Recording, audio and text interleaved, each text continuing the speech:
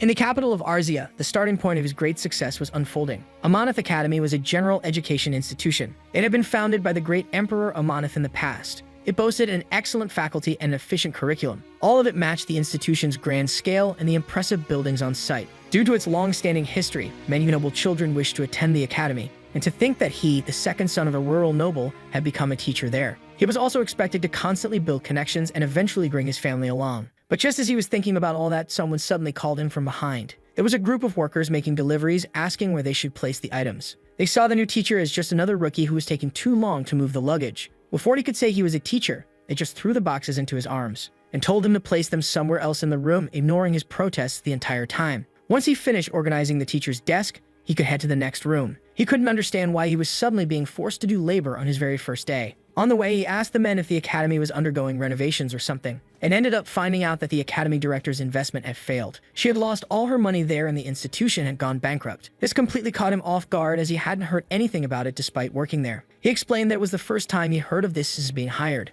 Still, it did make sense to expect a day laborer to know every single detail. Before he could finally say he was a teacher, he hesitated again. That was because he saw someone who looked like a beggar lying on the school grounds. Judging by how no one said anything, he could even be a staff member. If that were the case, he'd just hand him the items and leave quickly. He approached the man and told him he shouldn't be lying around there. The man suddenly woke up and shouted when he saw the box in the protagonist's hands. That was because the book inside the box belonged to him, which left the protagonist confused. Both were stunned as the beggar turned out to be a teacher, but he just shouted that he was being robbed and made another man shout as well, because to them the newcomer had suddenly gone crazy, even though he wasn't a thief or a worker there. Even so, the men yelled at him, claiming he was stealing instead of doing his job. They had given him the box to carry, not to loot its contents. The teacher shouted for his book to be returned, even as the protagonist denied being a thief. After all, he was there to be a teacher, above all else. Eventually, the misunderstanding was somehow resolved. They said the announcement about the academy's suspension had been sent through the teleportation portal. There was no way a rural estate could have a teleportation portal like that. It had taken him half a month to get there after all. In any case, the royal family had recommended halting operations, so most of the students and teachers had ended up leaving. Still, there was no need to worry too much about these things. Some people remained, and it wasn't like everyone had gone bankrupt. Even so, looking at that teacher who resembled a beggar gave the opposite impression. He guided him to the teacher's office, which was a mess and reeked. The interior was basic, and the protagonist realized the bad smell was all that other teacher's fault. He hadn't even planned to steal anything, especially since everything there stank anyway. Still, he seemed pretty discouraged by the current state of the academy. Doing that to the teacher's office was a bit too much. The teacher didn't understand at first until he mentioned it was about the alcohol, and he said he was only drinking because it tasted good after all. That made the protagonist angry enough to smack the other teacher on the head. The teacher was shocked as he got hit so hard he looked like a lunatic. The house of Baron Drake, deep in the countryside, was only a barony in name. Even though it was technically a territory, it was nothing more than a small village. And it was rough land owned by a desperate and poor family. He had mobilized all of his connections and gone through many hardships to get the position. The contract period was about 3 years in total. If the terms weren't fulfilled, they would have to pay a massive penalty. This matter was extremely important for the survival of House Drake. That's why the protagonist now knew he was in trouble, especially regarding his father, as the school had gone bankrupt overnight. Or rather, the protagonist still wanted to believe there was hope. There were only 2 students and 2 other teachers left there now. Now that things had reached this point, he had to worry about the students. Maybe an heir from a prominent noble family had remained there. If that were the case, he might be able to build good connections with the students somehow. But contrary to that determination, the 2 students turned out not to be viable targets. The first student of the academy, Boris, had nowhere to return to. His village had vanished about 2 years ago, and he was the son of a commoner. The other girl came from the kingdom of Aran to study abroad. Her name was Chloe. But that nation had fallen after last year's war, and now she was there. So this was how his life was meant to be, and the protagonist asked them not to worry. After all, he was a new teacher and wanted to show support during hard times. They didn't have anywhere else to go anyway, and at the very least, he could offer them a hug. Still, he grew curious about what they were working on. There was a kind of giant caterpillar on the table that they seemed to be raising, and they explained that it was their fencing teacher who was sleeping. At that moment, the teacher sat up and said that the headmistress was looking for the protagonist, and the children should return if the self-study period was over. He couldn't even believe he was truly a teacher with that kind of attitude, and wondered how the headmistress had hired such crazy people. At the very least, he could take a look with his own eyes and verify everything. He then finally met headmistress Enro when he went to speak with her. The protagonist introduced himself as Amon from the Drake Barony. He was going to assume the role of teacher, but he was a bit surprised by the headmistress. After all, she seemed rather normal even though she was an elf. But Enro appeared to be reading in an uncommon language. It was the Elven language. Then she asked whether he thought it was better to find George or to steal slugs. Amon was completely lost with the sudden question. He replied that stealing slugs, and she noted down 10 gold coins on slug clothes, to which the protagonist didn't know if this was some sort of bet. and Anirel denied it, saying that a noble elf would never take part in something so barbaric. Amon laughed, thinking he was mistaken, but she confessed it was a slug race. Apparently, he had never heard of it, but it was gaining popularity among the elves. It was a special race where giant slugs climbed the world tree. They said they would host a competition, and she wanted to find a place to invest. At that moment, a few thoughts crossed Amon's mind. The headmistress's investment had failed and she lost all her money and went bankrupt. Now the protagonist understood that she had placed all the operational expenses into the game. Anirel got flustered but claimed she could win and pay everything back. He snatched her magazine, questioning what exactly she was doing. Using the Academy's operational funds to gamble was absurd. She didn't even deserve to be called headmistress, and yet Anirel was addicted to slug theft. If she could steal slugs and win, she'd earn 50 times the amount in cash. They said his chances of winning were low, but one couldn't judge the potential of a player after all. He could think about the future of the slug, but to Amon, it was all just shocking. He didn't even try to think about the Academy. If she wanted to gamble, she could do it with her own money. Instead, he crushed the magazine, shocking Anirel, and asked her to give it up, saying he wouldn't tolerate her using the expenses on betting.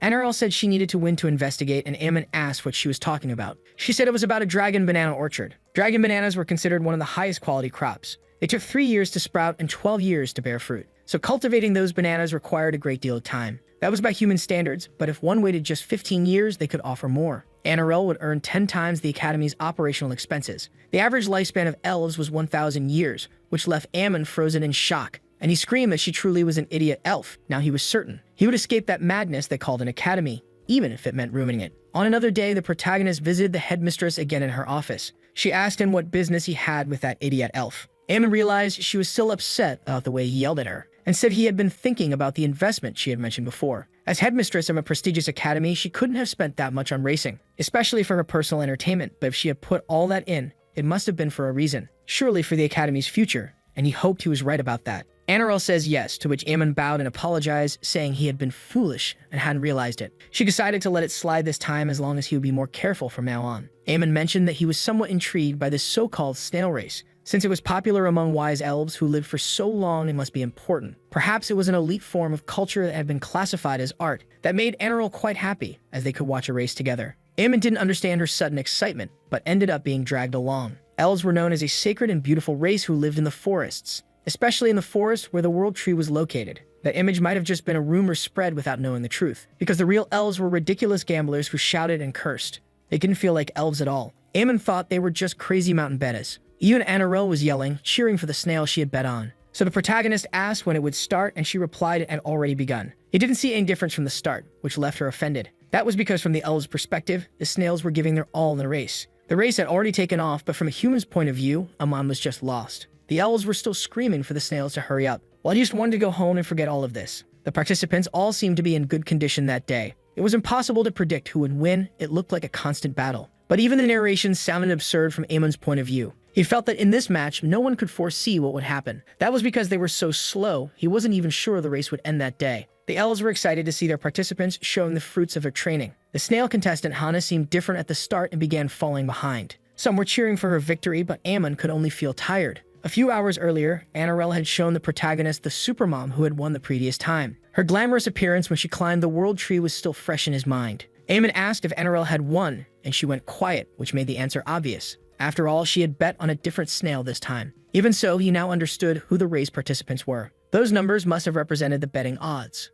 Anirel pointed out the thief snail and Jujiju, asking if he knew why she was watching them. But Amon had no clue and just agreed with whatever she said. Even so, he mentioned that he liked another snail, and Anirel sighed. Because that one was a bad snail, it was the weakest in the race. And the protagonist said he should bet on it because it was sad being the weakest. Snail Hana was also a professional who had entered the world tree. That was after going through a pretty rigorous training, but she was still looked down on just for being the weakest. The reason she couldn't achieve good results was due to psychological factors. Therefore, Amon believed that slowness could be overcome with hope and confidence. That would come directly from them, and with faith, they could make Hana a proud winner. On top of that, the odds were 500 to 1. If she really was a member of the Great Forest race, she had to place a big bet. And Anirel ended up agreeing that he was right. She decided she would bet on him that day. Suddenly, Amon snapped back to the race. He heard people crying in frustration because they had such bad luck. Anirel was also crying, which made him worried. If she was that upset, it meant everything the school had was now gone. Amon felt that everything was going according to plan anyway. Once the academy went bankrupt, he could return home without any obligations. He told the headmistress to calm down. There was no problem since things had ended like this. They would return to the academy and discuss future matters. But then it was announced that the winner of the race was indeed Snail Hana. That completely shocked him. Apparently only one person had predicted the victory. That's why Hana asked to shake hands with the one who believed in her. Whoever bet on snail Hana could approach the world tree. Aemon let out a scream of shock, not understanding why the snail wanted a handshake. Still, Anirel acknowledged that it was a great honor to receive a handshake and a hug from the winner. The protagonist asked if she wasn't curious about the expression elves who die young, and she ended up brushing it aside so she wouldn't get too caught up in the conversation. Then Aemon asked what she would do with the 5,000 gold she had won. She replied that it should be used for operational expenses, which was good because he thought she was going to gamble again. After all, Anirel was still the headmistress of the prestigious Amanith Academy, and she asked if he really thought she was a gambling addict, to which Aman agreed. She wanted to make the current declining academy return to its former glory. Now that the support from the imperial family had been cut, they had to raise the operational funds, all with their own money to attract students and teachers. She hoped he could understand what she meant. Aemon realized she was talking about investing the money again, which only made him scream that she truly was a crazy idiot elf, and she was shocked to be insulted once again. Aemon agreed that the academy couldn't be rebuilt through conventional methods. Her investment idea wasn't wrong. What mattered was where to invest. They had to be careful this time, and then her dream could become reality. Then she presented the Bleton Temple construction project. She asked if it looked good enough, and he refused because it wasn't. Pointing to where the temple was built, there was a lack of infrastructure. Newly developed territories came with these kinds of problems. The pagans could become uncontrollable, and there might be opposition from the natives. She stammered, saying she understood, as expected from someone smart like him. Aemon replied that he was flattered, but now needed to go to the bathroom. After stepping out, the protagonist went to invest 2 gold coins into the construction project. The current value of all Amon's possessions was a total of 3 gold coins. Even if the return was small for now, it was an investment for a promising future. There were many believers there, and since it was a temple dedicated to the god of war, the benefits would be abundant. Aemon wasn't sure if she knew this, but he couldn't let her succeed. Enro felt that he had hurried, but when he returned, he seemed better. And he laughed, saying it was just a little, but she quickly changed the subject. Since she couldn't understand, no matter how much she looked, it was better for him to handle it. Enro handed something to Aemon, saying this opportunity wouldn't exist if not for him. That was why she decided to entrust this to the professor. So apparently he would have to give her a chance to go bankrupt. Aemon ended up pointing to a location he thought was good, and she was surprised. After all, it was about the King Mango, and she asked if he even knew what that was. After calling her an idiot, he said it was a high-quality crop, just like the dragon banana, and he understood it took 2 years for the sprouts to grow, and 5 more years to bear fruit, but she still didn't understand what he meant. Regardless, Aemon told her to think more about it, asking if the imperial family would really want a decaying academy to stay running. Since she hesitated, Aemon said that was why he was against the dragon bananas. 15 years was too risky to put into practice. On the other hand, it took only 7 years for the King Mango to grow. That was less than half the time it took for dragon bananas. They would only have to endure the pressure of the royal family for 7 years. Anirel had heard that 7 years was a long time for humans, and Aemon agreed, which confused her, since he would suffer through it as well. Even so, Aemon wondered if he would use this opportunity for that. After all, what he truly wanted was to leave that academy. Still, he hoped Anirel would protect it until the end. So this investment would be for her sake and the academy's as its director. That moved her emotionally, but Aemon decided they should split the investment amount. They could invest 4,900 gold coins and keep 100 gold coins for costs. In total, the funds would be 5,000 gold coins as expected. And Aemon clapped his hands while laughing.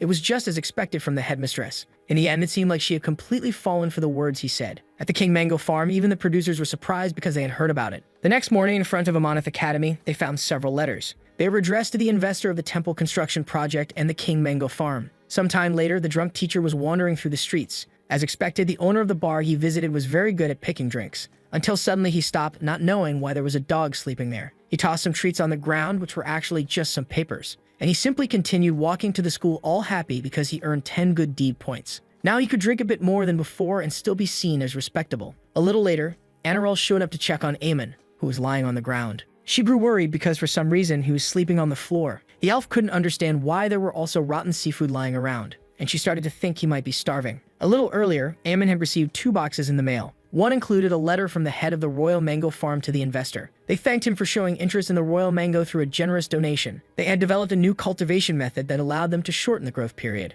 As a result, they planned to transfer a portion of the profits from the next 10 years to him. They wished to offer a sample of the Royal Mango that had been produced as a prototype. First and foremost, they were offering it to their generous investor. They hoped the brightest lights would illuminate the path ahead. The other letter was an announcement for investors in the Bleton Temple construction project. Due to a rebellion by opposing followers and widespread unrest in the territories, the construction of the temple had been canceled and the company responsible had gone bankrupt. They ended up apologizing to all the investors who had participated. Aemon was shocked because the investment he hoped would succeed had failed, and the one that should have failed had succeeded. The protagonist collapsed in shock over his poor, lost money. A little while later, Anirel brought him a drink made from Royal Mango. It was made in the style of the elves using the prototype that had just arrived. Amon thanked her, even though he was a bit confused by what he was hearing. She just wished he had said he was hungry this whole time. Still, she handed him the drink, trying to make him feel better. After drinking it, Amon was amazed because it was actually delicious. He couldn't believe the royal mango business was on the verge of bankruptcy too. It had been a terrible mistake. His life really was falling apart after all. Then she said she would offer him a gold coin as a special bonus.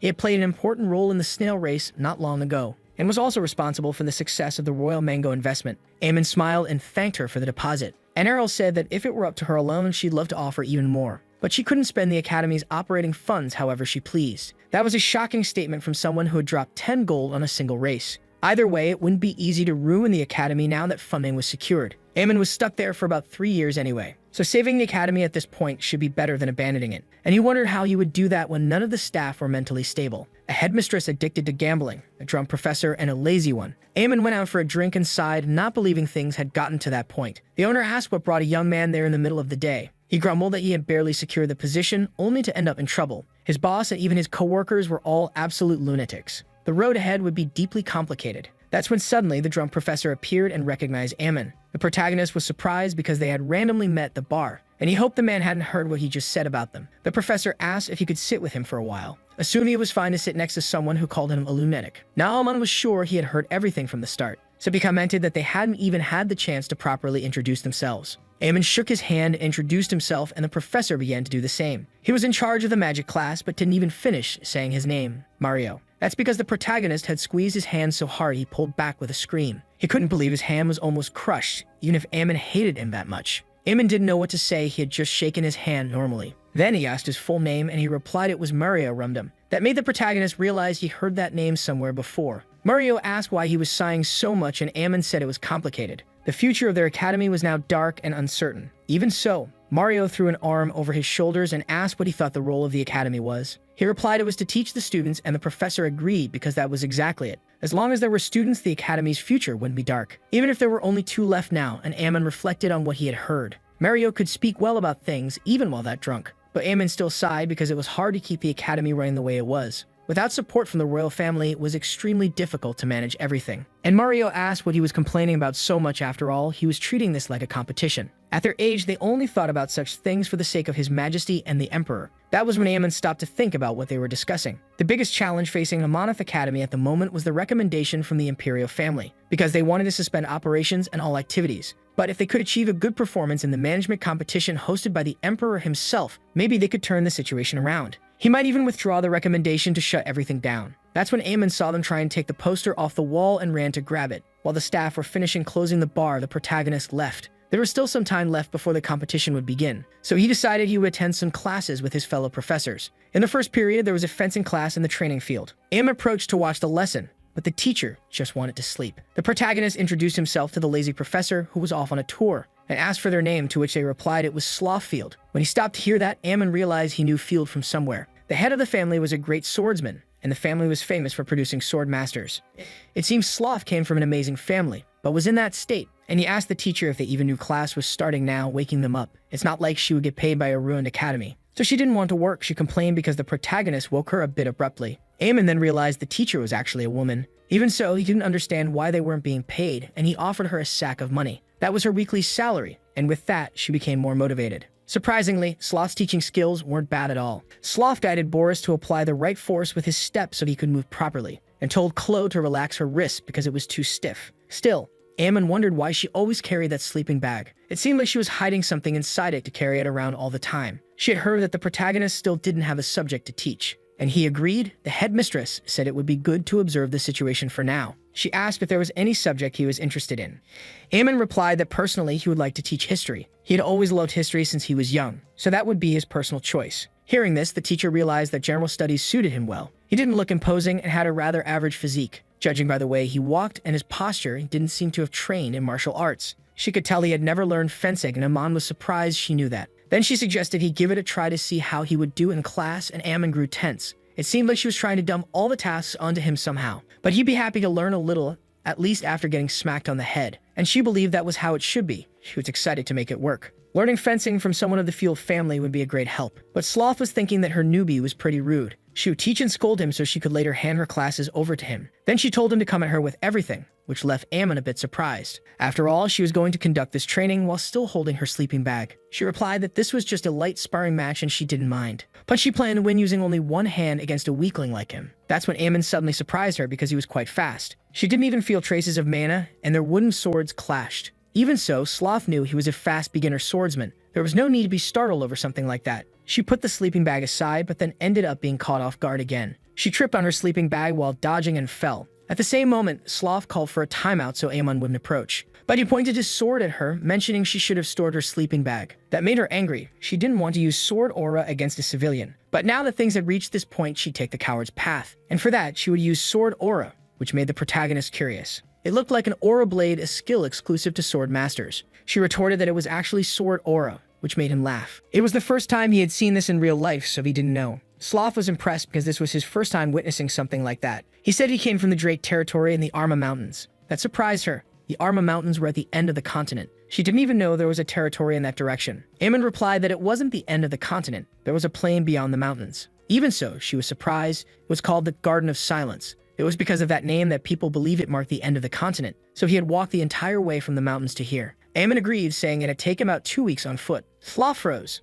Normally, it would take much longer than that even on horseback. She figured that path must be full of monsters, and he sighed. His mouth hurt every time he talked about it. It was a huge headache, because they destroyed the potato field fences every day. There were ogres, trolls, draconic men, all sorts of monsters. Sloth asked what they did about it, and Ammon said they killed them. That still left her curious, since this was the first time he had seen sword aura. It didn't seem like there were any knights in that territory, yet they still killed monsters. The protagonist didn't understand why they necessarily needed knights. After all, they die when cut with an axe, which impressed her. Ammon wondered if he had said something wrong because she had been staring at him for a while. He didn't know why, but he still asked her to teach him a bit more about swordsmanship. However, Sloth refused and told the kids to go back to class. The protagonist didn't understand what her problem was or why she was acting that way. Time passed the second period, Mario's magical theory class. Ammon went to check on Mario's class and ended up surprised by what he saw. After all, he was strangely good as a teacher and knew how to talk to the students. Even drunk, he explained about the magic circle and how he would count the classes. But instead of explaining, he would demonstrate because it would be easier to understand. That surprised Ammon because he could use magic in that condition. At that moment, Mario began preparing his magic and the protagonist remembered something. His name had appeared in a newspaper once and now he recalled it. He was a mage who belonged to a famous magic tower. Someone who had single-handedly destroyed an enemy knight unit in the final battle. He was known as the war hero Mario Rundum. Ammon remembered those were the details in the article, but the image didn't match. His face looked a little like the portrait, but far from his prime. Even so, he was capable of teaching great classes even while intoxicated. It would be perfect if not for that drinking addiction that ruined everything. At that moment, a certain thought crossed Ammon's mind. If he could teach that well while drunk, he might be even better while sober. The protagonist approached, asking to have a moment to talk. Mario didn't know why. His class was going just fine. Just from the look on his face, he could tell the protagonist was thinking something. Even while denying it, he was dragged outside to talk. It was for the sake of his dignity, even if it left Mario a bit shocked. After all, what was happening to him now was crossing the line of dignity. Ammon said he wouldn't find another rookie as sincere as him anywhere else. For now, he asked the kids to stick to their notes before coming back, until they were startled by a scream from Mario outside. He asked why he got punched out of nowhere, but things continued like that. Ammon said he wasn't that old to be complaining and the kids looked tense. Mario was still complaining that it would leave many scars. And the protagonist apologized, but it was to try to sober him up. The truth was Mario had never seen such a barbaric method in his life. Ammon apologized again. Everyone in his territory did that. He just followed suit. Mario didn't know who the madman was who came up with that, but it was a horrible method. The protagonist said his father had taught it, so it was at least a bit effective. After all, thanks to the punches he gave, Mario was now completely sober. With that, he decided to go back to class, and Ammon wanted to see how things would go now. But to their surprise, Mario's words were now a bit less clear. It seemed he could only teach well when he was drunk. The protagonist couldn't even understand what he was saying anymore. It was that incoherent. In any case, judging by the students' reactions, he decided to take a break to reorganize himself. Mario drank again, and Ammon wanted to scream from frustration. He was drinking in front of the children, which was totally unethical. Even so, it worked because that way he managed to return to teaching. It seemed he was a good teacher who knew how to teach, even in that state. After class, he drank again and was all happy because drinking afterward was nice too. So Ammon approached because he wanted to ask a question, which startled the professor, expecting to get punched in the stomach again. The protagonist assured him that this time was something important and very serious, and asked if he was the great Mario Rundum who fought in the Great War. He was surprised to be recognized by Ammon, who said he had heard a lot about him and apologized for being rude earlier. That made the man more convinced he was a nice guy and he even forgot about it. But his head and stomach were still hurting for some reason. The protagonist wanted to say it was obviously because of the hangover, but he let that go so he could ask a question about the class he just saw. The reinforcement magic circle he had talked about was a mana circle developed by Yamagoto. The corners of the pentagram were the key, but if you follow the improved version by Jodo, the efficiency would be reduced by half because the mana flow was misaligned. It would be better to simplify the magic circle by making the vertices square-shaped, which would also fit into the improved design. Those words impressed Mario, who asked if he had learned magic before. Ammon said his father was a mage, so he had learned a bit of magical theory, but that was only when he was younger, nothing serious. Something like that could earn him a first-class medal at the Magic Tower. Mario knew he could spot errors just by looking, and he even managed to plan improvements after learning just a bit about it. Then he suddenly shouted at Ammon, who was startled by how angry he got all of a sudden. Instead of explaining, he just left, much to the protagonist's surprise. Ammon was left behind, not knowing what was wrong with those teachers. The fencing and magic classes each had their own merits, and they were satisfying. But those guys needed special training. Ammon hated to admit it, but the kids' skills were lower than the teachers. At this rate, no one was going to win. They'd be lucky to earn a participation prize. Anyway, he went out to eat at the Academy's restaurant. It was a place with an amazing kitchen. He never imagined he'd have a meal like that. And on top of that, for such a low price, so he looked for empty seats. It happened to be at the table where Sloth and Mario were, but they turned their faces away. Ammon didn't understand why he had to go through such things at his job. He wanted to be able to socialize with his fellow teachers, but didn't seem possible. The two of them were actually talking about the protagonist. Sloth said that Ammon claimed he could kill high-risk monsters, even though he had never learned fencing or even how to use mana. So if he learned fencing or how to use mana, he would be potentially dangerous. Mario agreed a little magical theory he learned from his father could earn him a medal. If he learned to use real magic, they'd be in serious danger. Their meager job stability would be at risk. The two of them agreed on that. That was the moment when the Do Not Teach Ammon alliance was born. They would prohibit passing on any technique to him, no matter what. Instead, the protagonist went to sit with the kids, asking if he could join them. They agreed, and Ammon commented that they had worked hard that morning. They thanked him for the compliment, saying he had done the same. The protagonist almost got emotional because they were the only ones who noticed his efforts. Ammon asked if they knew a competition would be starting soon. They did, but were surprised when he asked if they wanted to participate. Ammon said it would be a good learning experience, something that lasts a lifetime, and suggested they could earn a little money, or rather, experience, together. Boris immediately said he didn't want to participate. There was no chance a commoner like him could win and compete against nobles. Ammon replied that there were many nobles in the empire with commoner backgrounds, and that's exactly what made them so impressive, and the teacher hesitated. He realized he had said the wrong thing because Boris was frustrated, not knowing what a mere useless commoner like him could ever do. He never imagined the person he thought would be the most reasonable thoughts so little of himself. Ammon approached and held his hand, saying that when he was younger, he had a nickname. He was called Ammon, the Cowardly Chicken. Actually, his real name was Ammon of the Hot Fists, and all the villagers treated him well. That was because he was always using his fists to defeat monsters.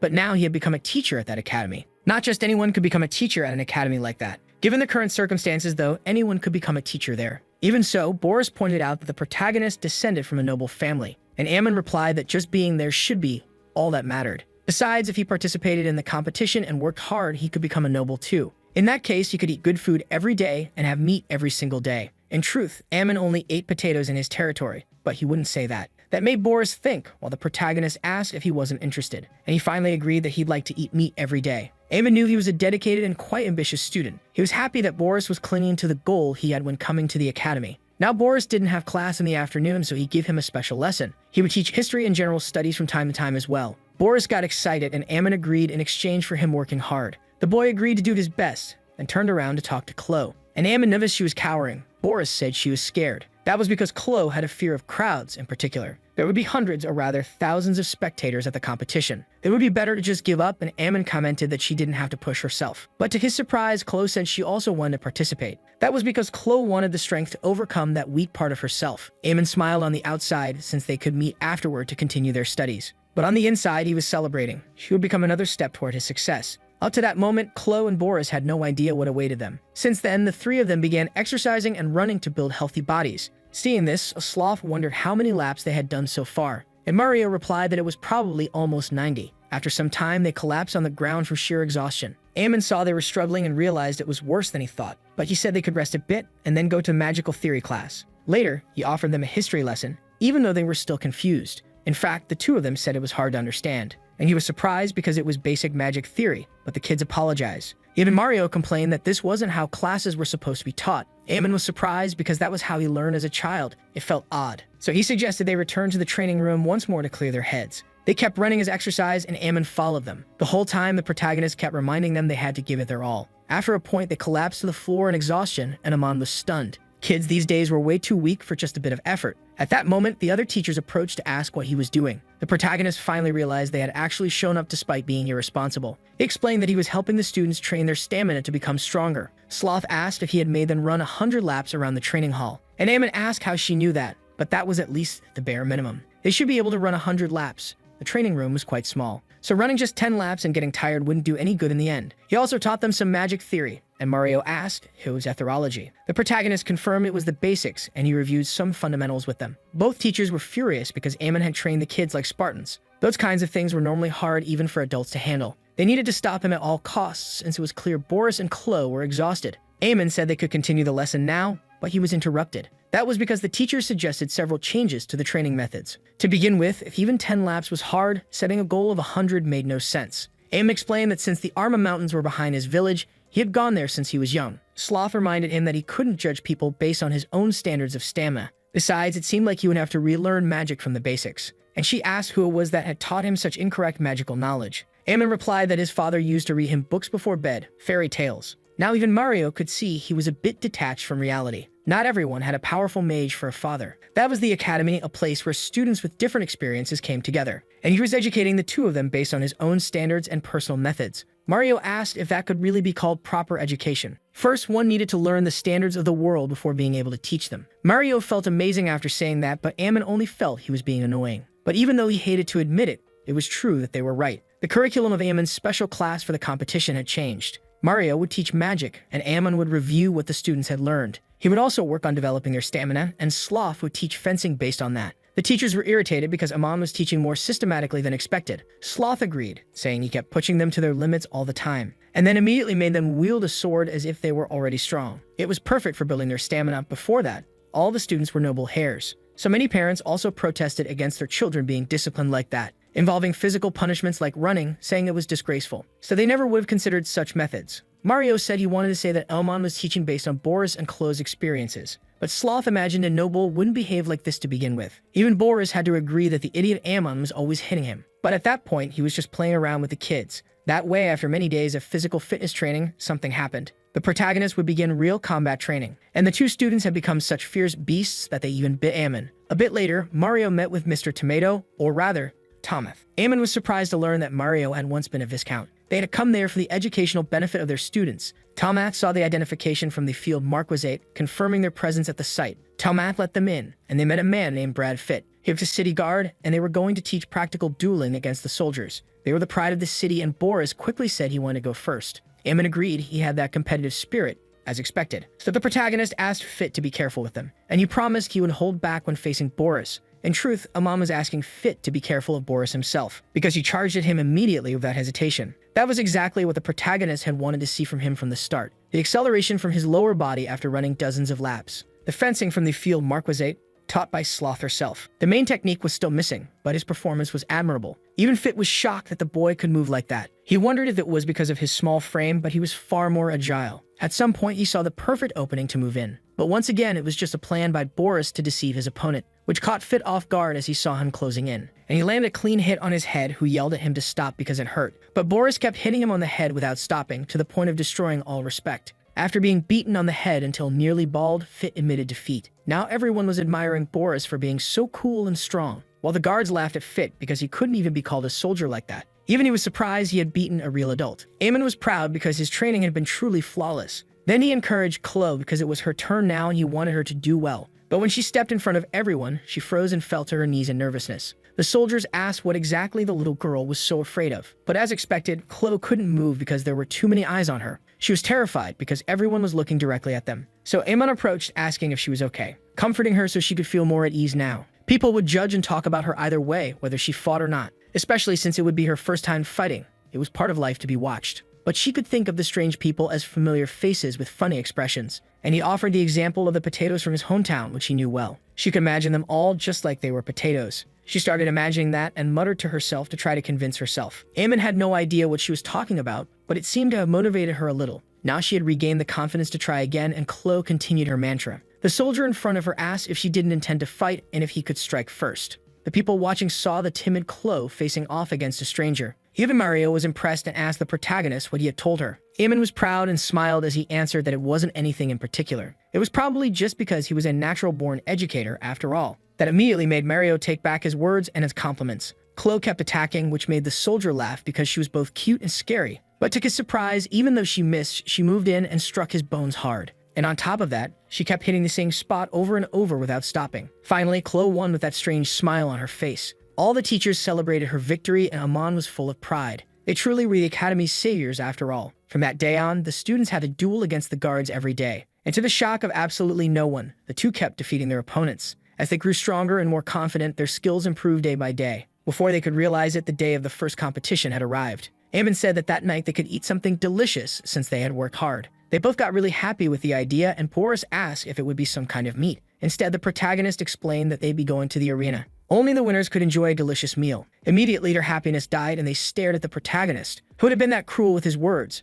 But even so, they went to the place. Several people were betting gold on their favorite fighters to win. Boris threatened to tell Sloth that Eamon had brought them there after it was over, and he replied that even Sloth had actually given her approval for it. In any case, he intended to explain the rules to the two kids. Actually, the only rule was that they had to fight barehanded without their swords. Hitting vital points, poking eyes, biting, anything was allowed. Boris argued that they had barely learned swordsmanship and were thrown in here. Eamon countered that if they lost their sword, they couldn't just accept defeat. Even in their future competitions, there was no guarantee that it would be a fair fight. Then the protagonist placed his hand on his head, asking him not to worry too much. They could trust what they had learned and believe in themselves. Boris wanted to say that not even Eamon believed in the things he taught them, but instead they gave in to the words of their enthusiastic teacher. In the distance, a man watched the group talking and wondered if they were students. Aside from Viscount Mario, who was accompanying them, he had never seen any of the others before. They were all idiots. That was no place to bring children. Even so, Boris went into the arena to fight someone called Egg Crusher. The boy froze when he saw his opponent, who was gigantic and clearly strong. The man laughed, asking what a brat like him was doing there. He said he would use all his strength, even when facing younger children. Eamon reminded the two that they really weren't that strong yet. They were still at an immature stage when it came to mana control,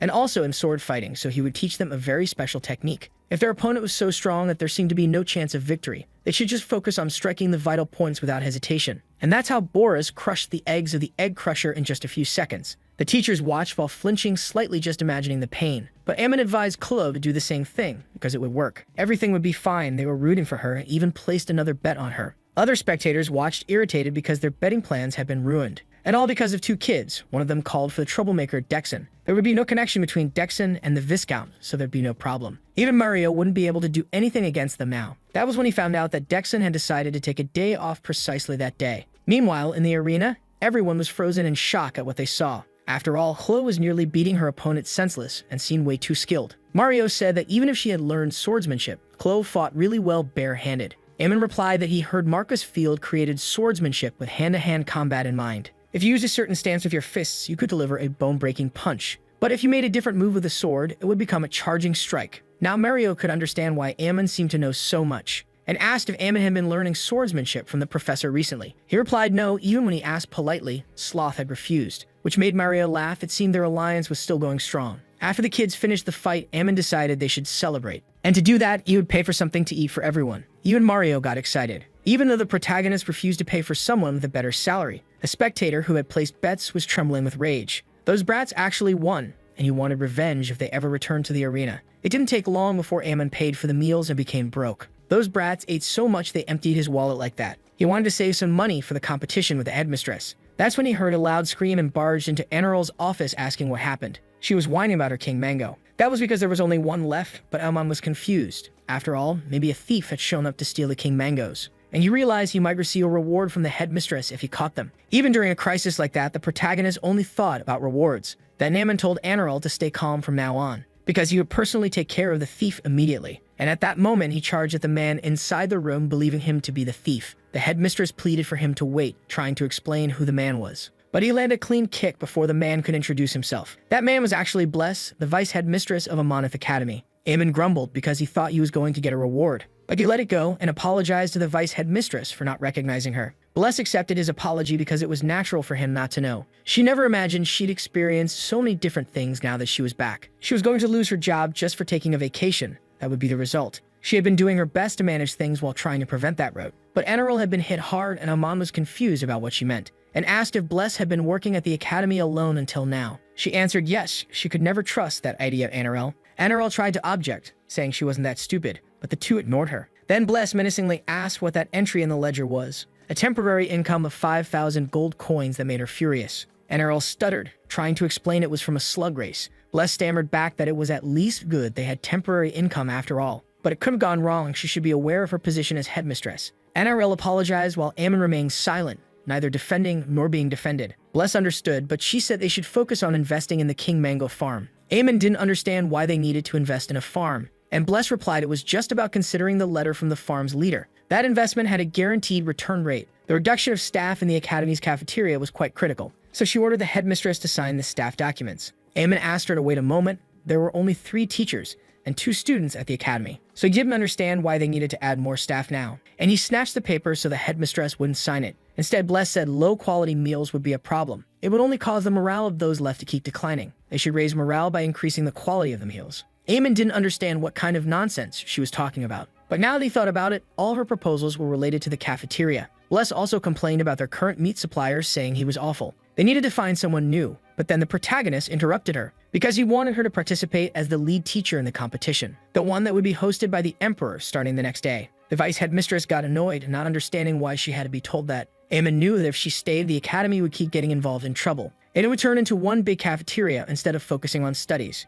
And he replied that if she appeared as their representative, the Emperor would surely approve. Bless argued that Anirel would be better, but the protagonist kept begging. He was ready to throw himself off the balcony until Bless just accepted out of desperation, which brought Anirel to tears. She didn't know he would go that far for the school. Thus, time passed until the long-awaited day of the imperial competition. On that day, the protagonist met the Emperor, known as the democratic ruler. He was all excited to finally get the competition started. This man was Sandro Argia Amanith, also known as Amanith XYI. Boris approached the protagonist, looking nervous, but didn't say what was bothering him. Ammon ended up agreeing with him and looked at the fireworks they spent so much money on, and wondered if this was how they used his taxes for useless things like that. The group decided to walk around eating some things and enjoying the festival. Everything was delicious, but also absurdly expensive. When Chloe offered a bite, it suddenly fell to the ground and Ammon shouted in shock. It was so expensive it almost made him cry. He wanted to use the 3-second rule. Chloe said it was fine, but got irritated at the person who made him drop it. Boris asked where Mario and Bless had gone, since they had vanished. Ammon, after picking up the skewer from the ground anyway, said he didn't know.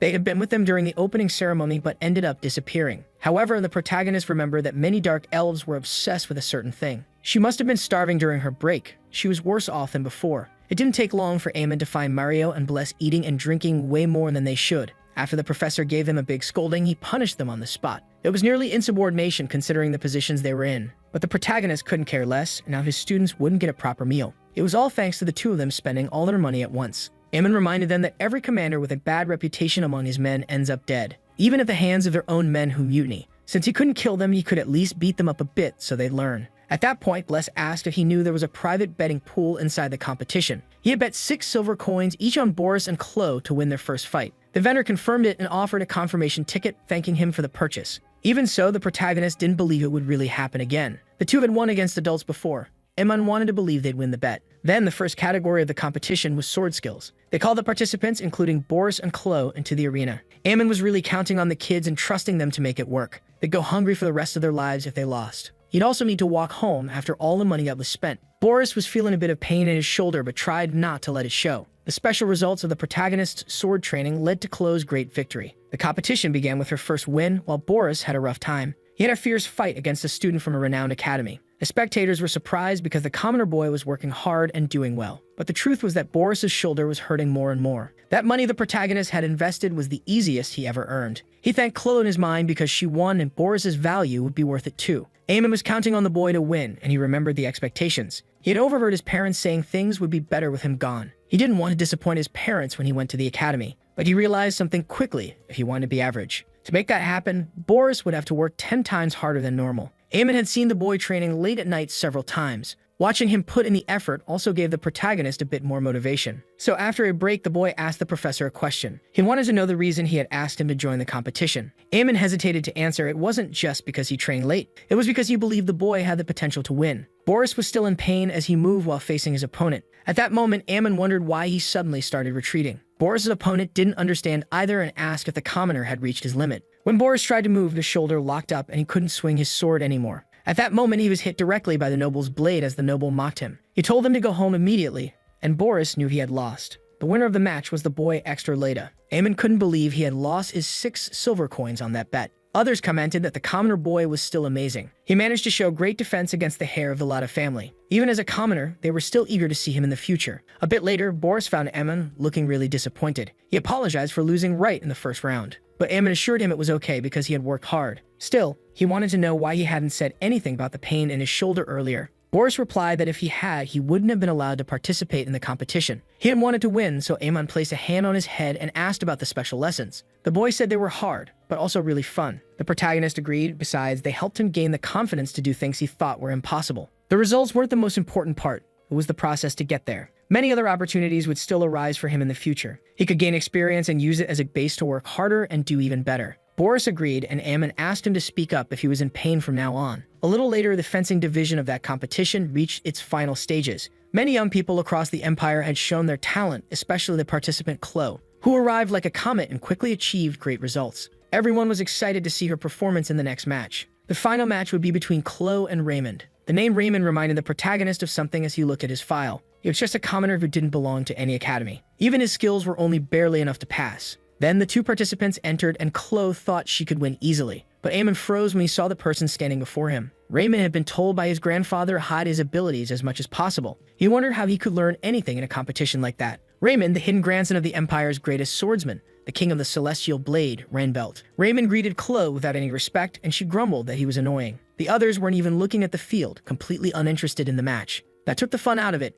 She wanted to end it quickly. Raymond agreed a competition of such low level wasn't fun. He intended to show just a bit of his skills to her. The match began, and Amon judged the boy's movements to be far from ordinary. It was like watching a wild bear attacking. Raymond took the initiative with heavy movements toward his opponent. Chloe acknowledged that he was too fast. She had to block somehow. He was the first to score in the battle, and he mocked her, asking if things had finally gotten a little fun now. Chloe responded that it hadn't even started yet when voices reached her ears. There were the spectators mocking her because she was terrible. They thought she was good, but in the end, she wasn't anything special. She hadn't been like this before. Watching her get hit without counterattacking was boring. They wanted to see something impressive from Chloe. She should just fight properly. She had thought she'd overcome all of that, but she was still afraid. She'd heard people talking about her nonstop every day at school, saying she acted like she was something, even though she was worthless. They mocked her in every possible way and called her a coward. Chloe didn't even want to do this, and then she heard from her father that she'd be sent to another continent. Her father sent her against her will. If she wanted success, she had to do this. And she couldn't stay in that academy, a royal with no right to the throne. That was her fate she had no choice but to accept.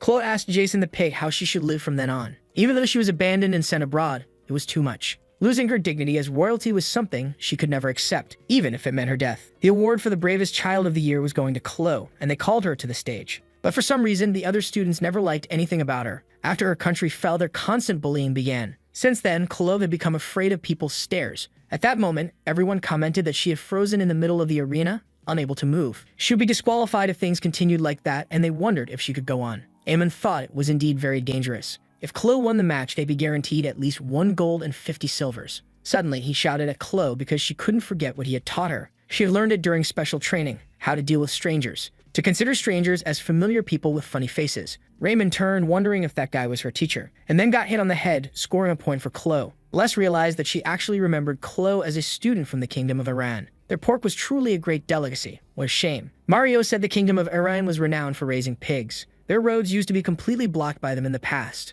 Normally, people referred to them using not-so-polite terms, and Chloe was doing the same thing now on the battlefield. Amon remembered he had told her to think of everyone as tomatoes or something like that. In fact, that had turned her into a true monster in battle. Suddenly, Raymond was being overwhelmed by Chloe, who was using Aura Blade, which in fact was something that should have been banned in the duel. Still, it was shocking that she gained a power boost like that so suddenly. Chloe asked where he was looking, calling him a ridiculous pig. It was on that day that Raymond realized something thanks to what happened. He had been a frog stuck in a well all this time compared to her. The match ended and Chloe was declared the winner, which made Amon celebrate with pride. In fact, he loved seeing that. It should be enough to cover the expenses. But then everyone noticed Chloe collapse after the battle ended. At that moment, the emperor came to congratulate the winners of the contest, praising the sword fights. They had all been very satisfying to watch. Obviously, seeing such a magnificent performance from the children was incredible. They would be the future leaders of the nation. Sandro couldn't be more pleased. Then he called the winner of the swordsman competition. Chloe ended up losing to Raymond after collapsing at the end of the fight. Eamon and she were both a little frustrated with everything, but there was nothing they could do. According to the rules of the competition, the match ended when one of them stepped out of the arena. That was the code of knighthood and the rules of the battlefield. Thus, Raymond won because she fell and lifted both feet off the ground. Eamon knew they weren't exactly wrong in saying that, but even so, it made him furious for some reason. Suddenly, they paused to call another person who had performed greatly in the competition. They called for Chloe to come up to the podium to be acknowledged. Sandro expressed his sincere gratitude to all of them for making the event shine. As a reward, he would offer each of the children 10 gold coins. Then he asked Chloe if she was from Aaron. He knew she must have gone through a lot. He had met her father a few times. It was all his fault. Chloe still felt that it was fine because the pigsty of that kingdom deserved to fall. But the emperor felt it must have been really difficult, judging by her reasoning. Aemon was even moved because the fall of the Iran kingdom had nothing to do with Amanith. Even so, he apologized so sincerely that he truly seemed like a saint. Then Sandro asked if the one who had shouted earlier for her was her teacher. He seemed like a very interesting young man, and the protagonist was confused. Suddenly, he was called to the podium as well for a conversation. Aemon had never expected something like this to happen to him, honestly. The path to success always starts with the first step. And as he approached, he greeted the emperor, who smiled at the protagonist. After all, he was a capable young man with quite the student. He would be rewarded with gold coins. Aemon thanked him while pretending to be humble, even though he was celebrating inside. In truth, the emperor recognized his face because it looked familiar. When he heard his name, Sandro froze at the surname Drake, and suddenly shouted at the protagonist for calling him Majesty. After all, it was no wonder his ugly face was full of greed. He was a damn member of the Drake family, and Aemon bowed, asking for forgiveness. Even without knowing why he was apologizing, Sandro clearly held a grudge against his family. His greed alone was proof enough that he was part of the Drakes. The protagonist didn't understand why. He was the one who offered the duel in the first place. Even so, he handed the money to the protagonist, who thanked him, until he realized the emperor had just been messing with him. He offered the money only to snatch it back afterward to mock him. Aemon wondered if this was supposed to be the holy emperor among emperors. He would just endure it. His family's reputation would get even worse after this, especially if he said something or complained. He could only pretend he had made a mistake. Suddenly, Sandro's wife hit him, asking what on earth he thought he was doing. As emperor, he should demonstrate dignity befitting his position. After the empress pressured him, he laughed, admitting he had let emotions take over. In the end, it was a victory for the empress, and she herself approached Aemon. She knew he was from the Drake family. Seemed like he didn't know about the conflict between the families. Aemon had no idea what she was talking about after all. But there was a reason the emperor had been acting that way just now. It wasn't Aemon's fault in particular, so he was forgiven for now. In the end, the protagonist didn't even receive the money. He was only called up to the podium to be humiliated for nothing. Raymond returned to tell his grandfather that he had won the competition, and the old man asked if he had won while hiding his skills as he had said he would. He was the Empire's great swordsman, the king of the blue sword, Raymond. Given a lack of response, Raymond understood that he hadn't hidden them, and he asked if he really thought the world was such a hard place to live in. Raymond had to agree. Many masters were hiding out there. Once Raymond was called a talented swordsman and earned the title King of the Blue Sword, but he was sure there were people out there far stronger than he was, and he wouldn't even have a chance of defeating them. What he was trying to say was that arrogance could be a poison, and he asked Raymond who was the talented person that made him reveal his skills. He answered that it was Chloe Aran. She attends Amanith Academy, a survivor of the royal family of Iran, which was far from ordinary. Raymond said that for his dear student to show his skills like that, her teacher must be quite the professional. Meanwhile, a new crisis was unfolding at Amanith Academy.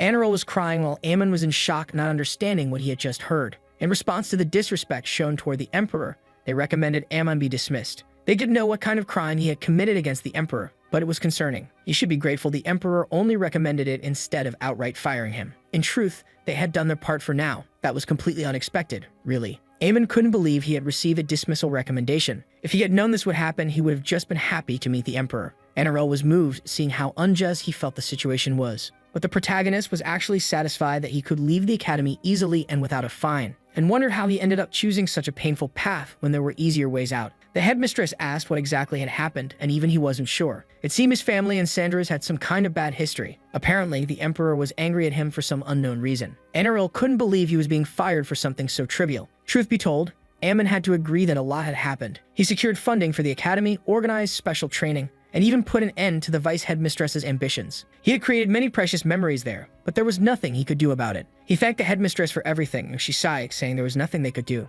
Enroll just wanted to ignore the emperor's recommendation, shocking Ammon. That was because the academy had received a foreclosure recommendation. A recommendation was just a recommendation. As she saw it, they were doing just fine on their own. Even if they ignored one more recommendation, nothing would happen. As the school's headmistress, Enroll found this completely unacceptable. She couldn't stand by and do nothing while a great teacher like him left the school. This went far beyond her pride. It struck at her core beliefs as an educator. Ammon now understood, but he still preferred to be fired. She still thought it was too early, even though he believed giving up was a good idea. A little later, the vice headmistress ended up hearing about everything, and now Mom was practically begging to be fired now. But she couldn't do that. They could never throw away such a skilled professional. Even if it was a recommendation from the emperor, she wouldn't go through with it. The truth was, Ammon knew she was doing all of this on purpose because he wanted to be fired. Right then, Mario showed up, asking if all of that was really true. A talented teacher like him being dismissed seemed like a joke. He said he'd request an audience with the emperor through Marcus Williams. They all wanted to do something to prevent his dismissal, even if Ammon didn't want that. If they didn't intend to fire him, they could at least offer him a break. That was how the protagonist finally gave up on his plan to run away from the academy. Ammon returned to his homeland, the Drake estate in the Arma Mountains. But everyone came with him. Anirol was excited because it was her first time there. She knew the edge of the continent Mario wanted to drink, and Bless was hungry. He was accompanied by all those shameful and chaotic people. The day before, they had all made that decision together. Since it had been 3 months since Ammon arrived, he had 3 vacation days to use. The protagonist would still take 15 days to reach the estate. The academy didn't allow more than 1 month of leave to be accumulated. It was time to negotiate, and Ammon explained that his homeland was in the Arma Mountains. Anirol suggested letting him take another day off since it was so far away. He asked if he could take his vacation days in advance, and she refused. It seemed like he was trying to cheat the rules somehow. So she said she could help him with teleportation magic. Just like they used for the slug race, it would work. Ammon thanked her, but didn't understand why she started packing her bags. She replied it was because she would have to bring him back, so she would accompany him. She got all excited because she had never been to the mountains before. But Ammon was clearly disappointed about being accompanied. She planned to share the news with all the other teachers and students, and the protagonist quickly asked her to wait since she was treating his home like a tourist spot. Anirol was confused. It seemed like he didn't plan to take his days off. But if that was the case, then he didn't need that paper, and even tore it up. The truth was, the protagonist wasn't sure if they all needed to go together. He wanted to go alone, but then the headmistress made another suggestion. He could wait his 4-day vacation with no teleportation, against using teleportation magic but taking everyone else with him. And that's how things ended up at that point. Ammon's father, Kame Drake, welcomed everyone with a big smile. Kame hoped they would all have a comfortable stay at his home. Anirol thanked him for the hospitality, and Kame replied it wasn't necessary. Mario brought a fine wine for them to enjoy, and his father was impressed. It seemed his son had great companions. Ammon hoped his father wouldn't be fooled. It was far more important what people were like on the inside than the outside. He had to get those guys away from his father before they got any closer. So the protagonist decided he had a question to ask his father, and asked about Emperor Sandro, since they had reacted strangely to Ammon. He asked Kame if there had been some feud between the families, which he confirmed, saying it was time for him to learn the truth. The Drake family was a distant bloodline descending from the Amanith family. Ammon was shocked by what he had just learned and asked why they were only barons. The emperor's relatives should have a higher title than that. Even Archduke Orca, who was related to the emperor, was recognized as such. Kame handed him a book so he could understand more about all this. These were records from the time of the empire's first emperor. It had been a long time, but they shared the blood of the first emperor. That's why they kept copying all of this over time. There were, of course, some records, but none from his father's era. Now Ammon had the chance to see the truth about their family. In the first year of the unified imperial era begins a dialogue between Gregory Area and Archduke Drake. Ammon wondered if their family really used to be one of Archduke's. A historian recorded the emperor recounting the situation. He said he wanted to beat the idiot guy up, which shocked Ammon. In year 3, the emperor got beaten and was bedridden after a fight. The emperor asked the historian not to write down those things. In year 6, he said it was impossible to get a message through to that damn Duke Drake. The Duke replied, "Long live the old emperor," which made the emperor flip the table in a fit of rage. Apparently, by then, he had already lost his Archduke title. On the same day, the emperor told the historian to stop writing and hit him. Ammon agreed he should have listened from the start. Amanith VII said that Marcus Drake was impossible to deal with. As time went on, the Drake family's situation became more disgraceful. Prince Sandro said Bellion Drake stole his sausage and demoted him to Baron. That was nothing more than a childish fight escalating into a family feud. It eventually caused the two families to drift apart. Kame agreed that it was shameful how they ended up as barons. Ammon was afraid it had been treason, but the situation was simply embarrassing, and he asked if anything had happened between his father and the current emperor. He denied it. He didn't even know him or had ever seen him in his life. Ammon's grandfather had a fight with the current emperor, but that was it, and the Great War had ended just a few years ago. Even if there was hostility, Maybe that relationship was why their people hadn't been recruited. The protagonist asked if maybe they had just been forgotten. After all, they lived far away and the terrain was rough enough to remain hidden. In any case, it was ultra-secret information known only to the advisors. They could never let such information leak, not even to their successors. Eamon didn't understand why his father was telling him all this only now, and Cain didn't understand why he was acting like he wouldn't do anything about it. The protagonist truly didn't intend to do anything, which was actually cruel. Still, someone approached, asking who the dark elf was. When they turned to look, they were going to speak with Julia, the protagonist's mother, but they froze. Julia had arrived at the house, all happy to see her son, but carrying Bless.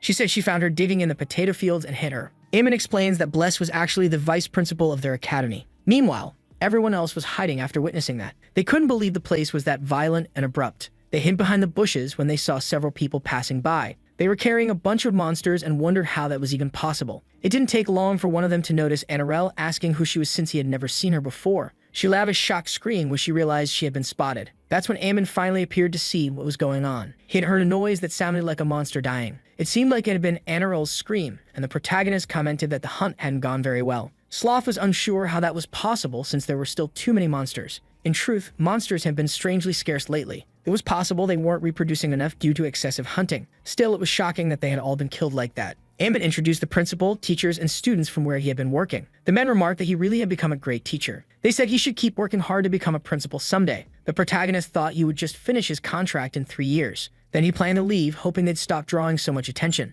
Instead, he told the others they should go bathe and rest now. Eamon sighed in relief because he could finally see everyone again after some time. But that place was far too noisy, and it was getting late. They should head inside. That's when he realized everyone was actually in shock from everything they had seen. A bit later, Annarelle asked what he was eating, and Eamon replied that it was meat. However, she was certain it was monster meat, and yet they were still eating it. It might not seem like it, but it actually tasted really good, though she didn't seem interested. Annarelle refused and decided to eat only potatoes.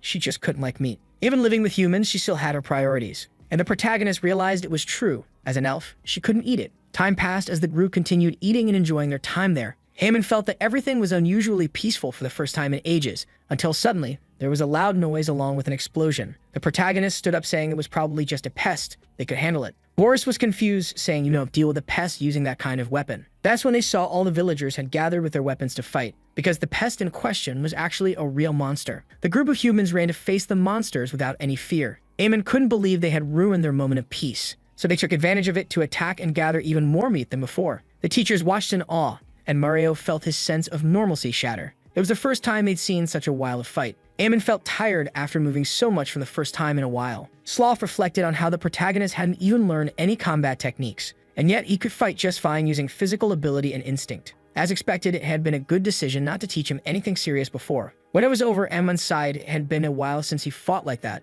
so it had been tough. The others clapped, praising the protagonist for his abilities. They knew he could take care of the monsters on his own. Eamon sighed again. His body was all stiff, so he was pretty clumsy. That must have been the result of becoming too complacent while working as a teacher. Mario also came over to praise him for his efforts. The protagonist was surprised to see everyone there. It wasn't anything too important, but they should focus on resting. Mario asked if that had been the entire wave of monsters. Eamon agreed, but it looked like more had come that way. He said it was a drake, which confused Mario. After all, Drake was the name of his family, and the protagonist got annoyed because they were calling his family a monster. That's when Mario realized he was talking about the drake subspecies of monsters. Eamon told them not to say things like that, not even as a joke, because otherwise he'd end up getting seriously scolded. Although Mario asked who would scold him, the protagonist changed the subject. That was because those monsters seemed to be fleeing from something else. He wondered what could be making monsters like those gather together. Ogres, draconic subspecies, and creatures that usually never teamed up were suddenly like that. Mario agreed. It was definitely a point worth thinking about. According to literary records, drakes were very distinctive. They had massive bodies resembling castle walls, and scales as hard as non-piercing steel armor. They were also so violent that they were compared to ogres. In addition, there was also the elder drake who stood out. It was said that if a guy like that showed up, the village's potato fields would become dead land. The teacher asked if that drake wasn't just a rare creature that only appeared in books, and Eamon agreed that it was true, but they did actually appear. It didn't take long before they showed up in the potato field, to Mario's shock. Bless screamed because they devoured all the neighboring potatoes immediately. Never mind the fact that she was complaining because they ate her potatoes. The protagonist sighed, unable to believe he had been so careless in the face of a disaster. Mario asked the protagonist if he would believe him, a six-circle mage. They would be nothing but a pile of ashes after facing his fire magic. But before he could fire off his spell, the drake struck first. Mario barely dodged while Eamon could only watch that pitiful scene. Sloth also saw that creature her father had once killed in the past. She got ready to fight, but her sword snapped in two. The protagonist said if those weapons worked on them, he would have cut them down with his axe. There was no other choice now that things had reached this point, and he told everyone to gather their strength and exterminate those monsters. To the teacher's shock, everyone in the village grabbed the monsters with their bare hands. They held onto the tail with all their might, pulling from several directions. The monster tried to resist, still eating potatoes even in that situation. Suddenly, another person appeared asking what all the commotion was about. It was the Elder, who arrived flying, drawing a surprised look from Amon. The Elder noticed those guys were causing trouble in the village, and the protagonist agreed, asking for help if he had any strength to spare. Then the Elder touched the drake's head and asked what kind of misbehavior that was, and told it to return immediately, and suddenly the monster started running away. Amon thanked the Elder, who replied that it was no problem. He wanted to know if things were going well at work, and the protagonist gave a half-hearted confirmation, which made the Elder chuckle. He had been so small not long ago, but now he had grown and started teaching other kids, which was kind of shocking. He wanted to introduce his co-workers who were lying on the ground in shock. The Elder commented that they didn't look to be in good condition, but Amon replied that they were always like that, so there was no need to worry. He also introduced the headmistress and deputy headmistress of the school,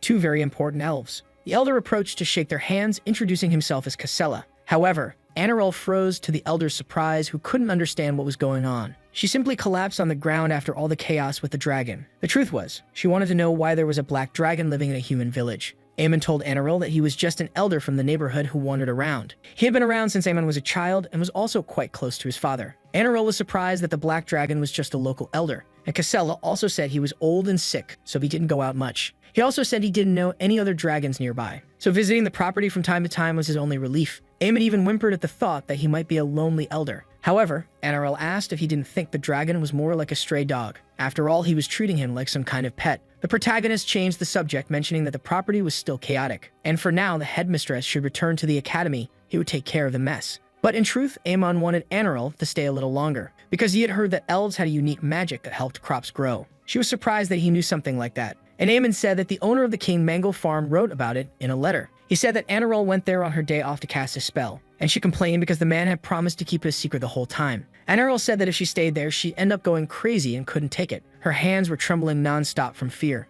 Amon pushed her a bit. After all, she'd been wandering around and causing chaos the whole time, and now she was trying to leave just when things started to get tough. At that, she laughed as if he thought she couldn't leave whenever she wanted. After all, she had teleportation magic and could go away whenever she pleased. She started saying to guide her back when a voice mentioned Casella, which made the elf scream in fright, and Amon laughed because he was just teasing her. But he told her to relax. He said he'd go for a walk around the village. Suddenly, the Elder himself appeared and Anirel screamed, fainting. He asked when the protagonist planned to return to the estate again, and Amon replied that he still wasn't sure. He thought he'd need a few more months to accumulate time off, but that was perfect for Casella, who said she'd have a gift ready for him by then. The protagonist grew curious, wondering if it was something made of gold, to which Casella replied it was something even more valuable than that. A sudden monster incident turned the excursion into an agricultural project. They focused on planting potatoes every day, but the outcome was clear. They were supposed to return to work the next day, and Amon was exhausted. Those days off had been anything but a real vacation. Truthfully, he had just wanted a chance to visit the estate,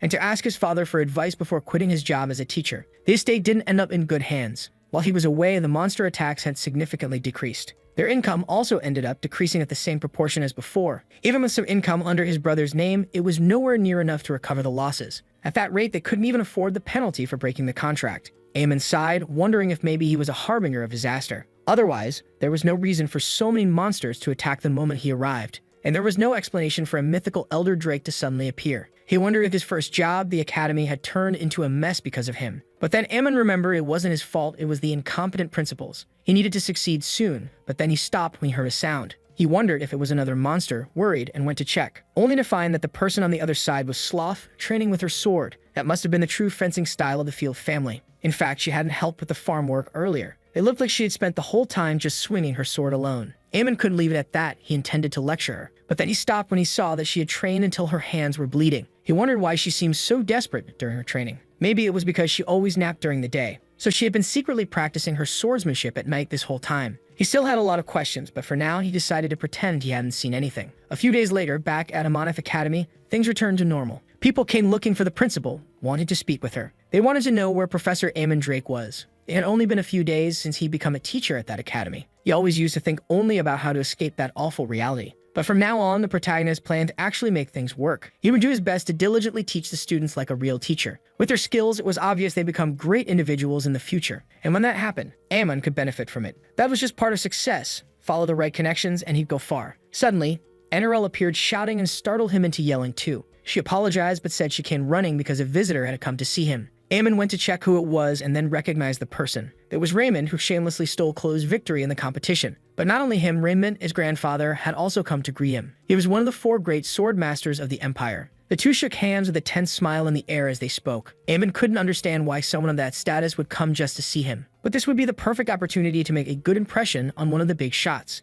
and maybe finally get out of that lousy academy. The Sword King Raymond was a grand and very powerful man. He was a key pillar of the Empire, and he had come to visit a mere teacher like him. Raymond mentioned how amazing it was that Chloe had beaten his grandson. He wanted to see with his own eyes who her teacher was. Moreover, he still considered Ammon to be very important. It had to be like that after all. Ammon had been her teacher, or rather, hadn't done much at all. He replied that he was flattered, since he had helped guide her down the right path. Raymond laughed, saying Ammon was a humble man, and he had come to the right person. Seeing how well he taught his students, he must also be a good swordsman. The protagonist laughed because clearly there had been a misunderstanding. He hadn't been responsible for teaching swordsmanship. He had simply guided her. Raymond was visibly disappointed, commenting that that's not what his grandson had said. Still, Raymond was confused because Chloe had called him her teacher. At that moment, Raymond asked if he could even be called her instructor to begin with. Later on, Sloth introduced herself to him, greeting the king of the Celestial Sword. He was curious because she was from the Field family. If that were the case, she should be a good teacher. But even so, she seemed to be at most a sword specialist after all. He had heard that the Field family didn't allow any of its members to go adventuring, at least not before they became sword masters.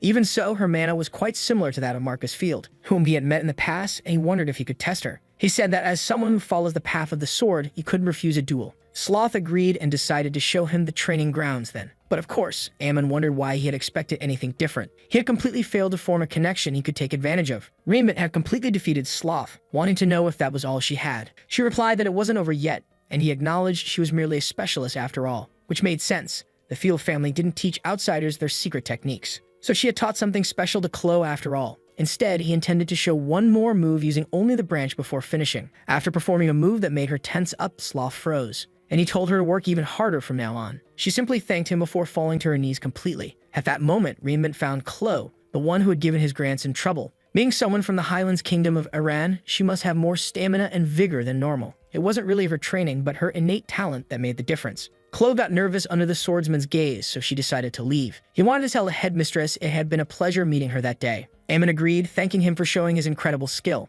Then he froze when he heard about his swordsmanship, and the protagonist agreed. To a normal person, it should have been just a few branch movements. So the swordsman asked what he had found so incredible about it, and Ammon replied that it was the change in trajectory in all 36 attacks. Even so, his center of gravity hadn't wavered at all, and yet he managed to finish. It was all beyond impressive. Right away, the swordsman ordered him to duel, leaving him confused. Ammon didn't understand why, since he could barely even use a sword, but Raymond assured him it would be a simple duel anyway. It was disappointing because he thought the boy might have exceptional talent. The protagonist reflected that if he had the courage to face a great sword master, then he would have left that miserable place a long time ago. Besides, his sword-wielding classmate was pretty pathetic, something Ammon couldn't entirely disagree with. He was starting to question the headmistress's judgment in reaching out to them, and the protagonist had to agree with that sort of criticism. But he wasn't the kind of person to fall for provocations, so he asked him to give up. Raymond laughed. He was sure even the students weren't anything special. Right then, the swordsman charged at the protagonist, who tensed up. He could let a lot of things slide, but not when it came to messing with his rewards.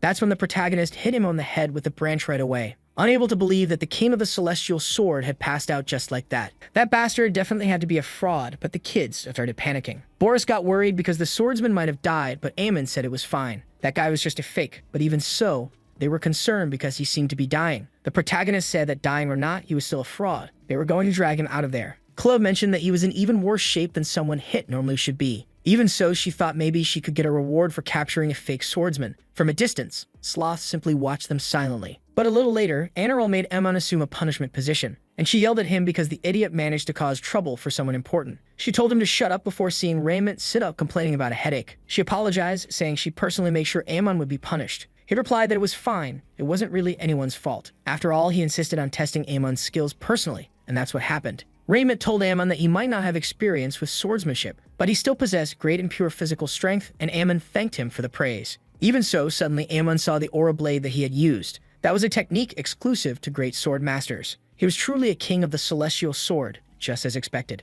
Reinment says that what the protagonist had was pure physical strength. Against imperial knights who use mana and swordsmanship obtained through training, the protagonist would always end up at a disadvantage over time. So now he had a proposal to make. He wanted to know if Ammon might be interested in learning from him. The title of Disciple of the Celestial Sword King sounded incredible. If you managed to develop great skills and perform well on the battlefield, the protagonist would succeed and be served everything on a silver platter. He was excited about the training, and Ammon agreed immediately. Now he was thrilled because he would recite the Oath of Loyalty. The protagonist swore he would devote himself to the way of the sword, and also that he would abandon his material desires and worldly cravings, but that he froze, hesitating to keep saying those things. Ammon asked what all of that was, and Rainbent questioned whether he hadn't understood. It was about giving up material desires and worldly ambitions to focus on training. Hearing that, the protagonist hesitated and asked for some time to think about it. Things had been so chaotic until now that he hadn't even noticed anything strange. Ammon wondered why one of the 4 great knights of the Empire was so dirty. Just out of curiosity, he asked what Rainment's title was, and he replied that it was all just for show. The Emperor once offered him the title of Marcus, but he immediately refused, which made Ammon almost shout,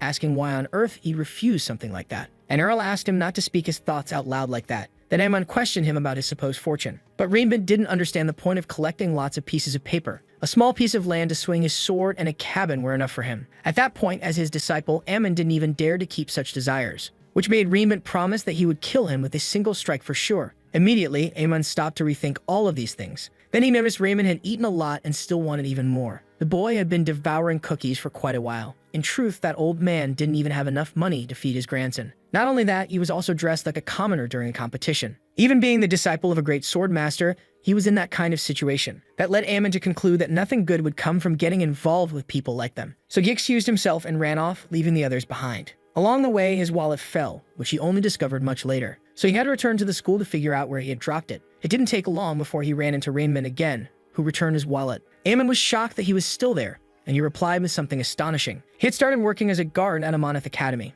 Ammon couldn't understand why, but the swordsman explained. The gatekeeper position at the main entrance was vacant, so he decided to take it for now. The protagonist exclaimed that he wasn't suited at all to be involved in the academic world, practically telling him to go back to the mountains where he came from. Instead, Raymond asked him not to worry and asked if he should take Ray back home. But Raymond was already a sword master now, so there was no need to watch over him. Besides, it was time for him to receive an education appropriate for his age. Ammon realized too late that Raymond was going to enroll in the school, but the tuition was very expensive, so he would work to pay it off, which made the protagonist let out a huge sigh of exhaustion. Even though he knew nothing about swordsmanship, he still had strong faith in education. So Raymond believed that Ammon would be able to teach his grandson well. Therefore, he was counting on his efforts from then on. He never would have imagined that teaching clothes so well would come back to haunt him like this. He decided to step out in the middle of the night to get some water and think about it. The history class would start the following week, and he heard a noise. Wondering who would be awake so late, he ran into Bless, who looked like a real monster. So much so that Ammon screamed in fright. He asked her why she was walking around at that hour of the night, and Bless replied that the smell of fresh potatoes was coming from his room. He must have had potatoes in there,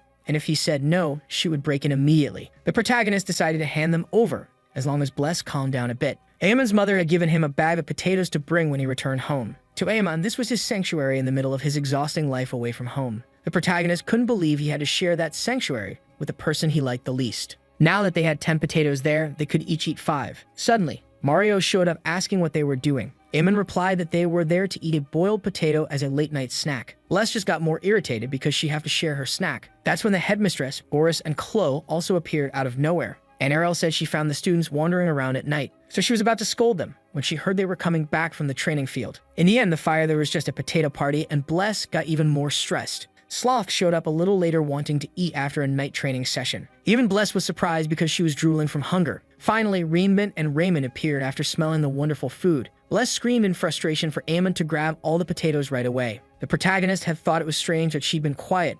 Now she was showing her true colors. Ignoring that, she shouted again for him to grab all the potatoes immediately. Even after an argument, the protagonist brought the whole sack of potatoes. Anyway, they eventually finished cooking and decided to eat them. Even Raymond and Rainbent were impressed by how delicious the potatoes were. Ammon said they were a specialty from his region. They were very proud of them. Now they could understand why the protagonist was so strong. It was only natural after eating such mana-dense food every day. His body had adapted to the mana, and the protagonist ended up agreeing. After all, his territory was full of strong people, but there was nothing special about that. Those potatoes were grown from seeds bought from a nearby city. Maybe the land in his territory really was that fertile. Ammon reflected that now it didn't matter, he would just focus on the potatoes. Sloth kept staring at him, and he asked what was with that look of disgust. until suddenly she told Ammon to marry her, making him spit out all the food. But she was completely serious about it, leaving him baffled. Mario immediately started laughing loudly, and Sloth couldn't believe it. In truth, she was too good for a guy like Ammon, and she wasn't the only one who thought so. After a while, the two went out for a walk, and Sloth asked him how much he knew about the Field family. The protagonist said their family was famous for their impressive swordsmanship, and that all direct heirs were sword masters.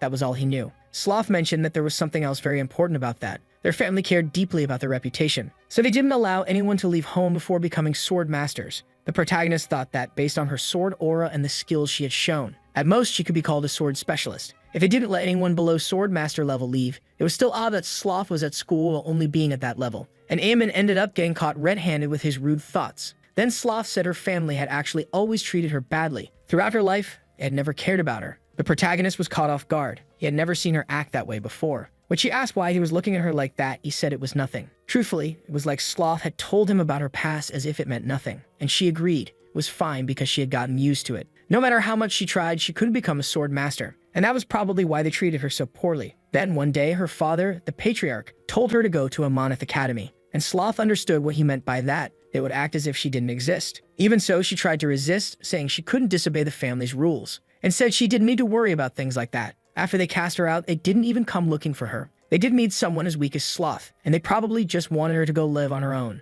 But while she was eating that potato, she had an epiphany, and thought that if she had more of that, maybe she could show her family her potential. Given her situation, she guessed they didn't care about her at all, even if she ended up marrying someone like Ammon. Despite her situation being different from his, she could understand that sense of desolation. Only the eldest son could inherit the noble title, and as the second, you would get nothing. Ammon's family might even care about him, but that didn't change much. He was still just like her at the end of the day. He had to find his own way to survive. After all, that's how things were, and that's why he understood the proposal to marry her. Apparently, it was so he could eat the potatoes and become stronger through grace. A true marriage of convenience, just like all noble marriages. Ammon asked what he was supposed to gain from this, and she smiled, saying he just needed to think a little. First, he would gain a wife as beautiful as her. And Ammon smiled, since in truth he preferred character over beauty by far. Then, after eating the potatoes, he would become stronger and return to his family. He might even end up winning the fight for succession after all. Ammon finally understood what she had been thinking, and Sloth asked if he really thought he could handle all the work of being the leader. But he didn't need to worry. Everything else would be completely on him. Apparently, Ammon would take care of the finances, and he'd be thrilled doing it.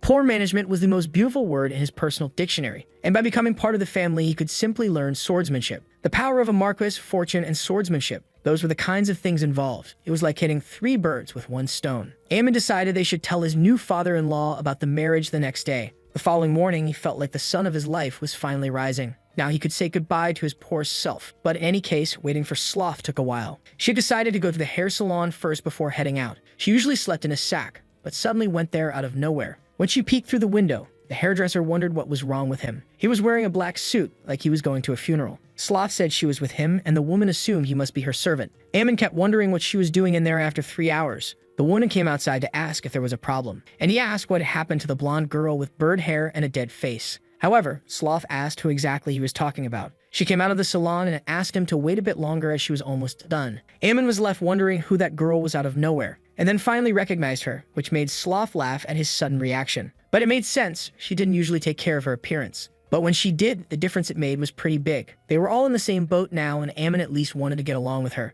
Thinking about it, she had only done her hair and put on a little makeup. It wasn't surprising. She was naturally beautiful. Sloth felt very proud now that he must have finally understood the situation. Then the hairdresser told the servant to leave because she had to finish the job. Ammon was confused, and Sloth revealed that he was actually her fiancé, which shocked the woman, who immediately apologized. It was a bit shocking to the protagonist that she had just let that excuse slide. Sloth's villainous smile was now well marked in Ammon's memory. But it was obvious this would happen. Just because she looked pretty didn't mean her personality would improve. The city of Lingsley was under her father's rule, Batista Lingsley Field. She never thought that before being expelled from the family, she wouldn't get a chance to know this place. Ammon was impressed that her father ruled such a large city. It was all good, and he assured Sloth of that, because in the future, that city would be nothing more than a toy in his hands. But that made her frown, asking if he was only there for the money. Ammon replied that that's how marriages of convenience worked after all. At Marcus Field's mansion, Sloth advised the protagonist to stay quiet, at least when they were together with her father. When asked why, she said her father didn't listen to anyone. No matter how busy the family was, he continued holding meetings frequently. All 13 swords of the family had to be present. The 13 swords were the best swordsmen in her family. The patriarch was the first, and all the others were her older brothers in order. Ammon was impressed, not exactly understanding what she meant. Or so he thought. until he felt all 13 pairs of eyes staring deeply at him. Faced with all that pressure, the protagonist found himself being stared at. They were the 13 swords of the Field family,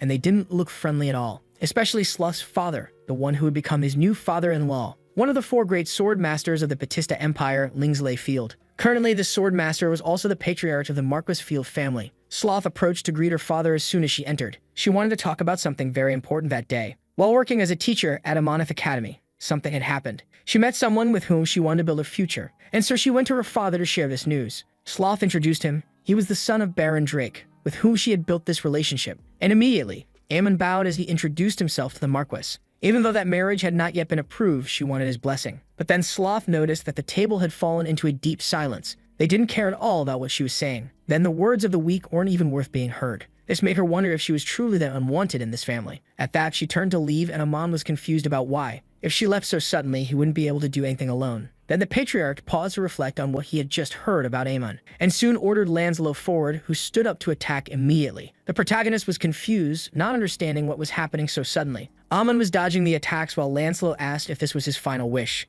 It was absolute madness. He was saying that to fulfill his own wish. Aemon wondered what he should do. He had come there for marriage approval, so hitting him could be a problem, but he acted in self-defense. Suddenly, Lancelot was immediately defeated with just one blow. The other side, because that guy was the weakest of them all anyway. Now the next arise was Cancelo, again taken down with one strike. Next, the 11th sword was sent to fight, again defeated with a punch. They still believed that only the weak ones were being defeated. Next time, one of them suggested they should use their swords. But Batista refused. They couldn't show such a noble art to someone like him. Aemon smiled because even so, he was the fastest of them all there. Even the 9th sword ended up falling from the first strike he received. Suddenly, the protagonist felt a murderous presence coming his way. Batista asked how he dared defeat 4 of the family's elite knights like that, and asked if he was trying to die. Aemon didn't understand the reason for that. It seemed like this marriage was putting his life at risk, but it wasn't worth it. The patriarch continued, saying that if he had any final words, they would listen. Aemon felt pressured by the man's enormous presence and size, and asked why the Marquis was acting like this, just trying to understand. Batista asked back if he really didn't know what he had done wrong, and Aemon bowed in agreement, asking him to say it because he truly didn't understand. At that, the man asked how he dared deceive his beautiful and beloved daughter like that, with those nefarious schemes, and still claimed he didn't know anything. Right then, the protagonist froze in confusion over what he had heard. The others were equally furious that a scoundrel like him had done that, seducing his daughter, the small and delicate girl, into a life like that. And they cursed him as a useless, insolent wretch, not even comparable to her little sister. She might be his daughter, but she was so adorable every time they saw her. The brothers agreed, for they felt equally enchanted. Aman was shocked by what he was hearing. It could be that they were silent earlier because they froze in front of Sloth. It had been a while since they had last seen her. And the others agreed. She looked a lot like their mother. Aemon ended up frozen in shock. That family really adored Sloth. And suddenly, the girl herself returned, and the protagonist asked where she had been. In fact, she had heard everything they said from outside. Until then, she didn't know how they really felt about him. The whole family gathered and embraced, apologizing for the misunderstanding. Now they intended to do better so that Sloth would feel good, so that she wouldn't need to push herself and could stay healthy enough. Aemon just watched it all with tears in his eyes, happy that she had achieved that. Inside, he lamented because he had lost the chance to make money. The ambitious marriage proposal was forgotten after the family reunited. Sharing their loving feelings and thus reconciling, the protagonist had to return to his previous daily routine. When they left the house, the protagonist asked Sloth why she came back too.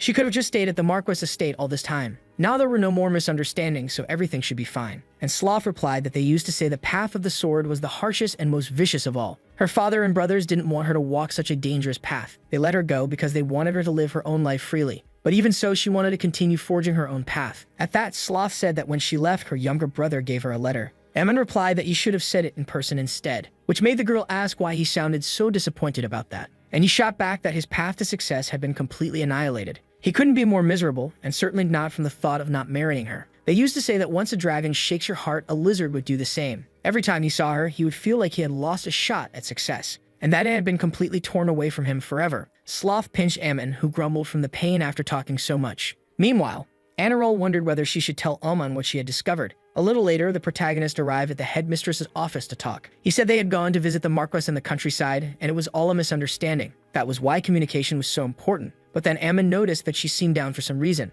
And then he found out with a shout that the King Mango farm had gone bankrupt. They had received a bankruptcy notice from the King Mango farm. Due to monsoons and unexpected floods, their investment project had failed. Because of that ritual they performed for a good harvest, a historic flood had occurred. and it was so bad that even the world spirit had been affected by it. So he expected compensation for that and for his future as well. NRL said it was still the same dance they did in her homeland. It worked very well there, but for some reason, that was the result this time. Ammon understood the situation a bit better now and asked how they would be compensated, and she smiled, replying that as for that, there was no problem. As long as there was no evidence linking that temporal phenomenon to the elves' traditional dance, the Imperial investigation team wouldn't act, and Ammon accused her of being shameless. She smiled, replying that even with the 400 gold coins they still had, they could use it to find another investment and reorganize. Ammon retorted that none of that compared to what they had when they started. They were supposed to have another 4,900 gold coins to use. She had a pretty good idea, and he told her to shut up because he didn't even want to hear it. He didn't even want to hear about that stupid snail race anymore. NRL grumbled because he was saying those things again. She had already said snail races only happen once every 10 years.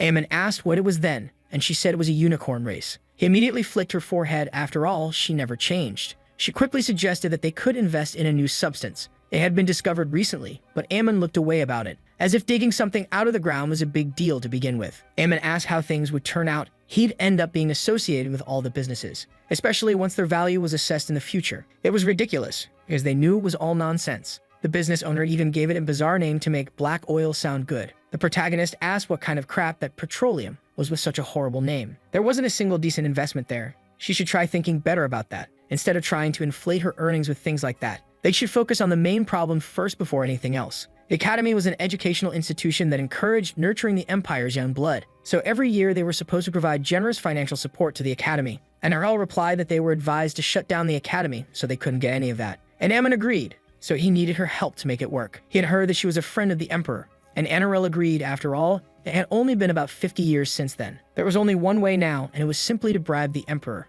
NRL shouted not to joke about that and asked if he thought everyone was like that. Ammon replied that what really mattered was the intention. After all, she should know exactly what the emperor liked to begin with. Listening from the other side of the door was Raymond, not understanding anything that was happening. Now he had discovered that their academy might go bankrupt. Later, the headmistress went to present the famous dragon bananas to the emperor. He didn't understand the reason for offering such a valuable gift, and she replied that it was nothing special, since they were friends. But from her expression, it looked like she was hoping for something else. And he immediately asked if she wanted to negotiate the cancellation of the recommendation to suspend the academy's operations. And Earl stammered that the emperor was as sharp as always. Sandro didn't understand what there was to hide in their friendship. In fact, he said he was thinking of avoiding the suspension after all. But considering past incidents, he couldn't decide that on his own. That's when the emperor recognized the children she was accompanied by. They were the ones who had participated in the recent competition. They were all from Amanith Academy, and Sandro could understand things now. Considering the students' incredible achievements, he would speak with the Prime Minister, and thus try to cancel the suspension recommendation. Anirel was emotional because he had truly decided to do that, and he replied with a laugh that yes, and she deeply thanked him for it. Suddenly, Sandro smelled a familiar scent and immediately became alert. Outside, Amon was worried, wondering how things were going. That elf might not have much charisma, but she should be able to get the recommendation reversed, and thus get what she wanted as long as she could persist for a while. He might be a bit extreme when it came to family, but he was a wise king. As long as Sandro didn't meet Ammon, everything should be fine. It didn't take more than a few minutes for the protagonist to be found by the king. Ammon screamed in shock when Sandro appeared, furious to yell at him. Now he understood why he had been smelling the disgusting scent of the drakes. He must be the mastermind behind all of this until now. Ammon didn't understand, so the king wanted to know if he had pressured the princess, all to cancel the suspension recommendation by deceiving him. He didn't get it. He had only done his job as a teacher at the academy. Ammon asked him to leave his feelings out of business. The ignorance of the Drake family and the school issue had nothing to do with each other. They had shown in the competition that they had the necessary competence to be able to raise children who could be of his interest. But the academy's current situation was deplorable at this point. The children had to go hungry because of the academy's bankruptcy,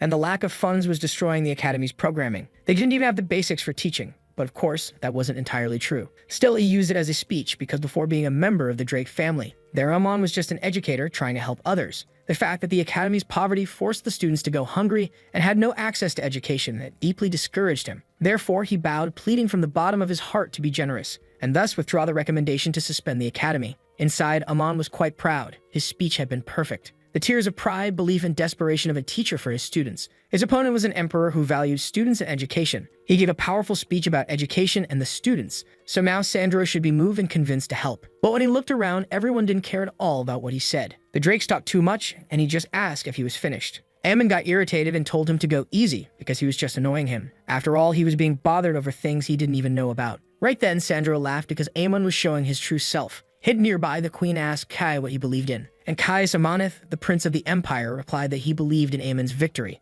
At that moment, the queen seemed frustrated and irritated, and the prince asked if she was talking about the withdrawal of the recommendation. When she agreed, it made him pause to reflect a bit. After hearing what Amon had to say, the prince ended up concluding it would be better to withdraw the recommendation and see what would happen. Even though regrettable things had happened there in the past, they should be generous in supporting students who are that talented. The queen realized her son was thinking the same way. The Drake family must have really bothered Sandro for someone like him to act like that. It was obvious. He had only met Belial Drake twice back then and couldn't take it anymore. Belial Drake was Amon's grandfather when Sandro was still a prince, and they had fought many times. But when looking at it that way, Amon seemed far more decent compared to Belial. So Kai was determined to ensure there would be no more feuds between the two families. At least starting from his generation, he wanted to make it work. Hearing this from her son, she decided it was time to end the wild dog fight. Even though the bribe was a good offensive move, they couldn't revoke the recommendation, because the emperor got beaten up and the empress asked them to leave. Amon wondered when things had started going so wrong. In any case, he returned to the school so classes could resume. That's when he saw Raymond with a doll beside him for some reason. Boris said it wasn't a doll, and the protagonist asked what it was then, and Raymond hugged the doll, saying it was himself. Amon didn't understand anything and left to talk to Raymond's father, who got all excited, asking if he was finally going to become his disciple. However, it was the protagonist who said that his grandson had gone mad. Raymond asked if that was how young people these days challenged someone to a duel, and the protagonist quickly denied it because Ray was acting crazy, hugging a doll, and still claiming it was himself for some reason. Now Raymond could understand the reason behind those questions.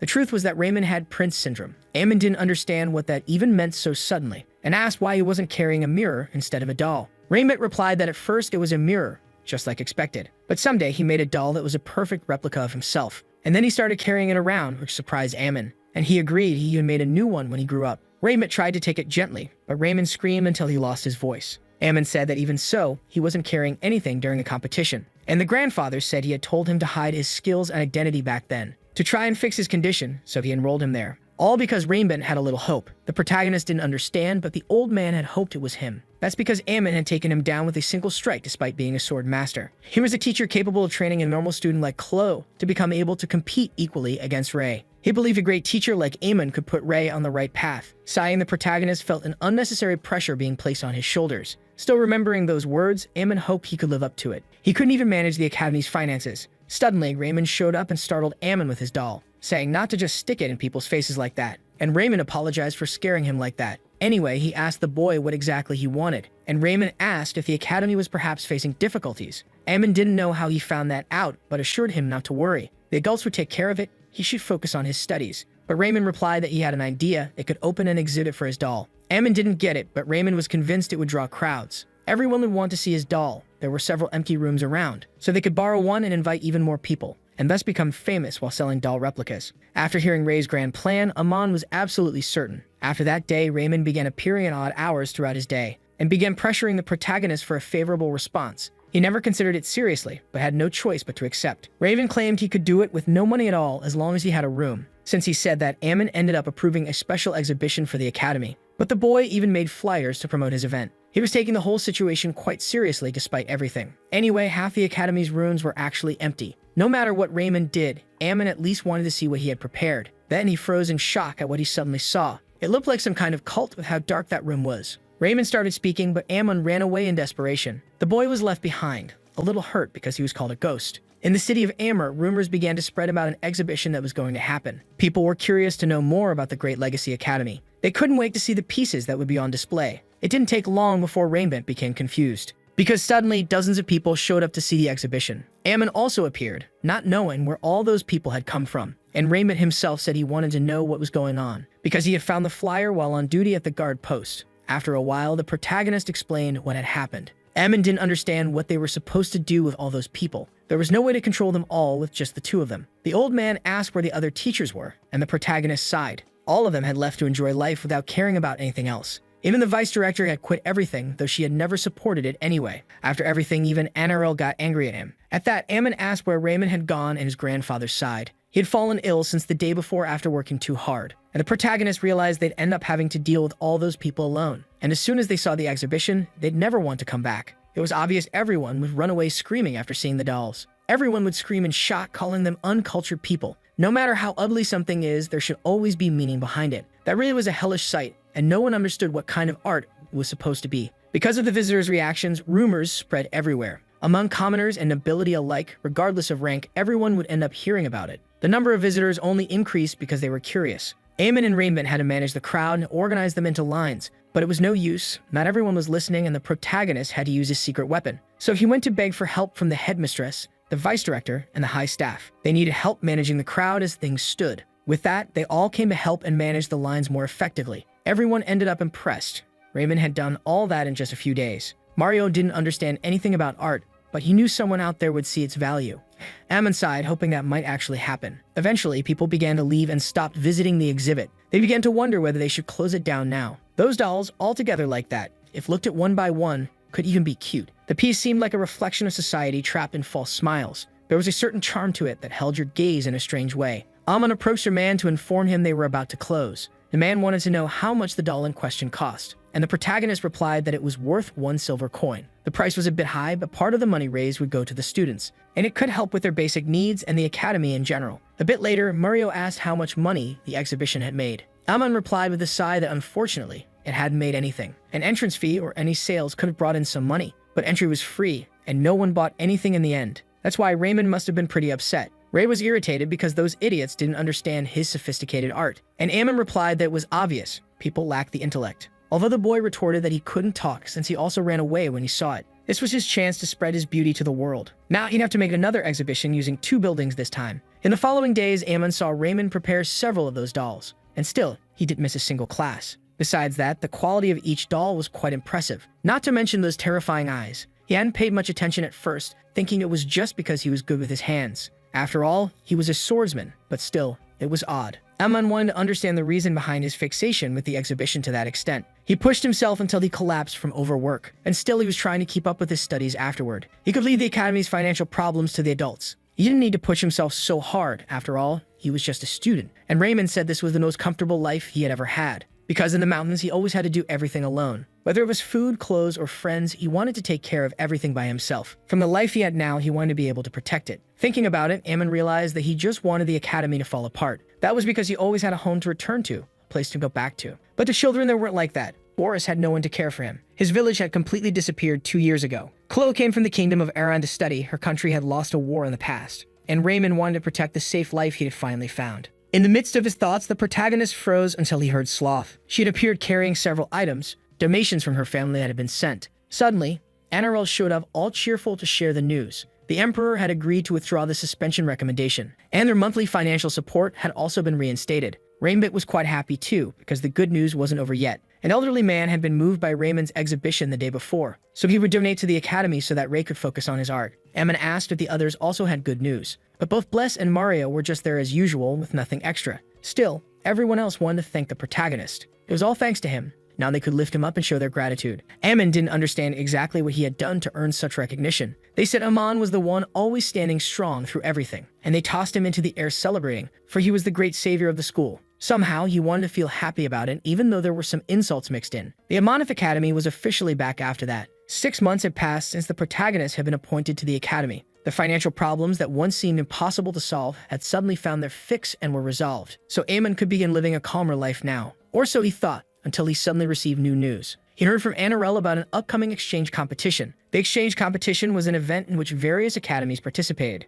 They were supervised by the royal family and competed across many fields. The academy would receive a trophy from the royal family. It was a new opportunity. Also, they could make their academies more well-known. The academies competed every year to expand. Mario agreed. The suspension recommendation had been successfully removed, and because of that, they could now join the exchange competition. Even so, Amon responded by asking the headmistress to think a little more about it. Now wasn't the right time to take on something like that. Unlike the previous tournament, the exchange competition had far more categories. Even the smallest academies had hundreds of students. It would end up being at a numerical disadvantage. They needed to think more carefully, since it was supervised by the royal family. They couldn't back out if they didn't want to participate. But Anirel replied that they had already signed up, and Amon froze, not understanding the point of this meeting if that was already the case. Mario held the protagonist back to calm him down. After all, it could be a good experience. But Amon didn't believe that. It would probably be a golden opportunity to get beaten up. The teacher said their students had done well in the last tournament. They could at least manage something in the magic and sword categories. Sighing, the protagonist ended up being forced to accept it all. Still, A ruined academy reopening so soon felt like a joke. That was the opinion of the man from Bestrick Academy, the one known as the best in the empire, bold enough to say it aloud. It was time for them to settle old disputes between schools. Time to break his personal record too. He was determined to make it happen. Meanwhile, Amon felt exhausted. It seemed like problems just kept piling up. Their academy would be competing against the best in the entire empire. Mario asked him to relax, but the protagonist couldn't do it. After all, the other academy had thousands of students and hundreds of teachers. And it wasn't just about numbers. All their graduates were standouts. They were high-level mages and knights from noble lineages, attracting attention wherever they went. Amon felt like it was eggs being thrown at rocks, hoping to cause damage. But Mario again asked him to relax a little. Even if there were rumors that their academy had just recently reopened, most people still thought they were all struggling. If they did well during the exchange competition, the result could be fantastic. Many people would want to join, and Amon could somewhat see his point. If they were to win the exchange competition, the news would spread far and wide. They could return to their former glory, but it wasn't just a matter of time. Still, it helped him understand the headmistress's intentions. She wanted to revive the academy as quickly as possible. Amon agreed they could make it work, and he smiled a little. After all, he wouldn't be the one suffering. He was giving all the kids hard lessons and making them read dissertations. He would make them all learn quickly, even if it was a bit too much. Boris was reminded that if he could endure the studies, he'd become rich and eat whatever he wanted. Amon also pressured Chloe to focus even more than she already did. Even Raymond, even though they were all exhausted. But then the protagonist said that Ray could actually take it easy. Raymond asked if he was going to participate in the swordsman event, and Amon denied it. In fact, it would be in a completely different category. But that didn't matter now. He just told him to keep reading as usual, especially Chloe and Boris. They weren't allowed to leave until they finished everything. Both were pressured, buried under things to read and study. The protagonist said that good knowledge fit well in a good mind, and he told them to repeat it with him about good knowledge, so they'd remember it properly. Thus began the nightmare of the exhibition tournament part 2 in their lives. Amanith Academy versus Bestrick Academy was about to begin. The day of the competition had arrived. Director Benjamin from Bestrick Academy greeted Annarelle, saying how she hadn't changed all over the years, and she smiled,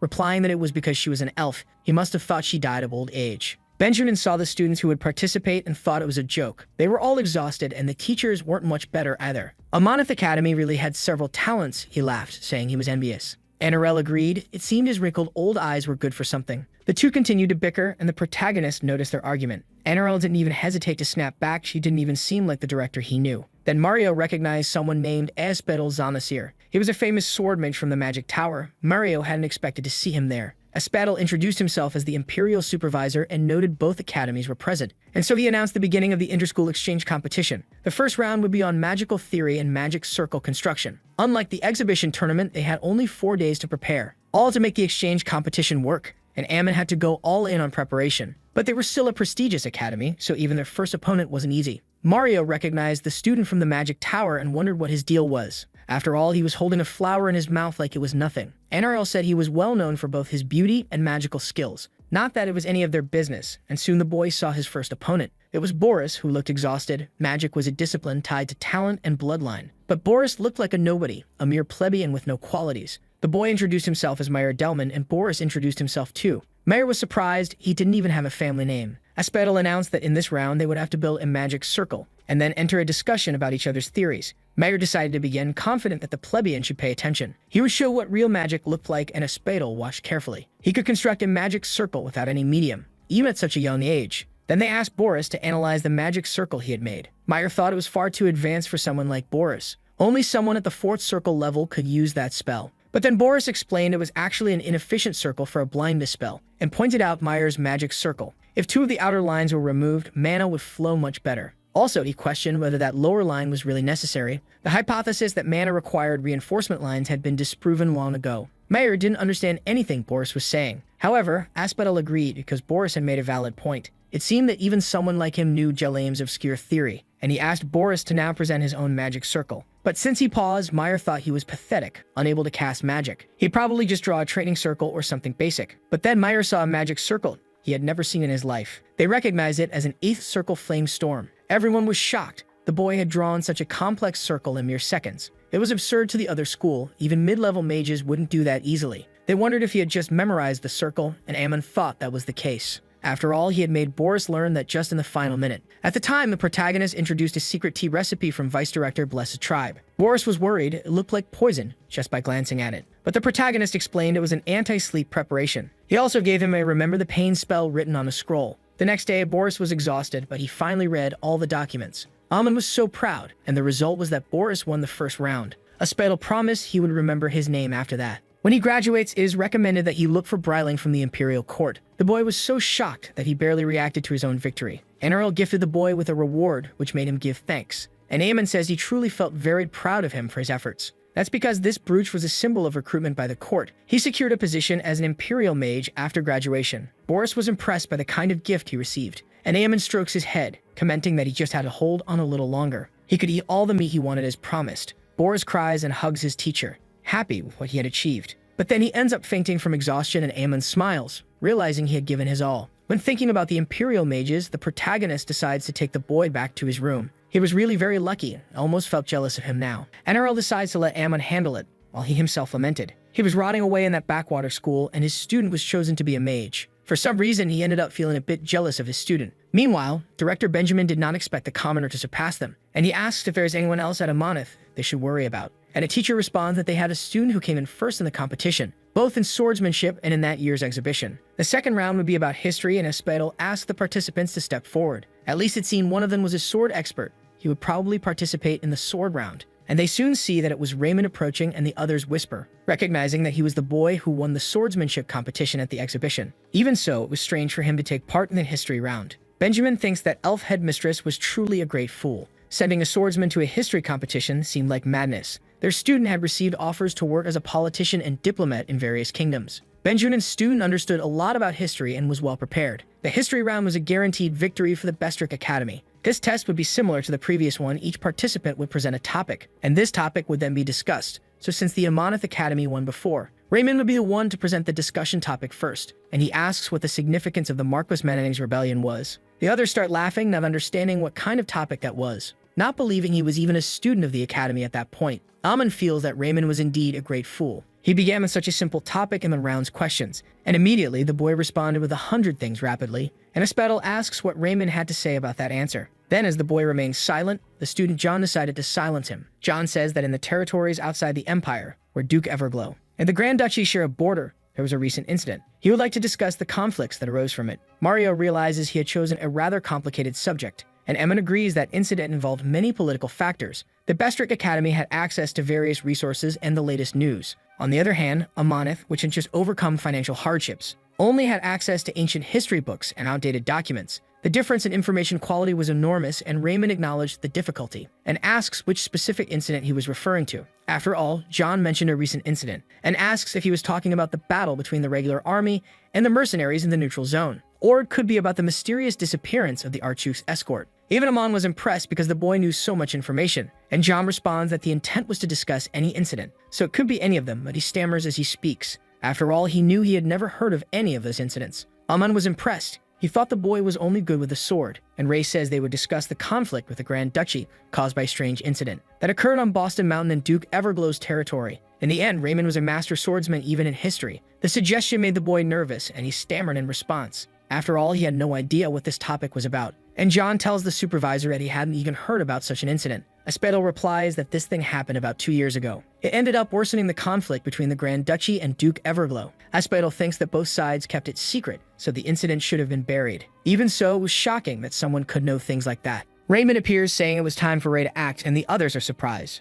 They didn't have any plan to show up now, but it was obvious. They wouldn't miss this for anything. His grandson was participating in a historic competition. Even Aspedal was impressed, recognizing the king of the divine sword. Knowing that Raymond was his grandson made things make much more sense, since Raymond lives in the Boston Mountains in Duke Everglow's territory. Raymond was the cause of the strange incident in the Boston Mountains, and that was what Raymond was trying to mention. Raymond was picking wild vegetables when a group of noble children from the duchy ended up mistaking him for a lost old man and played tricks on him. They just ended up being destroyed as a result. Such a pathetic incident triggering a political dispute was quite shameful, so both sides ended up keeping silent. Aspedal freezes when he notices the swordsman's gaze, wondering if he had been seen. Raymond thinks it was quite unnecessary for Ray to bring up that incident. He didn't want things to escalate, so he wanted Aspedal to let it go. The voice projection using an absurd amount of mana scared Aspedal. He really was very powerful. It was clearly visible. Aspedal declares that John didn't seem to have anything to discuss about the subject. The boy asks for time to speak, but Aspedal immediately ends the competition. Raven was the winner of the second round, and Aemon celebrates. Benjamin shouts that the judge was a big thief. It was absurd, and he yells that the next match should be mathematics. They intended to wipe them out in the third round. Amon responds that they would forfeit, which left the other schools somewhat shocked. As far as Amon knew, there was a forfeit system in exchange matches. Therefore, there was no problem using an existing rule. Still, Aspedal says that forfeiting a match was a huge disgrace. After all, it was organized by the imperial family itself to begin with. Amon responds that they only had 3 students participating. They couldn't use 2 students in 2 rounds each, nor use 1 student in 3 rounds. It would be too exhausting. This left Benjamin frustrated in disbelief. But the protagonist states that he was prioritizing his students above all else. The students were impressed, moved by what they saw. But obviously it was all a lie. Amon didn't even have a math teacher to begin with. That's because they even tried to teach a little math to the kids. Amon started by giving examples like having 5 apples, and Boris ate 3 of them. Then Raymond brought 3 more apples, and Chloe with Raymond each ate 1 of them. Then Boris ate 2 more of them after all that. Amon then asked them how many apples were left. Chloe raises her hand and says they should kill Boris because he ate everything alone. The protagonist asks her to calm down and lower that murderous pen. Boris stammers because he didn't even like apples, and Ray replies that 3 were left. Amon asks why, but he quickly changes it to 4 apples. In the end, none of them had any capacity to learn mathematics. Anyway, in the present, they forfeited the mathematics category, and Benjamin announces that the next would be science, one that Amon also forfeits. Thus, both academies are left with a 2-2 tie. Enro laughs, asking where the director's smile had gone. Wasn't this the victory he had wanted so much from the start? That only infuriates him more, that idiotic elf had done all this so far. They didn't earn that victory, it felt like it was just handed to them. It was the same emptiness from when the Amanith Academy closed its doors. All this because of the suspension recommendation. It had no merit at all. Benjamin had spent the whole night crafting the duel plan, but he sighs now it made no sense to fuss over all of it. They were going to be the winners anyway. He couldn't complain now. The final match would be in the sword category, and so they call their competitors. Chloe would face Oliver Basket from the Outer Academy, a sword master and prodigy. Oliver thought that Raymond would be the only one worthy of being his opponent, but ended up fleeing in that sleepy-looking way. Besides, he would now have to fight against one of those annoying kids. In the audience, they shout to throw the brat away with a single strike. She would be crushed with 1 move, unable to withstand even a single sword blow. The headmistress is worried because they didn't send Raymond. Ivanov, who was a sword master and they were to Chloe, might get hurt. Amon assures that there was no need to worry now. This wouldn't be a real battle, it was just a match. Oliver charges at Chloe, asking her not to take it personally. He intended to finish her off quickly, with just a single blow. It was when Oliver was caught off guard by the swordswoman's movement. She vanished before his eyes and reappeared behind him in the blink of an eye. Upon striking, Chloe earned a point, while Oliver hadn't even understood what had happened. Chloe realized that Amon had truly been right with his advice. When she imagined her surroundings as pigs, she wasn't afraid of them. Oliver asks what she was thinking, being that distracted, and she agrees it was true that this one was right in front of her now, and he was just a damn pig she didn't need to fear at all. It didn't take long before Chloe managed to land all 4 of her points cleanly. It was a complete shock to everyone watching the match from the stands. Oliver asks if she had fun just getting lucky to earn all those points, but she didn't even care, telling a filthy pig like him to speak like a human. With that, she earned 4 points total, and even Oliver couldn't turn the score. Enro was surprised, just now realizing she was that skilled in fencing, and Amon replies that she practically beat Raymond in the exhibition competition. It just so happened that the rules made the results a little more ambiguous. Even when asked, Raymond remained quiet upon hearing this. But beyond that, Sloth had recently taught Chloe more things, and that included the special fencing style of the Field family. Chloe had always been at the top in terms of potential as a swordswoman. If she could learn the Field family's fencing and add it to her arsenal, then this potential would surpass all possible limits. Oliver found an opening and charged at her to attack. Sloth's special training focused on one particular thing, and that was making her fly like a mosquito. Chloe even made the buzzing sound herself now. This confused her opponent, not understanding what that was all of a sudden, and she would bite like a mosquito too, striking her opponent in the back. Even Benjamin couldn't understand what was happening before his eyes. Evan explains that above all, they couldn't use battle aura in this fight. This was a match purely based on sword skill, and she was proving her worth. There was no way she would lose in a match like this. That's when the protagonist paused to notice the way she was holding her sword, and Oliver wonders what it was she was trying to do now. Enro was confused when she saw Amon stop speaking and saw him disappear. Then came a scream, and everyone noticed Amon was in the middle of the arena. And on top of that, he was holding Oliver, interrupting the duel, furious. Squeezing his neck, the director shouted in shock at what he saw, questioning how a teacher could interfere in a student duel. He orders the supervisor to remove him immediately, but Espadel also refuses because Oliver had just cheated. He had tried to use an aura blade against his opponent moments ago, and those were dangerous weapons that could take a person's life. To use such a dangerous weapon in a duel meant to promote friendship. Oliver from the Bestrick Academy was eventually disqualified, and so Espadel announced that the winner of the competition was the Amanith Academy. Oliver fell to the ground after being dropped by Amon, wondering who that guy was. The protagonist went to check if Chloe was safe as the duel came to an end. With a score of 3-2, Amanith Academy secured the victory. And Era laughed at Benjamin because apparently they had won this time. Or maybe she should say they had won this time again. Benjamin never thought he'd face such humiliation, losing to a crumbling academy. and the elf replies that he should feel quite honored, not humiliated. While Anirel was proud of herself, Ammon thought she was being amazing too. She could keep smiling and shamelessly humiliating the other director. However, to his surprise, Anirel said it didn't feel right to end it just like that. Perhaps they could deepen the friendship between teachers too,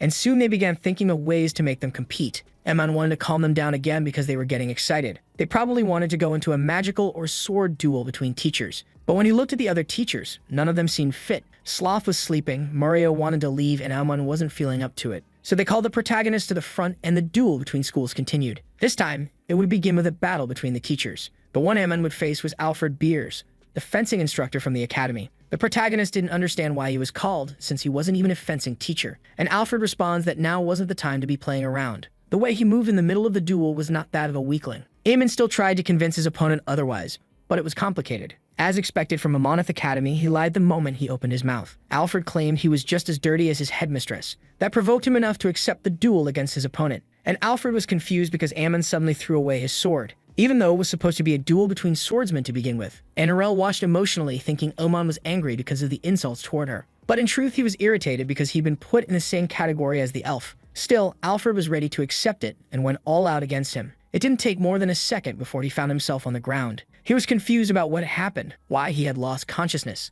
Now he could remember. Just as he was about to strike, Ammon punched first. And it was right then that he felt the killing aura coming from the teacher, something he had never felt in his life. Ammon looked like a demon in Alfred's eyes. But even as Ammon approached to check if he was okay, the teacher just ran away in desperation, crying for help. Benjamin couldn't believe Alfred simply lost to a guy like that. He ran off scared, which completely enraged the director. And Anirel asks how Benjamin felt now seeing the difference in their levels. Even her teachers would do anything for the academy. Unlike a certain professor who ran away with his tail between his legs in fear. And the director asks why this supposedly honorable school was falling apart. Maybe it was because the headmistress was a true gambler. Then he speaks to Ammon, saying his skills seem of high caliber, and suggests that he could work at Bestrick Academy, which would better suit his role. He would pay the penalty for breaking the contract immediately. Bestrick Academy was the best academy in the entire empire now, compared to Amanith Academy, the ruined school that barely managed to rise again. In truth, this academy might be falling apart now, but in a way, he'd grown attached to the place. It was his workplace. This was an offer he couldn't refuse after all. Aman responded by thanking him, saying he'd be eager to work there. And Benjamin smiled because, as expected, he had good taste. Besides, it would be better for all the other Amanith students.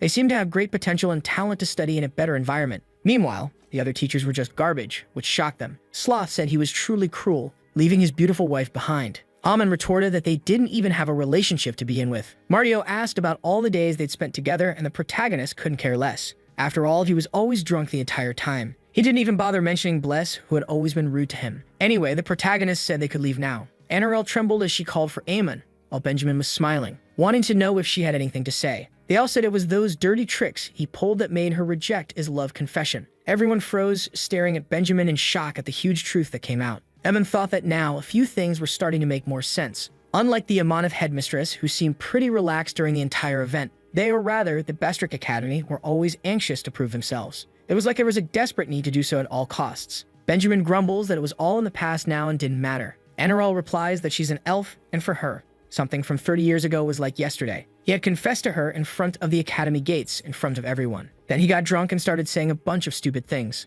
After that, he suddenly started singing at the pub about his love for her, and said a bunch of other nonsense during the date. Thanks to that, Anirel had funny drinking stories for a whole year, and she said it many times, but he simply wasn't her type. Now they was driving her teacher into this. He was being dirtier than ever. Ammon tenses up. At this rate, he might lose his job at the new academy. He whispers to Benjamin to calm down, he couldn't fall for the elf's tricks, and asks how she could even understand such pure feelings. Then Benjamin asks if Ammon, by any chance, had no feelings for Anirel. Suddenly, the protagonist realizes he had just thrown himself into the middle of this competition, with the director questioning him in an intimidating way about his relationship with her. Ammon replies that she was just his superior, nothing more. Anirel cries, asking about all the promises he made about their future. Obviously, she meant the future glory of the academy and nothing else. But Benjamin misunderstood and shouted at the protagonist for being so fake. Ammon tried to explain himself, but the director told him not to call him director. Then he got on his knees and took Anirel's hands, begging her to forget that man. To be with him instead. He wasn't the same as before. He was ready to devote his coming years entirely to her. But Anirel simply knocked him down with a martial arts blow, shocking everyone who was watching that chaotic scene. Once again, she rejected his proposal for a relationship and engagement. The director of Bestrick Academy fainted from the shock of his broken heart, and Ammon's transfer was also canceled during all this. Above all, Amanith Academy had won the inter-school competition, and the protagonist felt he was truly overwhelmed with problems. When he turned to his coworkers, they were all furious. Mario said he really should look for a better way to live his life. Sloth claimed even bats were more loyal than Amon. Bless added that the only reason he had been fired was because of the potatoes from his homeland. The team decided to go out for dinner together and left the rude traitor behind. While Amon was still begging them to wait, they didn't listen to his words. Even the students looked at him with disdain, since they no longer had to transfer schools. The protagonist wanted to explain that academy wasn't good just for learning. It was a place for their social lives to grow as well. He only wanted to offer them the chance to see a world bigger than the one they knew, so they could gain more knowledge and connections. And of course, Amanith Academy was good too, but there was so much more. Only Chloe was touched because Amon had been thinking about them. But the other two walked away, not believing that excuse for a second. NRL expected that Amon had made himself the villain in front of Benjamin on purpose. It must have all been intentional, and Amon smiled, knowing she understood perfectly. At least he was relieved that NRL hadn't seen the truth. She was convinced that Amon did everything for the academy and would never betray them. Speaking of which, she asked about his preparations for obtaining the certification exam. And Amon was confused until she said she wanted to promote him to head instructor. After all, he had worked very hard and it would be a waste to keep him just as a teacher.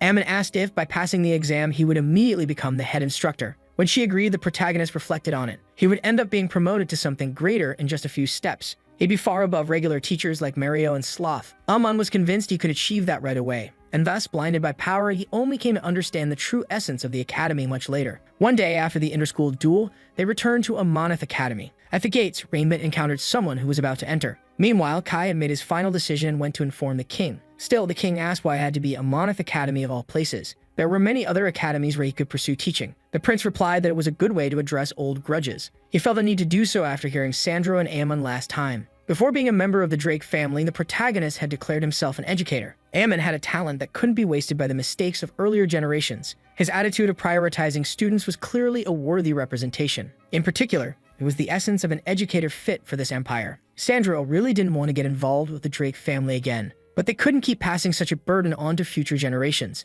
and so he agreed to respect his son's decision and wouldn't stop him. Kai thanked him for that, but then heard that his father had one condition. In fact, the prince had gone to Amanith Academy in disguise. He used magic to hide his true face, and only Rainbow recognized him. Kai smiled because, as expected, Rainbow had seen through his identity immediately. His father's condition was that he would conceal both his identity and abilities. Kai explained that for certain reasons, he would be hiding within the school. As long as he fulfilled his duties, he would remain that way. Rainbow was surprised to hear that the prince wanted to become a teacher, and he agreed since he had discussed this with the king a long time ago. So Rainbow agreed to take him to meet the headmistress. Then, Enro heard that he was Kai, from the house of Viscount Stroh. That would be Kai's cover while working at the school as a teacher. At least Kai was relieved that they couldn't see through his disguise. Enro asked why he wanted to teach there, and he replied that this was an academy with a long and prestigious history. Kai had always wanted to be able to teach at that school for a long time. The headmistress asked if he hadn't heard the rumors about the academy's recent victory. Apparently, that news had reached the crown prince, and Enro sighed upon realizing that no one had received those updates. Alman mentioned that even so, they had a new member on staff, and that was important. He asked Kai if there was any particular subject he wanted to teach. Kai replied that he had extensive knowledge on many subjects, including fencing, magic, history, and mathematics. He could do anything. Alman was impressed, realizing that was basically an invitation for a lot of work. He replied it was impressive. Maybe Kai really could teach any class. NRL agreed it was a good idea. Many teaching positions were vacant. Amon grew tense, thinking she didn't need to reveal that much. But Kai got excited, saying he liked knowing there was room for growth. That almost shocked the protagonist. He was starting to act a little crazy. But NRL assured them that Kai was the perfect type for their academy, and that he was hired. Kai was caught off guard, asking if they didn't need to assess his skills first. The protagonist explained that their academy was having staff problems. Kai was motivated enough. They couldn't worry about small things. Even if he lacked something, the others could always support and grow together. After all, that was the right mindset an educator should have. Kai agreed, almost moved by how much latent potential they had. They shook hands, officially greeting each other as two teachers. Kai thought Amon was truly a man of great talent, and the protagonist was content enough.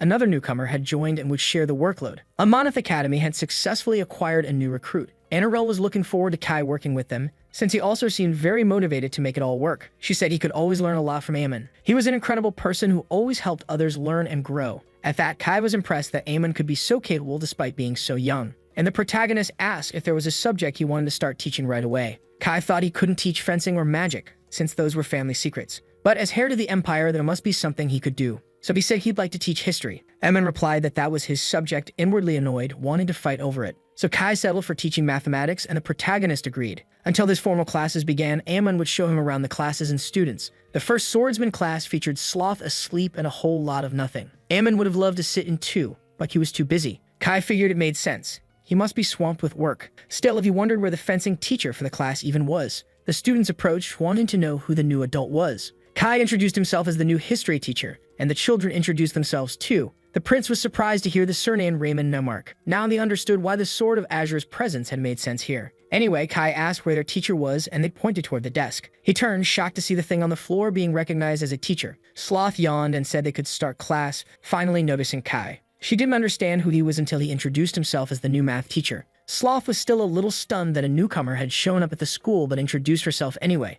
Meanwhile, Kai wondered if she was truly a swordswoman from the Field family. Regardless, she decided to start the class immediately. But even the swordsmanship lessons left him confused by the mess. He approached and asked what exactly was going on, and asked if there was some kind of structure or sequence she followed in her teaching. Sloth explained that Boris had already chosen magic as his career path, so he learned the basics of sword lessons and spent his free time studying on his own. Even so, Kai believed physical training required consistent practice. Raven belonged to a sword school with its own training methods, and he was even better than Sloth, his own instructor. Kai didn't understand why there still weren't formal lessons being held. That kind of application class was careless and unbalanced. Sloth asked whether he was a commoner or a noble. Even knowing he was the prince, he replied that he was a noble from a viscount's family. Then she asked if he knew how big potato seeds should be. He answered that he didn't know, and Sloth said that's how it worked. You only learned what you needed for your daily life. Anyway, Kai remembered Ammon and acknowledged that he was a worthy role model as a teacher. But Sloth believed it was better to stay away from that piece of trash. Kai didn't understand how she could say such rude things, and Sloth decided to explain, listing all the bad things Ammon had done. Even so, Kai wrote everything down in his notebook as if it were Sloth's fault. And he didn't seem even slightly concerned about Ammon's lack of conduct. Sloth kept ranting about how much she hated him, slandering him to the max. A bit later, Ammon asked how the swordsmanship lessons went, and Kai felt like his ears were bleeding after hearing so many bad things about him. Still, he hoped there would be something meaningful to say about it all, and he replied that it wasn't anything special. There wasn't even anything to praise to begin with. Ammon asked if, by any chance, the instructor had badmouthed him again. He couldn't really blame them. It was his own fault for leaving himself open to criticism. Kai ended up impressed because the mindset he saw in Sloth as an educator and her reputation for skill were actually hiding such a foul mouth. He couldn't believe that such a loud, lazy teacher could be that kind of person. But maybe the magic teacher would be different. At least that's what he wanted to believe. So Kai knocked on the door to introduce himself to Mario, saying he came to observe the class. Mario Rundum was a viscount and a hero from the old war. He was a famous man from a prestigious magic tower, and his extensive military experience should have given him great judgment of character. That's when he caught Mario cursing Ammon as the true scum of the earth, and he wondered if this guy was even qualified to be a teacher. After all, he was drunk in front of the students and used vulgar language. The day before, he couldn't even tell if Ammon was human or a bat. Kai asked the kids if what Mario was saying was true. Kalila thought that if it had been yesterday, it was actually Amon's own decision. She explained that Amon was a wise teacher who cared for his students. That made Kai genuinely happy to hear. It was exactly what he hoped for from Ammon. Kalila looked at the teacher proudly, thinking he was kind of weird. Despite Mario being a drunk, foul-mouthed man who constantly badmouthed Ammon, his lessons were flawless, and Kai could see he had real potential as an educator. It wasn't the best for the Empire's official curriculum, but they were excellent classes. For Boris, who aspired to be a mage, he focused on theoretical studies. For Chloe and Raymond, who aspired to be knights, he taught basic principles, also that their performance in magic combat could be improved. If Mario could teach well while drunk, he'd be even better sober. Now things started to make a bit more sense to Kai. The two relatively incompetent teachers were simply jealous of Ammon and mocked him. Ammon wasn't someone who deserved to be underestimated by either of them. As previously mentioned, their evaluations were quite low in Kai's view. The last classes of the day were history, taught by Ammon himself. During those lessons, Kai found himself crying from excitement and admiration. He was following the imperial curriculum perfectly, just as expected. And all the students were actively engaged in the lessons and learning. A true educator like Amon was just being unfairly criticized. Kai felt he should use his crown prince status to fix this injustice. But he stopped himself. He had to completely hide his identity and abilities. For now, he was just Professor Kai of House Stro. He couldn't just use his royal status whenever he wanted. Instead, he would fix the school's corruption through his own efforts. Even though he was getting all this attention, Amon was feeling chills for some strange reason. And so, a week passed since he became a new teacher at the academy. Ammon, determined to secure his position, was studying intensely, all in preparation for his upcoming certification exam for head instructor. While doing so, he was convinced he would pass without issue. The other teachers hadn't even spoken to him in the past few days. Even the headmistress hadn't called on him for any trivial matters since then. So now, Ammon had all the time in the world to focus on his studies. However, he was caught off guard by a visit from Chloe and Mario. He didn't understand why this was happening, especially so late at night. The two wanted to offer a gift of alcohol and desserts to wish him good luck. Ammon couldn't figure out what this was. Maybe they were poisoned? He almost worried they had gone so far off the edge from exhaustion that they'd lost it. but they seemed just as weird and annoying as usual. Sloth got annoyed and kicked him, to which Amon responded that them acting strange was stranger. Mario said they just wanted to clear up all the misunderstandings the right way, and Sloth agreed, because they realized they'd been too harsh on him. They felt bad for ignoring him all this time while he was helping the academy. They simply left Amon on the floor as they apologized and walked away. The protagonist just watched it all, completely confused because it happened so suddenly. There was no way they had suddenly reflected on their actions just because of the school duel, especially not people like Sloth and Mario, who were so stubborn. So he wondered if they were trying to gain Amon's favor, all because he was about to get promoted, and they wanted to stay on good terms with their future superior. That made him laugh, realizing this must be what power tasted like. Sloth sighed, still unable to believe someone worse than Amon had joined the academy, and Mario agreed, because Amon would soon find out the truth about that lunatic new professor and his bizarre thoughts. The next day, the protagonist felt it was a special day. If he failed, he'd end up in serious trouble. But with all the studying he'd done, he was confident he'd pass at the top of the class. Even so, for some reason, he felt uneasy about all of it, as if some kind of reluctance had built up in him ever since Mario and Sloth's visit. That morning, the headmistress seemed a little down, because no one had applied to join the school in the week following the competition, even though they'd risen with victory and straightened out their paperwork. Even the students were asking for Amon to teach the next day's classes. It was clear something strange had been going on while he was away. When he finished his exams, everyone was complaining that the classes were too hard. At this rate, they'd end up repeating the year and not even get a chance to take the test. But Amon was confident. He'd prepared in advance, expecting this very situation. Smiling, he knew it was only a matter of time before his brilliant future arrived. After going out to eat and returning to the school, the protagonist was in a good mood, at least until he ran into Kai, who was extremely happy to see him, and asked if he could eat with him at the same table. Amon allowed it, thinking that since he'd soon be the supervisor, it was a chance to build rapport. He should listen to the new teacher's struggles or whatever else came up. Amon mentioned that it had been a week since Kai arrived and asked how things were going. Kai replied that there was just one thing which made the protagonist tense. It seemed like newcomers these days didn't have any sense at all. Still, Amon asked what was bothering him. He wanted to hear it, and Kai said there was no need to worry him with something like that now. Still, Amon felt like he was just being toyed with a little here. But he commented that it was natural to face difficulties in the first week. Some challenges were just part of starting a new life at the school. He'd get used to it soon. Kai thanked him for the advice and Amon nodded, saying he was planning to visit Kai's class the next day to see how things were going. That made Kai very happy, as it would be an honor to have him in his classroom. However, the protagonist noticed that Kai was only eating sausages. Kai tried to answer, but Amon commented that he seemed like the picky eater type. But there was no helping it. Since his junior wasn't eating everything, he helped out, and he just took one of the sausages from Kai's plate to eat it for him. He happily munched away while Kai remained silent, just watching. Kai's opinion of Amon dropped, just because he ate his sausage. The next day, during the swordsmanship lessons, the protagonist went to check things out, and witnessed something unbelievable, because the lazy teacher was actually doing something. She was running around the whole training field while singing the imperial anthem. Kai was shouting at her to keep going, faster, better, with more energy. Amon approached and asked what was going on, and how exactly Kai had convinced her to suddenly start trying so hard. Kai replied that he had threatened to report her to the education department for negligence. He was caught off guard, but even so, it was a bit extreme. Sloth agreed, nearly crying from how desperate she'd become. Since Amon was there, she hoped he'd rescue her from that insane routine. But the protagonist agreed that even that wasn't enough. They should probably strap weights to her limbs so she could push herself harder. And Kai agreed, prompting Sloth to growl that she was an idiot for counting on Amon. Still, Amon was surprised because the teacher was doing well. There wasn't anything wrong with the way the class looked at that moment.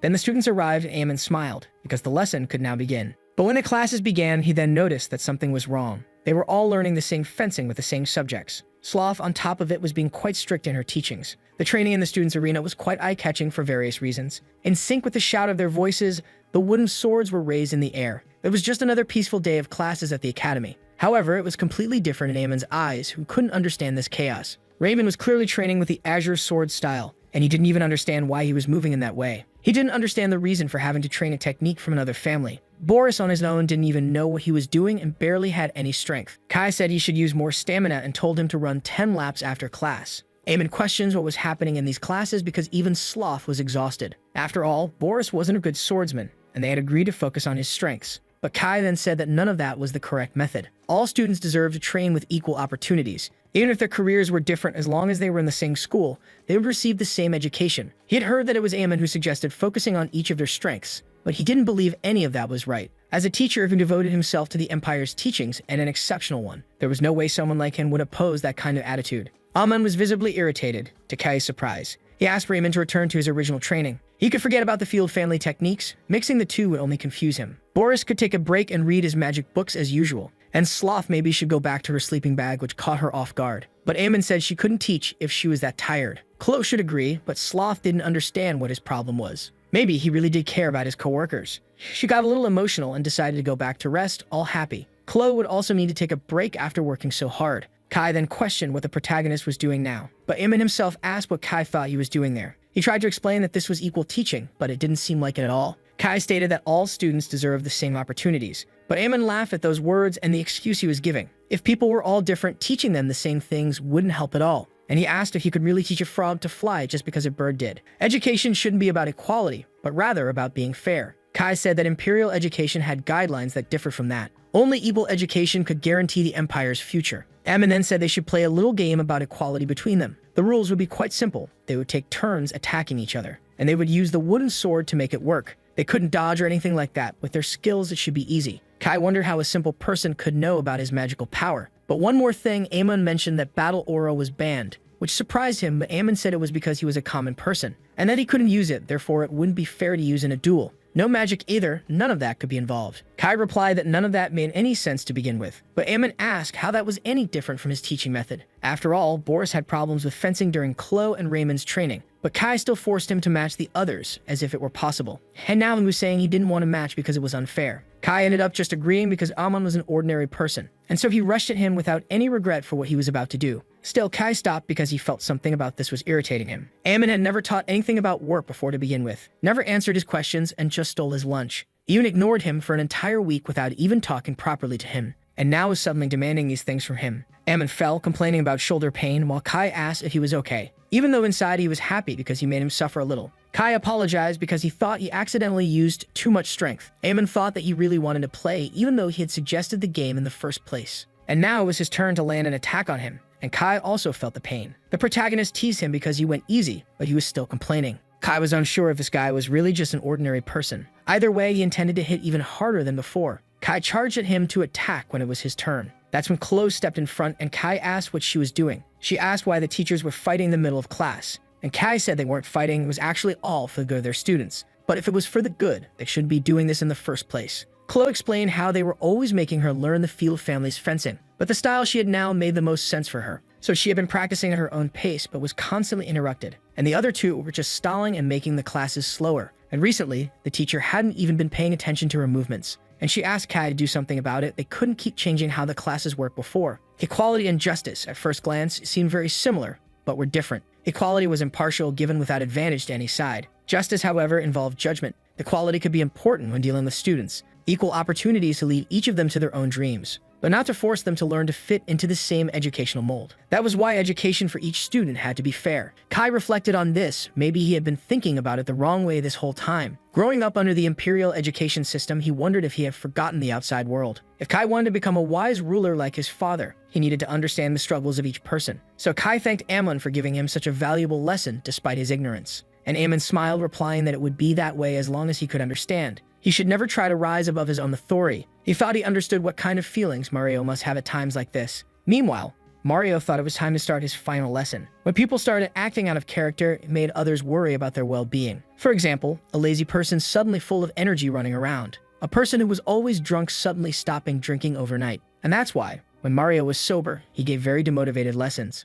Amon wondered if that guy had really been that sad to begin with, and whispered to Boris asking if he had really stopped drinking or something like that. And he replied that it wasn't really the teacher. He could look closely. Looking carefully, Mario even cried with sadness when he saw a bottle. Amon saw the horrid scene of him tearing up a book and licking the paper, shocking the others. And Amon asked Kai if that by chance was also his fault. He replied that, according to the article, a teacher's conduct must be dignified, and engaging in education under the influence of anything in body or mind was wrong. Amon smacked him on the head because he still hadn't learned his lesson. Kai replied that it was still different from before. Teachers could vary, but their conduct in class should be proper and upright. Amon replied that that teacher was useless if he wasn't drunk, and questioned if he intended to make him give bad lessons just to follow the law. Instead, he intended to take care of it. He'd just let the kids study on their own. Kai wondered what exactly he intended to do to take care of it by himself. Meanwhile, Mario was complaining about the taste of the paper he had tried to eat, and Amon asked if he could have a moment to talk to him. Immediately, Mario screamed in desperation with a deja vu that he would get punched, especially because he was being dragged out of the room even though he wasn't drunk. Instead, the protagonist offered him a drink to make him feel better. Mario was so touched he cried at what he was seeing, not sure if it was really okay to do something like that. And Amon agreed because Kai had approved him going back to drinking. He almost got worried that the drink might be poison for Amon to be so generous. But Mario drank it in one gulp and immediately felt good, full of energy. But even so, he asked what Kay's problem was. First, he started by threatening to report to the education department, and Amon understood that Kai must have threatened the other teacher the same way he did Sloth. Amon said that Mario always did his best in class when he was drunk, and he just thought it was the right thing to do while receiving qualified education. Mario believed he was a good teacher even without being drunk. But the protagonist retorted that he should never do that again in his life. After a moment, Mario smiled and said he was thinking of leaving the academy. Amon was caught by surprise, not understanding the reason for it, and he replied that it was because Kai had recently joined them, and he thought he could take a step back and let new talent emerge. Amon hadn't realized he had such feelings to begin with, but deep down he had no intention of letting him leave at all. After all, he would have to take care of all the paperwork alone afterward. It was only because Kai had definitely forced him to stop drinking that he wanted to leave. So he reminded him that one day Mario had said something important. As long as there were students, the future of the academy would never fail. Not even Mario remembered saying something like that, but agreed nonetheless. And that applied to their own teachers as well. As long as there was even a single student in class, a teacher must not be absent. Even if a student grew and left the place, it was enough for him to fulfill his role. And maybe Amon sounded a little strange saying that. Thanks to him, he was able to recognize and accept things he'd never considered before. He was someone who could inspire not just the students of the school, but also his own fellow teachers in the classroom. That was the kind of work an educator should have there. Mario was moved by his words. He never thought he was seen that way. But instead of shaking hands, Amon grabbed his bottle and smashed it on the floor, telling him to stop stalling and get back to teaching already. And so Mario returned to his not-so-sober state and began teaching again, resulting in the creation of one of the greatest classes of all time. Boris and all the others nearly cried from so much emotion after everything, and they simply gave a round of applause with tears streaming down their faces. Meanwhile, Kai's loyalty to Amon became even stronger than before. The protagonist acknowledged that he had worked hard over the past week, and he was probably getting used to the academy by now. Kai agreed since the food and everything was spectacular. The protagonist had to agree since it was something they could truly boast about. Still, Kai stated that they could be proud of having someone like Amon, and the protagonist laughed full of pride knowing he could be trusted. That's when Mario and Sloth appeared, surprised by what they heard. It was the first time they had heard that Amon was the academy's dean. Amon was surprised that neither of them knew about it until now, and both agreed that they were hearing it for the first time. The protagonist then asked why he had received those snacks earlier, and realized it was because the two were totally out of it thanks to Kai. Either way, the protagonist said nothing had been confirmed yet, but the headmistress had mentioned he might receive the responsibilities of the dean. Kai was equally impressed as expected from such an incredible educator. Even though he had practically secured the position, he was still that humble. Power spared no one, and Amon, as a newcomer, knew how hard it was. To rise even higher in rank than before, the others would resent him even more. When he looked at them, it was clear the teachers were not too happy about it. In truth, Sloth was just tired from practice and Mario just wanted to drink. At that, Mario asked him to offer his condolences because he didn't even know what was coming. Amon didn't understand what that meant since being the dean should be a good thing. He should have known that the preliminaries and plans were made under blessed initiatives. And Mario agreed, which left Amon confused about what that implied. Seduced by the sweet scent of the Academy's third-in-command's power, he had forgotten. Performing the duties of what a retirement meant, he would be taking on the high-ranking paperwork. The vice director, Bless, only wanted to expand the cafeteria and increase the meals, while the headmistress was a lunatic addicted to gambling and things like that. Either way, Emma needed to stop all of that immediately. Meanwhile, Anirel was finishing her tasks for the day. That's when Amon barged into the room running, and the elf didn't understand what happened. After all, out of nowhere, he grabbed the paperwork to see exactly what was going on. He was worried she might be focused on investing in another crazy race. That's when he stopped to look and froze at what he found. For some reason, all the documents were intact. Anirel didn't understand, and Amon set aside his worries, asking if she was no longer interested in things like races and gambling. And the elf gave him an intense look because he certainly shouldn't think so little of her. Like an airheaded person who had only been the headmistress until now. Even so, Anirel wanted to do her job properly, and Amon replied that that wasn't really what he meant. For some reason, she was still sulking about it. However, Anirel asked what brought him to her office this time. The protagonist asked if she didn't think she should hand those papers over to him. After all, he would eventually work as the dean once he received his certificate. The headmistress agreed that was true, but she had hesitated. Because as someone who had until now been just an ordinary teacher, Anirel worried if she should pass on such important tasks right now.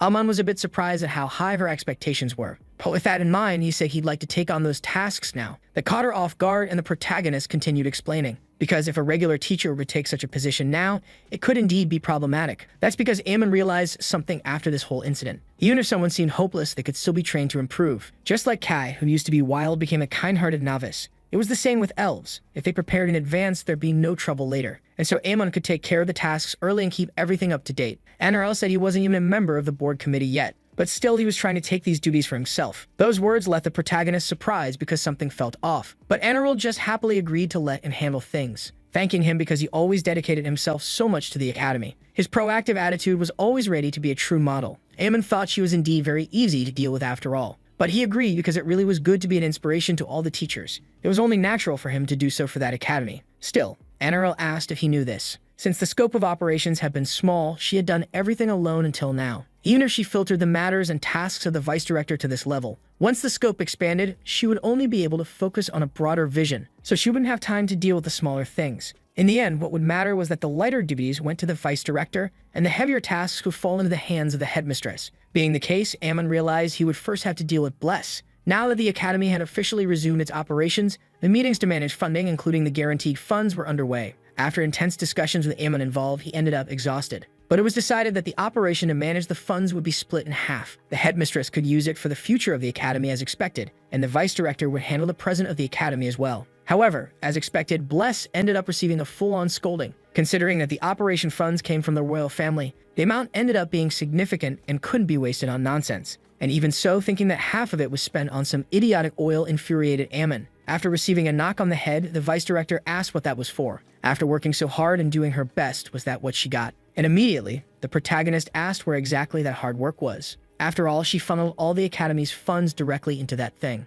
operating to support the King Wyvern's hunting squad when it was meant for the school, and she still had the nerve to call that hard work. Less stammer that a fool who knew one thing wouldn't know another. If he wanted to use the King Wyvern oil to make more delicious things, it was possible. That again made Amon smack her to stop talking like an idiot. She dared to complain after making such a useless contract. It was quite the hole to fill at this point. That's when the protagonist paused, seeing that the contract was with the Silver Sword Company. That was a company renowned for its achievements during the Great War, as well as conquering numerous monsters and high-difficulty dungeons. But those idiot mercenaries probably couldn't even read. They likely just passed the contract along without even thinking about it. It was like a one-line insult, but not exactly wrong. The mercenary group had desperately banded together and acted like that, trying to close contracts with anyone to secure better operations. However, this was the commercial city of Amur. The one managing that contract was Count Devil. Bless said he was a noble of that city who supported that mercenary group. Suddenly, Amon said they should head there, to the place he obviously meant. They set off for the office of the Silver Sword Mercenaries. The next day, the protagonist went to say that the King Wyvern was extremely dangerous,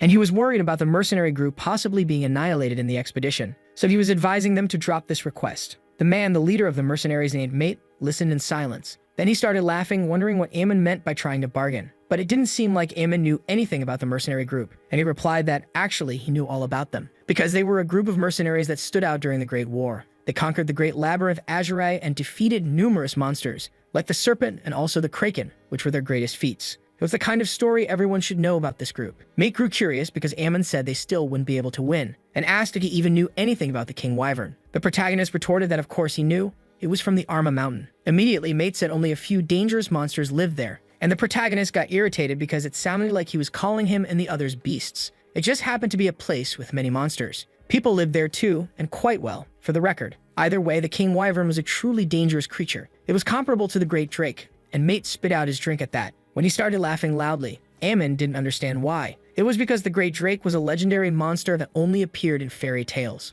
This was the first time he saw someone joke about breaking a contract. Now he understood, he would cancel the contract immediately. The others didn't understand why that had been easier than expected. Les asked him to wait, and Amon wanted to know about the deposit that was made. Mate said that since it had been quite a while since the deposit was made, he couldn't return the full deposit at this point. But beyond that, there was a penalty and termination fee for breaking the contract. And the amount of money to be paid was so high Amon screamed out loud, which made him smack Bless and called her a crazy vice director. All the operation funds, all the money, had been spent on that stupidity. Anyway, Mate said that if he still had objections, he was free to hire a lawyer. Amon asked if they still intended to hunt the King Wyvern. If their group ended up wiped out, no one could retrieve the funds. Mate laughed, saying the protagonist was underestimating them way too much. Mate stated that their mercenary group had hunted dozens of notorious drakes. Amon replied that they were nothing more than prey in front of a King Wyvern, which only made the leader more curious, asking if he had even seen one to begin with. And the protagonist replied that he was speaking because he truly knew what they were like. He saw several of them flying above his town every single day. But since he was so worried, Mate suggested he could join the group and help.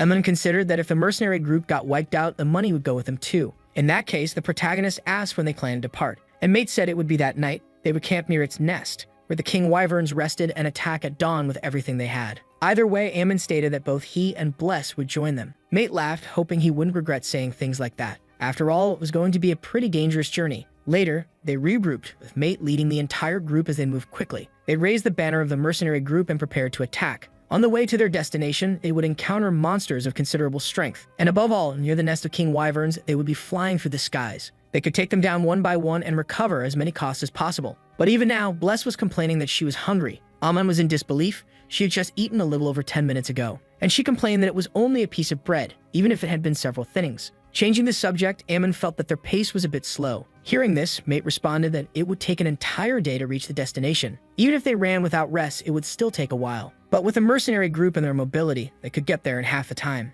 Ammon replied that they would just proceed slowly if it would only take half a day. Though he smiled, Mate was growing increasingly furious inside. He was being looked down on more than ever before by the protagonist. Eventually, the group began to move to the rear and continued along the path. Ammon told the vice director that all of this was too frustrating. They could simply rush ahead and pass them, but Bless was low on energy from hunger. So the protagonist laughed. He didn't expect her to be so much weaker than the headmistress. And he asked if dark elves were really that inferior to regular elves. Right away, Bless told him not to compare her to that pale elf, and Ammon laughed because it was ridiculously easy to convince her otherwise in the blink of an eye. In the next instant, she took off running and the protagonist couldn't even catch up to her. Even the other mercenaries were left confused, because the two of them ran so fast they looked like the wind. Ammon commented that she was impressive when running and she laughed proudly. He was an ignorant human. Dark elves were a nocturnal clan to begin with, but Ammon proved to be faster, which forced her to push herself even harder. Bless was too hungry and ended up stumbling and falling to the ground. Meanwhile, a guild member told Mate that the visitors had vanished. They were supposed to be at the rear, but weren't, and they wanted to go look for them. Mate replied that they were probably just tired. He had already told them they'd be left behind if they didn't hurry, so they might as well leave them behind if that were the case. Suddenly, they stopped when they heard a noise and wondered if it was the King Wyvern.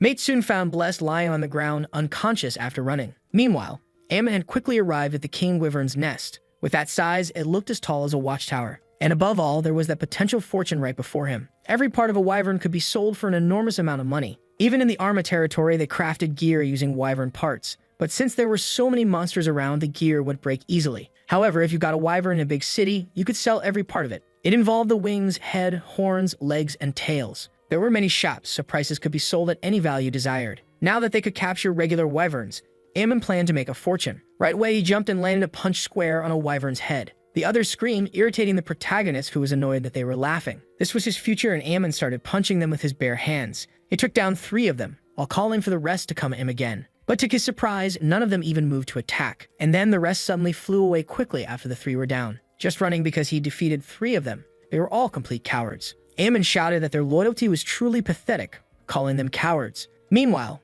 Mate realized the wyverns seemed very close now. In fact, they were almost at the nest, and it was a good time to take a break. The mercenaries would eat some rice balls while that happened, and Bless lunged at them to eat in under a second. While that chaos was going on, the protagonist was completely lost. The wyverns he knew used to be extremely aggressive monsters, and they would relentlessly attack humans with full force. Even so, Ammon had only managed to take down 3 of them after being there all night. Suddenly, he heard shouts that they had arrived at the King Wyvern's nest. The protagonist waved to Mate as soon as he saw the group arriving, and Mate was surprised because he saw him there, thinking he would have died already. And Ammon replied that he went ahead first, which caught him off guard, wondering who exactly that guy was to begin with. From what he could see, Ammon was neither a swordsman nor a mage, and still he was surprised to find he had taken down a wyvern too. Mate said they would prepare to camp and that Ammon should get some good rest. After giving a few members time to recover, they would get ready to attack as soon as dawn broke. Ammon understood and asked if they had seen the vice director, and they showed that they had tied up Bless after all the chaos she caused. It couldn't be helped. Bless even tried to eat one of their members.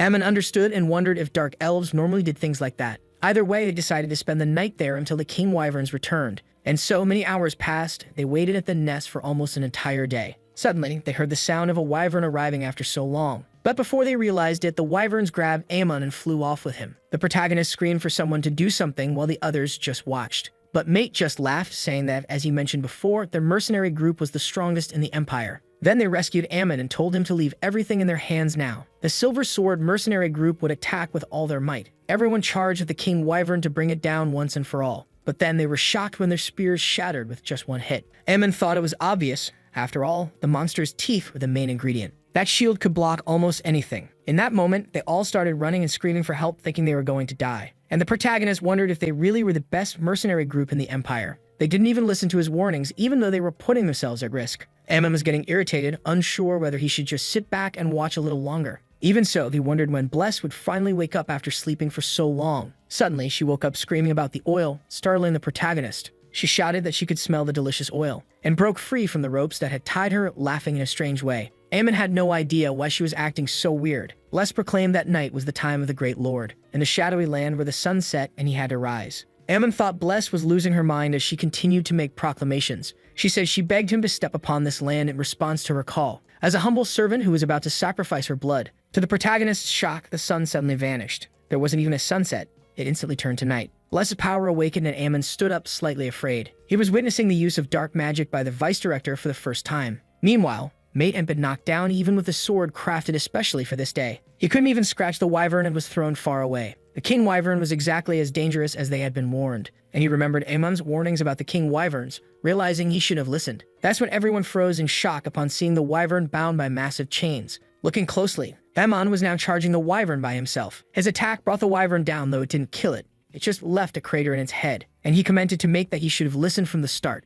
Mate replied that he was just taking a break to rest, but the excuse made no sense, and the protagonist simply accepted it without arguing. Instead, he asked Bless if she could restrain the monster with her dark magic. She just growled, so he asked her again to do it now. Bless restrained it with more magic, impressing the protagonist, and he told her to squeeze tighter. Bless enjoyed the wyvern's noises. If it could offer oil, it would be even cuter in her eyes. When she tasted the oil on her tongue, she was thrilled by how sweet and delicious it was. And then she jumped forward to get more, prompting Ammon to shout at her not to. After all, the magic would be undone if she got too close and lost focus. But Bless was too fixated on the flavor of the sweet, addictive oil. To her, it was true paradise on Earth. This forced the protagonist to leap forward to try to save her. Thus, Ammon grabbed Bless as the monster fell, barely saving her from death. She really was something incredible when using those powers, and he asked why she had been so careless. He was seriously worried. He thought the King Wyvern might actually end up dying from how dumb she was. After knocking her out with a headbutt, the protagonist sighed. Now there was no chance to rest at all. But he couldn't avoid it. He would borrow a sword and fight. He decided to grab a sword from Mate to face the King Wyvern.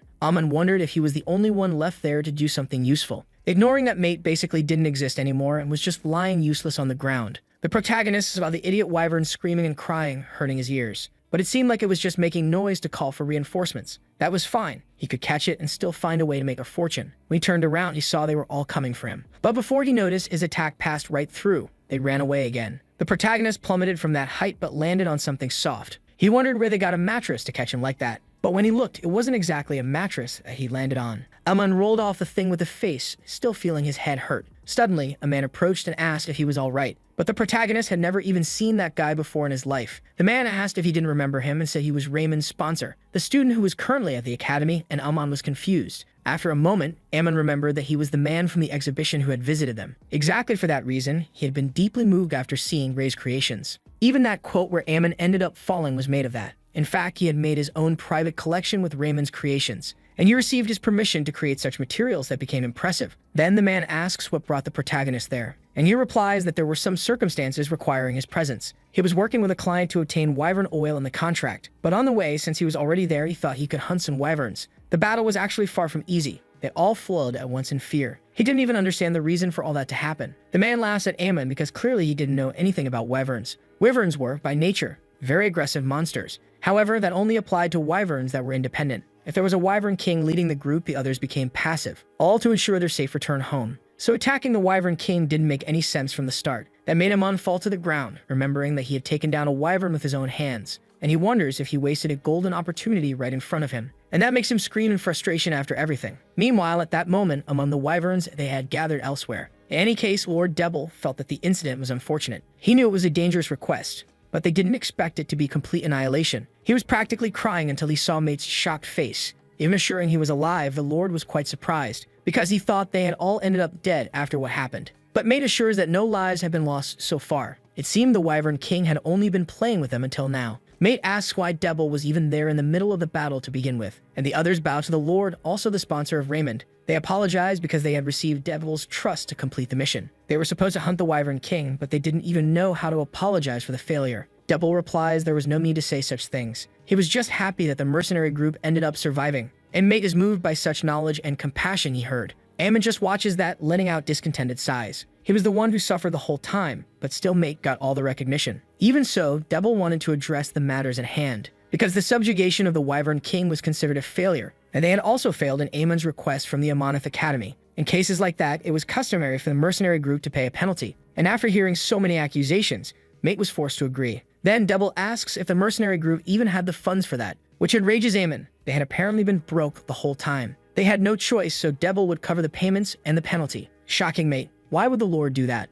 But it should have been obvious. To Devil, the mercenary group was more valuable than any money. The men all get emotional and celebrate their sponsor. Meanwhile, Amon goes to talk to the vice director to wake her up. After all, they would receive the payment and also the penalty back. When she heard about it, all Bless cared about was the Wyvern King oil. Without it, she couldn't make her delicious fried dishes. And so, with Amon fuming and Bless running off, everything came to an end. The Amanith Academy managed to recover and also secure its funds back. With that, they returned to their daily lives at the Amanith Academy. Sloth trained a lot until late into the night after everything. She laughed because her father and brother always told her not to get obsessed with her skills. But as a member of the Field family, she couldn't let go of her pride. She needed to become even stronger quickly to become a master swordswoman. But before that could happen, she would take a quick rest. Still, nothing compared to the comfort of her sleeping bag after everything. But before she could rest, everyone at the school heard a loud scream. The teachers gathered, wondering what exactly was that whole chaos. It sounded like a human voice, but it was too bizarre to be human. Sloth agrees it sounded more like a monster, and Mario knew he had heard it before. They all talk until they realized someone was missing. When they looked, Amon was collapsed on the ground in that weird way. Mario realizes that judging by the circumstances, he fainted after reading the letter. When he read it, he saw that Amon had failed the teaching certification exam. Kai comments that it was indeed the kind of exam that was very tough to deal with. However, Mario says it was for the second level, which was even more impressive. Kai couldn't believe that his incredible senior had failed the second level exam. But then they realized he really did end up failing. Yoon Kai passed the second level teaching certification exam. This was the first time he had met someone dumb enough to fail it. They keep badmouthing Amon while he could hear them perfectly well. And at that very moment, he wakes up asking why they were all there. They say they heard screams coming from there and came to check what happened. Amon replies that he was fine, he had just had a horrible nightmare. That's when he rushes to grab the letter Mario had taken without permission. But Mario laughs, saying they were all classmates and should share secrets. Ignoring Amon's protests, Mario opens the letter with a huge smile on his face, because Amon passed all the other subjects but still failed the aptitude section. He asks what a teacher should do if a student makes a mistake,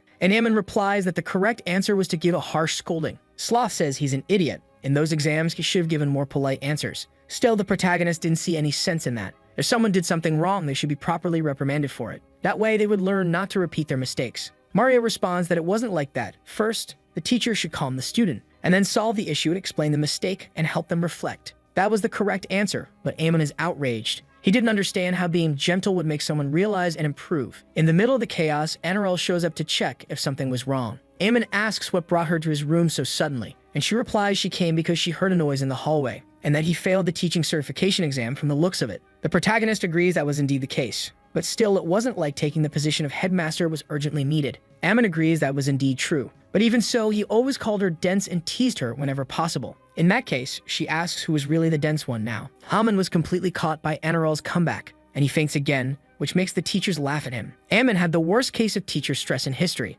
The next day during history class, Kai was crying while telling the students, because Amon didn't intend to teach them anymore from that point on. It had been 3 days since then, and Kai hadn't even brought snacks. Chloe complains because Kai always insisted and never gave breaks in class. Boris hated how he kept forcing the lessons so intensely. They all thought Kai was the worst, until Kai showed up smiling, asking if it was really that bad. Raiden gets startled and apologizes to the teacher, saying he was just joking. And Kai replies that it's okay just to try harder from now on. But still, it was that frightening passion from Kai that was the real issue. Anyway, the children ask when Professor Amon would return, and Kai says that unfortunately he still wasn't feeling well. He had heard that Amon hadn't even left his own room recently. Still, Kai continued the lessons, even knowing it wasn't going well. The children wanted to help Amon recover quickly from his shock. Chloe decides they should visit him, and Ray agrees it was a good idea. Seeing his face would make Amon happy immediately. She replies that with that weird doll of his, he'd probably just get even sicker. Putting their fight aside, Boris mentions they should all visit him, and he suggests they could buy a gift to help. His mom always said it was rude to visit someone without bringing something. Clove asks how much money they all had if they pulled it together, until they realized they had a very small amount in total. But Clove says not to worry, she had money. It was all the money she got from the previous competition, 13 gold coins. Everyone celebrates, but Raymond seemed especially downcast. His grandfather said that money and fame could always corrupt the soul, and could be thrown in the river immediately. That's why he never kept wealth. They ask if Chloe intended to use her prize money to buy the gift, and she replies no, she wanted to multiply it. Amon could just wait. They knew Amon's room had to be somewhere nearby. Since he hadn't left his room, the kids believed he must still be inside. That's when they saw Mario being thrown out of the room with a scream. He saw the children approaching, asking what had happened. They all wanted to give Amon a gift, but didn't know his preferences. Mario asked them not to go in yet because Amon was very furious. Every time he saw someone, he threw punches, especially at Mario, who provoked him. All because he failed his teaching certification exam. All the children looked at Mario with the same thought. It was obvious that Mario would stress someone out after provoking them so much. Instead, Mario comments that it was touching how much they were thinking about him. Chloe asks if he knew what kind of thing Amon might like, and he replies he had no idea about his preferences. But he knew Amon wasn't the type to care about the price of a gift. It could think of something heartfelt, made with sincerity. In the end, Mario was completely useless saying those things. It didn't take long before they ended up in a strange place. They found themselves in a battle arena, and Mario went off to drink. He seemed against it, even though he looked happy with drink in hand. Chloe thought it was a good idea to bring Mario after all. He served as their entry into the bar and kept things discreet by drinking. The plan was perfect, and Boris asks what the next step was. Chloe says they would fight for money, just like Amon did last time. In a way, it meant getting involved in betting. There wasn't much else they could do. They'd suggest that Raymond could go first, but he wanted to finish eating. It didn't take long for Boris to suggest that Chloe should go first, because Boris hadn't been practicing much with his fencing lately. The girl agrees it makes sense and asks if he was scared. That caught him off guard, but Chloe was teasing him for being a coward. He stammers that it wasn't like that. He was never afraid of any of it. But Chloe tells him to prove it if that was really the case. If he wasn't scared, he could just go in and prove himself. Boris thought he was just lucky the last time he got involved in a competition. There was no way he could win against any of those adult fighters. Still, Chloe pressures him to choose between fighting or running away. And finally, he's forced to go in while she bets a gold coin on him. The adults were confused to see a child inside the arena, and she says she was at the table with Mario, who was just her excuse to get in. Her uncle was very drunk and asked her to place a bet on his behalf. That convinced them, but then one man gets confused because Viscount Rumdon was there. The name Boris also seems somewhat familiar to him. That clearly seemed led a high-risk individual to the man. He was worried and nearly ready to report all of them for being dangerous. In front of him, he was almost sure that the girl had to be Chloe. But she herself didn't understand why she was getting that much attention. Even so, he smiles and ends up letting them into the competition. Meanwhile, the man who was about to place a bet was very excited and tells Dexon to show them what they were made of in this fight. Dexon replies to his master that he wanted to avoid a duel with the boy Boris. The master asks if he was afraid of just a mere child, and he replies that it wasn't just any ordinary child actually, because Boris was the ball breaker, and all the fighters were terrified of him. Dexon still had nightmares about the day Boris defeated his opponent, and even he wanted to have a happy family with a wife someday. That's why he would avoid fighting the boy at all costs, even if it broke him. Either way, a special duel was announced to take place. Dexon was sent in. They called him the Fixer because he handled things quickly. Dexon was to face Raymond, who was ready to teach the guy a lesson. If he interfered in adult matters, he'd make sure he learned from it. Raymond asks if it's okay to use a sword like that, and Dexon laughs. Usually the rule was no weapons, but this was a special match. In that case, he uses his sword too, even with an aura blade, and immediately, Dexon runs off in desperation because Raymond was a sword master. For some reason, there were far too many dangerous people in that place, and he ran away in a panic, screaming for help just to survive. Even the referee was confused why Dexon tried to flee for his life, and Raymond won before the battle could even begin. They all earn a lot of money, and Chloe is happy because she knew it would work. He knew it was smart to bet 10 gold coins on Raymond, and that guy was quite famous, so they paid 4 times more for him. Raymond asks why he was famous, but Chloe had no idea. Instead, they decide they should start thinking about a gift for Amon. Mario yells that it could be alcohol, but no one pays attention to that. Boris suggests that a new history book for the class might be good. Chloe replies that Boris really worried her talking like that. Even though they were the same age, she was acting more mature. But thinking about it more, Chloe says it was actually pretty obvious. If a sick farmer were given a sack of potatoes, they feel bad. It would feel like they were being rushed back to work before they recovered. Boris better understood what Chloe was trying to say at that point. They should give Amon something that wouldn't make him feel bad about his job. But Chloe counters that the gift should be truly expensive. A history book didn't cost much, and if it was something like that, it wouldn't be worth it. For adults, the value of the gift was what really mattered. Even Mario didn't know where she got such harsh words from. Chloe simply asks him to leave because she didn't want to hear any more bad advice. Then she asks Raymond what he thought would be a good visit gift. She immediately regrets it when he suggests giving a doll. Chloe gets worried because none of them were even remotely useful in making it work. It seemed like she had no other choice at this point. She would have to show them how to make a proper gift decision. Time passes, but Amon was still trapped in his dreams. He dreamed of being recognized for fully serving the academy. He nurtured the Empire's future and overcame many difficulties with good results. As a reward, they were going to bestow him with a new honor and title. From now on, his title would be Idiot, and suddenly all of his co-workers appeared, calling him that over and over. Even Anirel showed up with that mocking face, calling him an idiot, and Amon woke up screaming in rage, wanting to kill them all with his own hands. When he saw the door open, he asked who it was and saw his students. They asked if they could have a moment to talk. Amon agreed, then looked on, somewhat shocked to see they'd brought a well-made gift. Actually, it was wrapped by Raymond with that creepy doll face of his. It didn't even need to be said. Amon could tell just by looking. Anyway, Boris says they all bought it together, and Chloe paid for most of it at once. But to their surprise, Amon was impressed by the gift, a premium pen, a model known to be worth 30 gold per piece. It was known as the Golden Horizon, said to be firm and durable, as strong as the teeth of a wyvern king and able to last a long time. It was truly a thoughtful and impressive gift. Amon hugs the children, deeply grateful for the gift. He loved it. Raymond says he just needed to get better already. Amon agrees, saying he'd recover quickly so he could teach again. The children knew he must be tired and left him to rest in his room. Amon had never thought he'd receive a pen like that in his life. In the end, the only ones he could truly count on were his students. That's when he froze, seeing his pen break right before his eyes. When he looked closer, he realized the pen was actually a fake. Even the writing was coming off in his fingers, which meant those kids had done all that, even with the fake gift. Amon was in disbelief, having put his faith in them only for this to happen. Kai never expected his senior to be acting like this for so long, but it's not like he could interfere in the outcome of the exam. While wondering what to do, Raymond shows up to see what he was doing. He had seen Kai sighing deeply non-stop until now, and Kai says he was worried about Amon actually. Raymond agrees.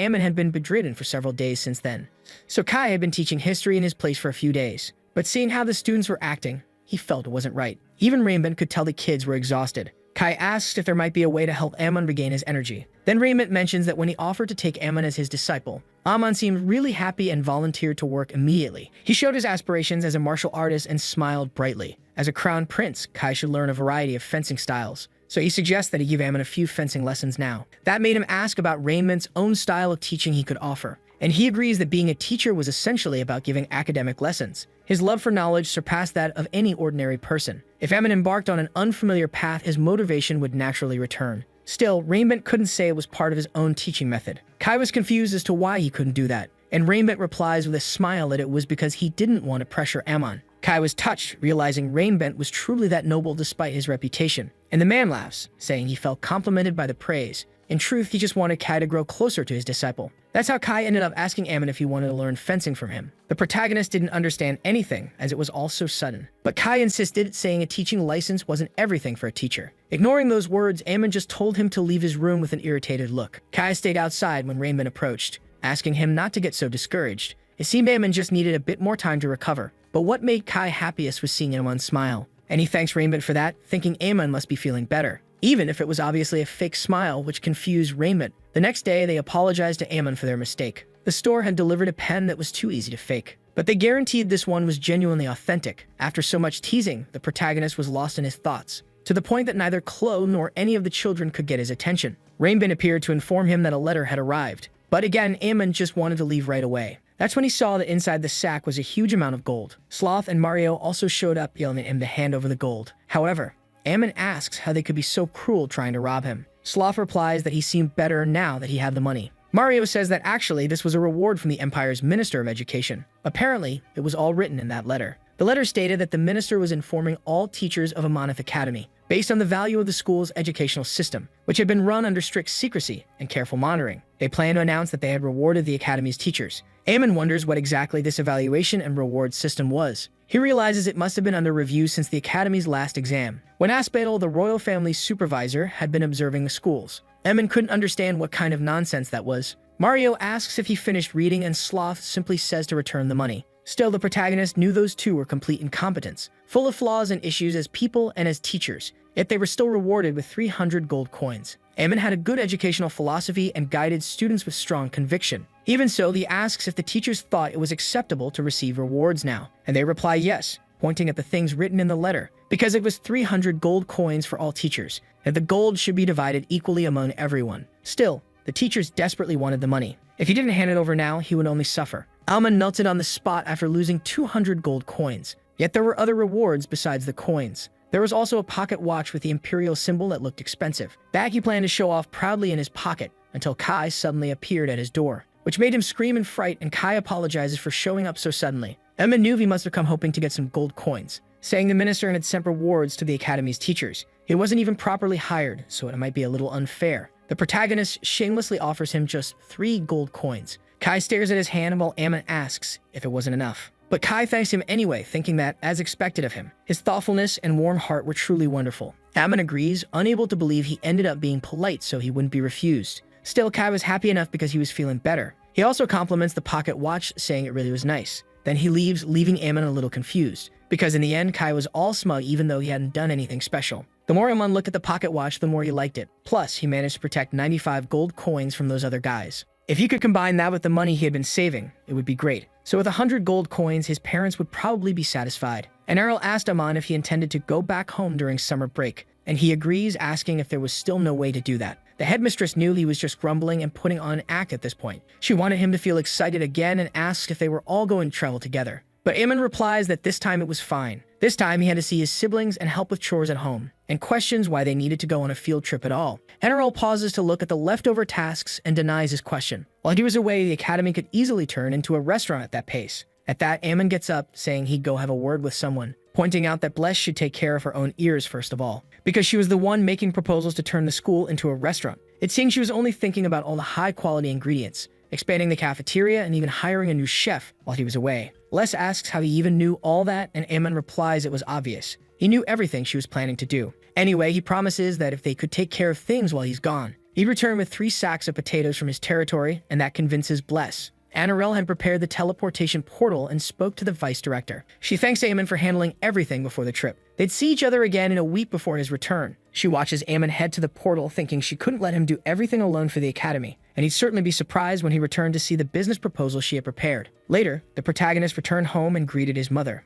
Aemon was surprised because she was fiddling with his stored weapon. She says the blade seemed to be having some problems lately. He also checks on the potato field, which seemed to be doing well. His mother says the crops had been doing fine since they last parted. Monsters had also become more scarce recently. That's when they hear noises, probably from monsters attacking again after some time. Aemon sulks, wondering why they return just as he arrives. And right away, his mother offers him the weapon so he can fight. But when he gets there, the fight is already over before he could do anything. Standing there was Aemon's older brother, Drake. Asks if he hadn't visited the territory just recently, and Aemon agrees but says he didn't meet them because he was with other company at the time. The older brother replies it's all right, they had all been busy after all. But now that they were free, they could all go eat together. Aemon is surprised because his brother was supposed to be working in town. Then their younger sister, Amy Drake, says they had been fired. Aemon gets irritated, asking what they meant by that. That makes him argue with Amy, who says there was a reason. But Aemon just wanted to fight because she always had that bad attitude. She says Aemon had worked at the factory store and she at the greengrocer's, but the owner would sometimes offer her fruit to eat.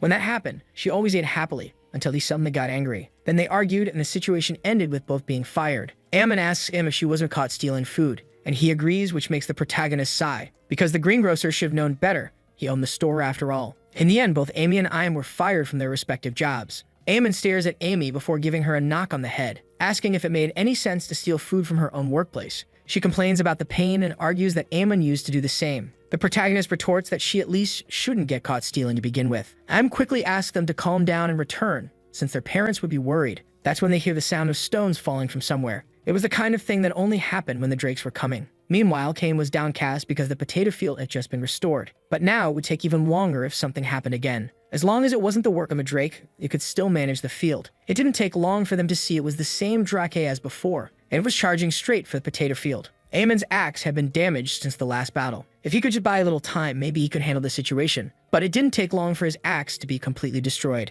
He saw the weapon he had cherished and kept at home break in two. Aemon cried over his lost weapon, then charged at the Drake with his bare hands. But really, it wasn't even the Drake's fault the weapon broke. It just became the target. Before anyone could react, Casella appeared. She tossed to the protagonist the weapon she had mentioned last time. Aemon didn't understand where that gift came from at first. Then he remembered it was that thing she had talked about before. It was a sword, but for some reason, it felt incredibly heavy. Casella explained that it was a sword made of adamant. Adamant was a very heavy, but also extremely durable material. A mythical metal said to symbolize immortality and eternity. But maybe, if he could attack with it, things might work out. At that, Aemon shouted at the Drake, calling it a potato thief and charging in. Everyone was shocked, including Aemon, when his attack actually affected the Drake. Its scales were harmed by the sword, and in that moment he knew. He used the Drake as fertilizer for the potato field and just eaten from. But before he could, Casella stepped in and asked him to wait, because the old Drake had a life too. Aemon stopped, not understanding what she was suddenly talking about. He asked if he was just supposed to let the creature that caused so much damage go free. She sighed. It was only trying to survive as well. They were also growing potatoes to live on. But if that was the case, Aemon didn't want to back down and let the Drake go.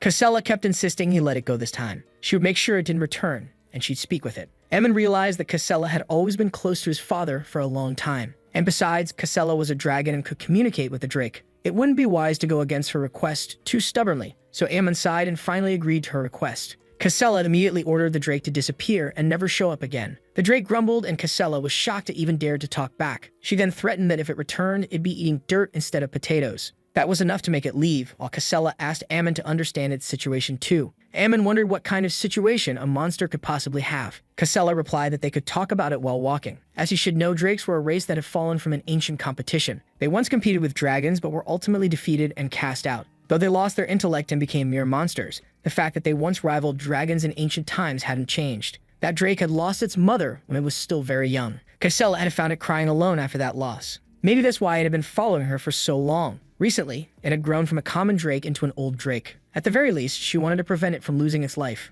Ammon asked if it wouldn't make more sense to raise and take care of it. She replied that she'd love to, but she already had countless blood relatives to care for. Besides, she had a friend keeping an eye on it recently. He was from the Amaranth family. Though young, he was very intelligent. His future was full of promise and potential. The protagonist could understand. She spoke with such detail. Then Casella said she was planning to entrust it to Amanith Academy. Ammon froze, not understanding what she meant, and questioned her decision. Was she really placing a dragon at the academy? But Casella was confident in what she was saying. After all, Amanith Academy was a prestigious institution in imperial history. Even for a dragon to study there, it was a worthy environment. Ammon pointed out that it was still an academy exclusively for humans, to which Casella countered that the headmistress was an elf, and Ammon explained about the students. That's when she explained that the dragon usually took human form too, so there was no reason to worry about that now. If it hid its dragon aura, it could keep its identity safe. The place was already chaotic enough being full of humans, but now putting a dragon into that mix just made him sigh. Even for a young dragon, one mistake could accidentally destroy the academy. Still, when he reflected on it, it wasn't such a bad idea. So he agreed to let the dragon be enrolled, which made Casella pleased. That was the answer that she had wanted from the start. Anyway, Ammon remembers that to enter the academy it was necessary to pay. She replies that she didn't have a hobby of keeping human gold. But with a snap of her fingers, a giant gold stone appears. When the protagonist thinks about it, it seemed more than enough. Inside, he wanted much more than that, and Casella snaps her fingers to give more gold. Now it should be more than enough, and Ammon immediately agrees. He would take responsibility and prepare the dragon's emission procedure. Now that it was vacation time, he could teach him around the end of summer. Watching in secret, Amy was listening to the entire conversation. That night, the protagonist was all happy finishing marking the gold he received. Their territory had finally secured enough goods to prosper. But then the protagonist screamed in fright when Emmy appeared. Ammon remembers that she should be asleep at that hour so she could grow. However, she wanted to know what he was doing in the middle of the night. She nervously smiles, saying she had something to tell him. But Ammon immediately refuses, even though Amy had barely said anything, and she asks if she could enter the academy where he was a teacher. Ammon turns away, denying it because she should find a different academy. Amy doesn't understand why it would be easier to go to the Amanith Academy. He replies that it was a place full of idiots and didn't need one more there. But for some reason, Amy was still determined to insist on the matter. Then Ammon sighs, commenting that he was just joking. It was because he knew she would struggle in class, but he didn't say it because it was confidential. She doesn't understand why, if Ammon was a teacher, she thought she could get good grades. The protagonist wonders when she became even smarter than that. Amy thinks that even though he's her brother, Ammon is painfully ugly. But she keeps talking so her brother would allow it because she wouldn't be a bother. She really wanted to do well in class and would pretend she didn't even know him. After thinking for a bit, Ammon considers that she would have plenty of free time, especially since she had been fired and he, the second son, had no inheritance rights. So he entered the academy as a teacher looking for work. Meanwhile, his sister was never devoted to her studies before. Everything she did always ended up going wrong, but having a diploma could help her in the future. For now, Ammon replies that they could think positively about it, but they needed to ask their parents for permission first, and she smiles happily. Thinking about it, the protagonist feels that maybe there's hope for the academy. And so Amy's admission to the academy was duly approved. Their parents were very happy about it because she would be studying at such a school. While helping with the territory's affairs, Ammon had a decent job, and the day to return from their summer vacation finally arrived. But when he returned, he found the doors locked and tightly shut. No wonder the principal didn't come to pick them up, and Ammon had to ask Casella for help. Still, that situation didn't feel very familiar to him. When he turned around, he found the guy who used to fix the school at the very beginning. Then Ammon asks why it's closed, maybe a remodeling. But then the man looks confused and the protagonist freezes in shock, because the academy with its investments lost all its money and went bankrupt. The protagonist ran to the principal's office to ask what happened, wanting to know from Anarol what kind of bet she made to lose everything this time. Then she shows the project she had been invested in recently. But then Ammon realizes it was the document related to the king's mango farm, even though that place had already been ruined some time ago. Then she shows the Beltline project and the reclamation lands, also commonly known as the lands of the unknown frontier. It was a remote area comparable to the Arma Mountains, and even there, where there were many monsters, there was fertile land, being a region with enough development and value. Beyond that, the project was led by the imperial family of Amanith, and even by the elite forces that were involved. Anarol says that Antonio was the one who guaranteed that this project would be a success, So they invested all the academy's operating funds and the guild's money there. Aman was in disbelief at how stupid that woman was. But above all, he couldn't understand how it ended up failing. After all, it didn't seem like a project that should fail so quickly. And she says that in fact a meteor fell in the region and it was annihilated. The lands were devastated and became unusable. Antonio also fell ill. After hearing that the business failed, the Merchants Association came and took everything. The protagonist approaches and Enro shrinks in fear, thinking she would get a flick on the head. But instead, he asks her to calm down. As the pillar of the academy, the principal couldn't break so easily. She gets a bit emotional from hearing that kind of thing from him. But Aemon shifts his attention and asks where the others are. Mario was summoned to the Mage Tower and rainbent by the Empire of the Four Great Knights. Sloth evacuated with the children to the Field family, where they could care for them. Kai also had urgent business and withdrew. Amon was impressed. Les said she would cook something for herself since the boss was gone, and then would return after things were sorted out. As always, that dark elf was completely useless as vice principal. It had only been 2 weeks since Ammon left for his summer vacation. They needed to revive the academy somehow for the new students. When no solution seemed possible, Anirel thanks him for his help with the academy. But she was wrong. Doing that would end the opposite without penalties. Before she could tear up the contract, Amon approaches and grabs her hand, asking her to wait. Then the protagonist goes to meet with Delmans, the merchant manager. He was happy to take the gold offered, but Ammon stopped him, because that was for collateral repair of the loan. When Delmans got confused, the protagonist explains that since the Belsline project failed, they must have assumed the academy couldn't repay the loan. But as he could see, they had enough money to pay off the debt, and with the gold as a down payment, Amon promises they would pay everything they owed. Delmans then agrees, asking how he intended to do that, and Ammon smiles, saying he had a certain business he was preparing. Now he just needed to buy some time, and Anirel came to speak with him after the deal, wanting to know if he was okay with using his personal gold for the school. Ammon replies that obviously he wasn't. He just needed to wrap up the business he was doing. That's why he would need the principal's help to make it work. So the two went to work on the land using Anirel's magic. She ended up drying the land too much with her magic, and Ammon asked her to water it again. Otherwise, the worms and living creatures would die along the way. The two continued working the land while the Mango King watched. He never thought he'd see his farm being rebuilt this way. It had been a few months since the farm had been destroyed by a flood, and it was all because of that stupid elf's magic. The farmer was still furious until he saw her and Ammon suddenly appear. He was ready to make them pay for everything he had lost. Then the protagonist said they came to rebuild the mango farm, but the man refused at all costs and called them ridiculous. The farm had turned into a muddy puddle because of them, and everything was destroyed. They couldn't even hire workers to clean it up. Ammon asks about his assets, and the farmer replies that he had nothing. After paying his debts, he used everything to expand the farm. The protagonist saw that he still had some seedlings and seeds stored, saying that since the flood was so severe, the organic products mattered and mixed into the soil, and everything should have been properly distributed afterward. As a result, just fixing the soil could improve its quality again. The farmer was surprised to see the protagonist carrying 10-kilogram seedlings in each hand. But he prepared to plant, and so a week later, the farmer witnessed the unbelievable. That was the reform of the king's mango farm. Even Delmans had heard that the farm had been ruined by a flood, and the farmer greets the manager when they met again after so long. Delmans asks where they got the funds, and Ammon replies from the academy. In return, Farmer A's promised to share 20% of the profits, and would transfer 10% to the manager, thus allowing the academy's debts to be paid off. Delmans was quite happy because that was actually not bad at all. Even if it was only 10%, it was a fairly considerable amount in the long term. Based on profit sharing, they could get even more money at the cost of the mangoes. They finished the negotiation, and Anirel sighs after being so tired from working. The academy's life was extended again thanks to Ammon. The urgent matters were resolved, and he decided to call his companions. But this time, they didn't intend to let what Ammon had done go unpunished. During the summer vacation, the Amanith Academy was barely clinging to life. It was much emptier and more deserted than usual, just like Ammon's head. Anyway, the protagonist still hadn't received replies to the letters he had sent. It had been 2 days, and none of the students or teachers had shown any sign of life. He was actually quite disappointed, and Ammon went to complain to the principal, even though he had written in the letters that he would return before the end of summer. Maybe they would come back on their own eventually too. What he was saying was that there was no need to chase after anyone. There was only one person who couldn't send letters because they didn't know where she was. That person was Vice Principal Bless, and it all started a few days ago. Bless found Anirel desperate and heard about the academy's collapse. Then the principal thought it would be a good opportunity to work and find a solution. It didn't take long for Bless to grab her things and leave, ignoring that Anirel was asking for help in that situation. She had no interest in anything but the food and her time there. After hearing what had happened, the protagonist was surprised.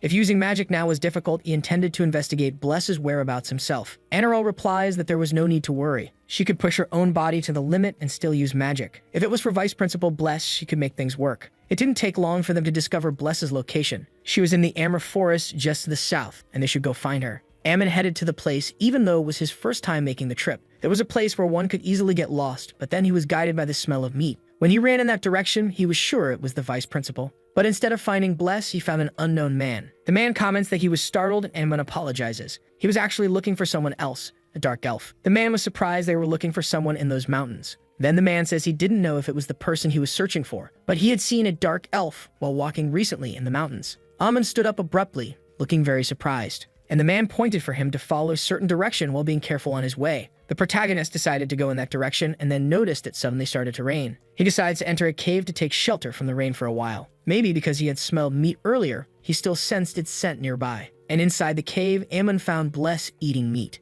The two stare at each other and the protagonist yells at her again. He remembers that Anirel told him to be careful with the vice principal, because she might not seem like the same person he remembered before. After all, she was the violent type, a fierce dark elf. And at that moment, Amon saw the change in Bless, who looked wild. It was a good thing he had prepared for this moment. Then he took one of the potatoes from his territory and threw it outside the cave. This product wasn't for hunting, but for cultivation, and Bless ran out after it. After she ate it, she twisted in pain, feeling it in her head. Amon tells her to remember when she ate those potatoes back in their territory. Then she slowly begins to recover her memories from those days. The protagonist approached her asking if she was okay, and Bless finally recognized him to Amon's relief as she regained her memories. She thanks him because it was all thanks to him, but even as the protagonist smiled, he was still furious when he came after her wanting to give her a flick on the head. Bless complains because she was suddenly being followed by that crazy human, and Amon keeps scolding her for abandoning her duties and the academy. It didn't take long for them to bring her back to the academy. Dark elves were like that. It was called regression to origin. Without external interference, they reverted to the past.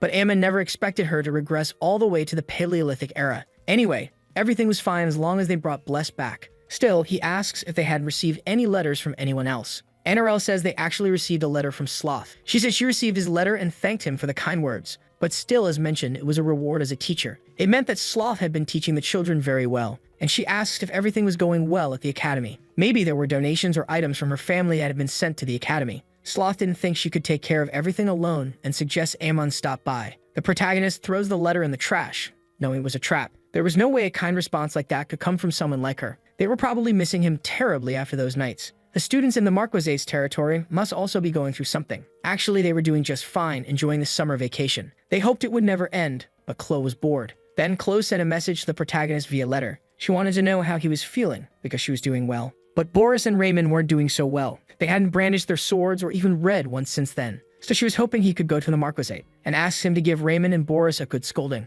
Chloe really missed Amon unlike everyone else. He never expected to be called back to that place again. Still, they had cleared up the misunderstanding about the marriage from last time. He hoped he wouldn't be treated badly like before. But Amon was welcomed with pure rage by Sloth's father and her brothers. Chloe tried to tell the others that summer vacation was ending, and they could review the things they had learned the previous semester. Raymond replies that with his swordsmanship, he could do just fine there. He could play all day and eat delicious food, really. He had gained a good few kilos since that happened. Not just Raymond, but Boris too. He was eating chocolate non-stop. Now she didn't even know what to do. Those two were completely out of shape. Since the position was so high, the greater the pride, the greater the fall. But the idiots weren't doing anything properly. The two were just wasting time enjoying their days at the academy. She was just hoping Amon would arrive quickly. But little did she know that the protagonist was being cornered by the few family members. Amon had no idea what that moment of deja vu was, because all of them were furious with the protagonist for some reason. Sloth's father was angry with the protagonist again, calling him vile for insulting his beloved daughter and still having the audacity to speak. Amon says he saw her just a few weeks ago. There was no way he could have insulted her. Then her father shows a letter, questioning what this was. The letter he sent to the teacher a few days ago was written, asking if she was doing well and saying it seemed Chloe would soon surpass her in skill. The protagonist was questioned about how he could still be so ignorant. Amon realized he was indeed in trouble after teasing her by letter. He had written it to provoke a little, but after all that, this was what he got. Actually, there had to be a way to fix all of this, and he replies that the letter was a way to praise Sloth's beauty. Sloth herself appears, not understanding anything that was going on, and she asks her family what exactly was happening. Everyone was too quiet, and even she didn't know why Amon was there. He says he sent a letter, but before that, she had contacted him. She had even mentioned donations from her family and other things, but Sloth didn't remember any of that, to be honest. Sloth asks if, by chance, her father took the letter before she did and replied in her place, not knowing the reason why they would do such things after all. But she could understand their concern and asked to be the one to reply next time. Anyway, Amon found himself off the hook while Sloth wondered what he had written to her. But when she opened the letter to read it, she immediately became furious. She couldn't believe he sent something like that to her. Amon stammers that he sent a letter before but didn't get a reply, so he deliberately sent a provoking one, to be honest. She immediately pressed him with her sword, which shocked Amon. Sloth assures that she wasn't attacking. There was something she wanted to show. and she shows that she had finally become a sword master. In fact, he said she would be surpassed by Chloe, but that wasn't going to happen. Even Raymond, who became a sword master, was about to be surpassed by Chloe. Anyway, Ammon congratulates her because, as expected, she had grown even stronger, and Sloth is all proud after being praised. Ammon asks about the students, and she says they were in the nearby annex. He had received a report that the students were being lazy due to summer, and she replies she had been very busy lately, so she hadn't even checked on them. He sighs because hearing that from a teacher didn't make any sense. Anyway, Sloth decides to guide him toward the room they were in, and the two were shocked by what they saw. The two boys were eating sweets non-stop in that condition. Ammon yells at those two idiots for wasting so much of their time. Boris and Raymond were immediately startled by the arrival of their teacher. Chloe was there too, visibly furious with the state of things. Still, Ammon tells the three of them to go immediately to the training area. It didn't take long for the protagonist to see the boxes of chocolate. He hadn't eaten anything like that since he was a child. And yet those two were piling up boxes of chocolate non-stop. When he tasted the chocolate, Ammon was moved by how delicious it was. Even Sloth questioned whether he didn't plan to head to the training arena too. But he seemed more distracted by the chocolates before remembering that. His students were truly a mess. Those countless training sessions had ended up making the two of them useless. Now they were forced to start over from scratch with every bit of their efforts. Ammon keeps yelling at Raymond to hit with his sword, not with his belly. He couldn't believe those two had ended up in such a state. Sloth asks him not to be so harsh. She knew they were on the path to success. He didn't need to pressure the kids that much. Ammon couldn't understand why he was the one suffering in those recent days. After all, Sloth had heard that he had become Rainbent's disciple. The truth was he had never even heard of that in his life. But Rainbent was quite convinced of it now. The protagonist was confused because even though he had sent a letter, it wasn't about that. The truth was he hadn't even mentioned anything about being a disciple in Rainbent's letter. But even Sloth says that Rainbent himself claimed Ammon became his student, and now wanted him to go meet him at the Tower of the Four Great Knights. Since her father was there too, he said he would accompany them as well.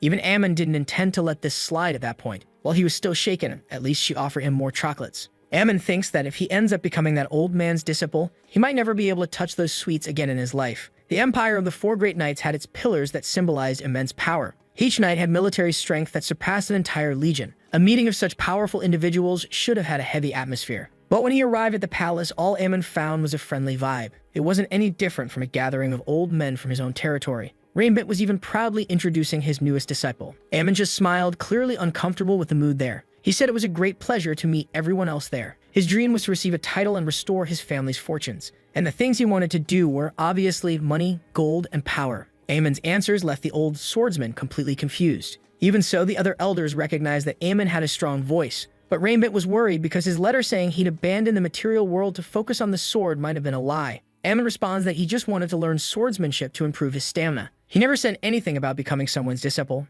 Rainbent still hoped he could strengthen his skills. But even the protagonist wasn't interested in learning too many things, which immediately turned the friendly old men into frightening ones. They thought Ammon was going to treat all this like a joke instead of seriously. He was quite anxious to see which sword would reach his neck. Ammon stammers, agreeing that it would be splendid to learn such swordsmanship, and so he won back the hearts of the friendly old men. Anyway, they asked if Ammon was truly skilled enough to dedicate his training time. When the protagonist showed his sword skills, they were impressed. They couldn't even see his sword movements, and he could cut perfectly. Even the other elders wanted to steal the new disciple for themselves. In the middle of the argument, the protagonist asked them all to calm down a bit. They could at least hear the conditions for becoming someone else's disciple. Raymond says that if he became his disciple, he knew a great place to grow vegetables. And Ammon immediately rejected that idea without hesitation. Then another one. Sloth's father decides to offer a different proposal. He would allow Ammon to marry his only daughter, immediately rejected as well. Then another man suggests the protagonist could learn a different sword style. It was the sword demon style created by the greatest swordsman of all. It was the Great Red, and Ammon recognizes the name. He was the loyal servant of the fourth emperor of the empire who pacified the world with a single word,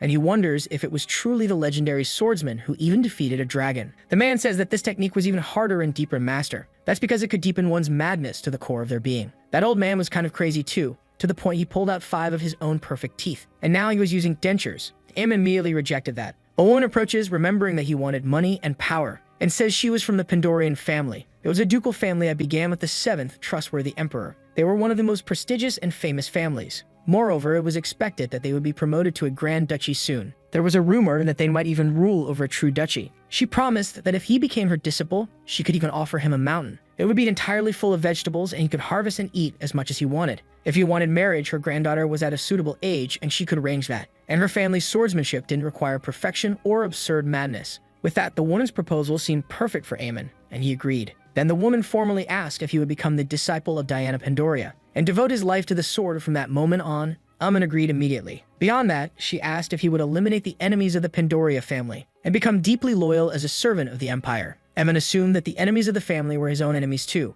He would become a mule to carry the burdens of the Empire. With that, Diana declared that he would now be her new disciple, and from now on, he would be under the care of the Pandoria family name. As proof of this, she offered him that sword. The protagonist thanked her while the others murmured in anger. The king also showed up in the middle of all this, clearly in a bad mood. He himself wanted to become a disciple of Diana's duchy. No one understood why he was involving himself in that chaos, but even Aemon let out a sigh seeing that mess. Back in his room, the protagonist wondered why things were always like this. Raymond ended up needing to console Aemon after everything, because the Pandoria family had been a loyal vassal to the Empire for generations. But even so, he refused to become his disciple again. Considering his bad blood and the history with the Amanith family, through his involvement with the Emperor, there was no hope at all. So he tried to become Diana's disciple or someone with good rewards. However, instead of that, he ended up trapped in even worse situations. And even the brats who spent their summer vacation wasting time only confirmed his worries. They would end up going through hell when classes resumed. Meanwhile, they were running in the cold trying to recover. Aemon noticed a heavy energy coming from somewhere for a while. When he approached, he saw that the strange aura came from a letter on the table. It was a letter from none other than Mario, and it warned that he would be dead once he returned to the academy. Aemon realized that his provocations had really been a great success. He had sent a letter mocking him for being a drunken old man, saying there were only 10 days left until returning to the academy, and yet Mario hadn't responded to any of his letters until now. He asked if maybe he had become so decrepit he stopped writing and reading. If that were the case, Aemon said he'd even prepare a coffin in advance for him, so there was no need to worry. He'd just get things ready ahead of time. And to finish the provocation, Aemon said he drank the alcohol in his room, which enraged Mario enough to write a reply filled with pure hatred. As soon as Mario heard Aemon was visiting the tower, he rushed out. He was completely mad with rage, and not even because he was drunk. The sacred grounds for intellectuals to explore the limits of magic were managed with neutrality, not belonging to any specific faction. A group dedicated solely to discovering the secrets of magic. Among them was the Tower Mage, who was also known as the hero Mario. He was bound by a prohibition far greater than the other mages of the tower. Now the protagonist was at the Mage Tower for the first time. It didn't take long for a terrifying Mario to appear, smiling,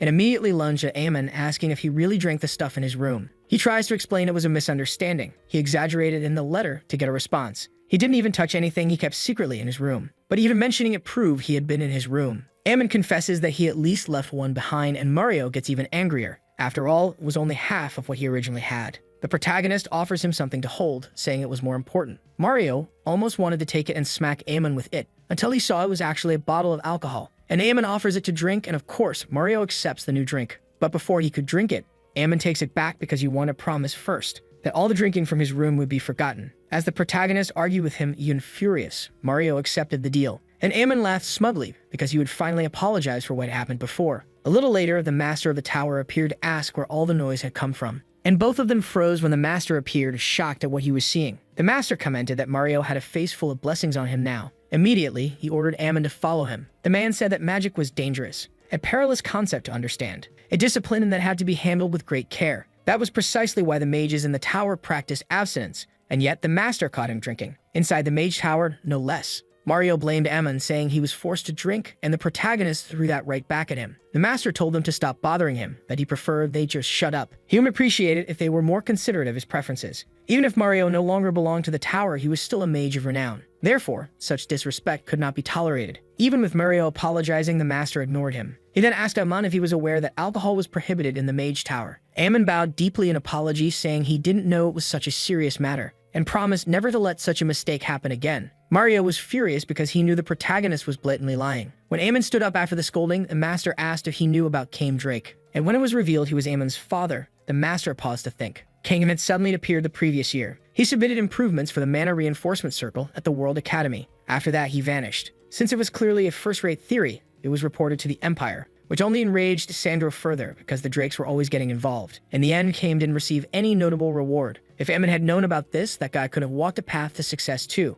The protagonist was just happy enough that the great tower mage knew his name. It was a good sign, maybe his path to success could move forward. Meanwhile, the master simply wanted to recruit Aemon's father to the tower, nothing more. So he decided to get straight to the point. He asked everyone to sit. There was something important to discuss. Aemon ended up being ignored in the conversation since he no longer held relevance. Before getting to the main point, they needed to understand the Empire's current situation. He asked Aemon if he knew the Velsline land project had failed. Aemon agreed, as he could never forget something like that. The elf ended up spending her entire fortune on a wasted project, ultimately ruining the academy twice in a row. The protagonist mentioned that apparently a meteor had fallen on the land, and the master confirmed it as the meteor in question wiped out an entire battalion. The elite mages and troops were all completely annihilated. Because of that, the Empire's operational forces were drastically reduced. The Emperor collapsed from the shock and ended up bedridden. It had only been a few years since the end of the Great War. Although an entire continent had signed a 100-year non-aggression pact, if the Empire, the main signatory, lost its strength, Amon could understand that spies were probably being sent to infiltrate the Empire.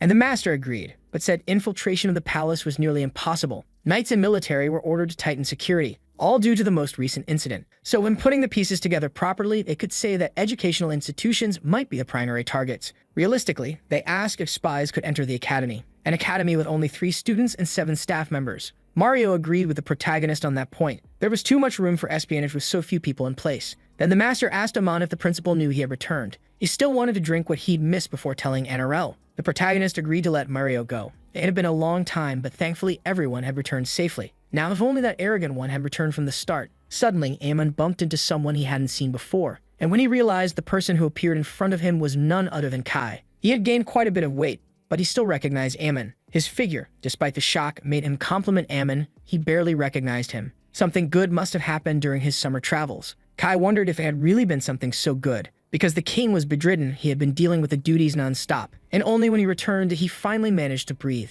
Kai had been holding in a lot of stress and had changed because of it. He laughed, saying he didn't even need to mention that he gained weight. Amon retorted that it was nothing. He used to be slim, and now he just expanded a little. Kai really wanted to hit him for pretending so blatantly. Plus, Amon hadn't even contacted him once during the entire summer vacation. The protagonist says he was quite busy even with his irritation. Anyway, it was good to see that Kai was back. If he planned to run away again, he would chase him to the ends of the earth. Kai takes a deep breath to avoid lashing out at the protagonist, and he just smiles when they hear voices coming from behind. Annarelle was accompanied by a man as she approached. She said this was the new teacher who had joined, named Pays. Amon wonders how much time had passed since Kai arrived, and remembers the master warning them to be careful about possible spies. The timing was just too perfect, but there was no way to suspect him now. Amon introduces himself to Pays, but he was ready to keep a close eye on him. When they were alone, the protagonist had to silence the headmistress. After all, hearing about spies made her scream in shock. That's because Professor Pays had been teaching in the kingdom of Oslan for 10 years, and she had heard that he was quite passionate about education. Amon responds that lying wouldn't make someone seem ambitious,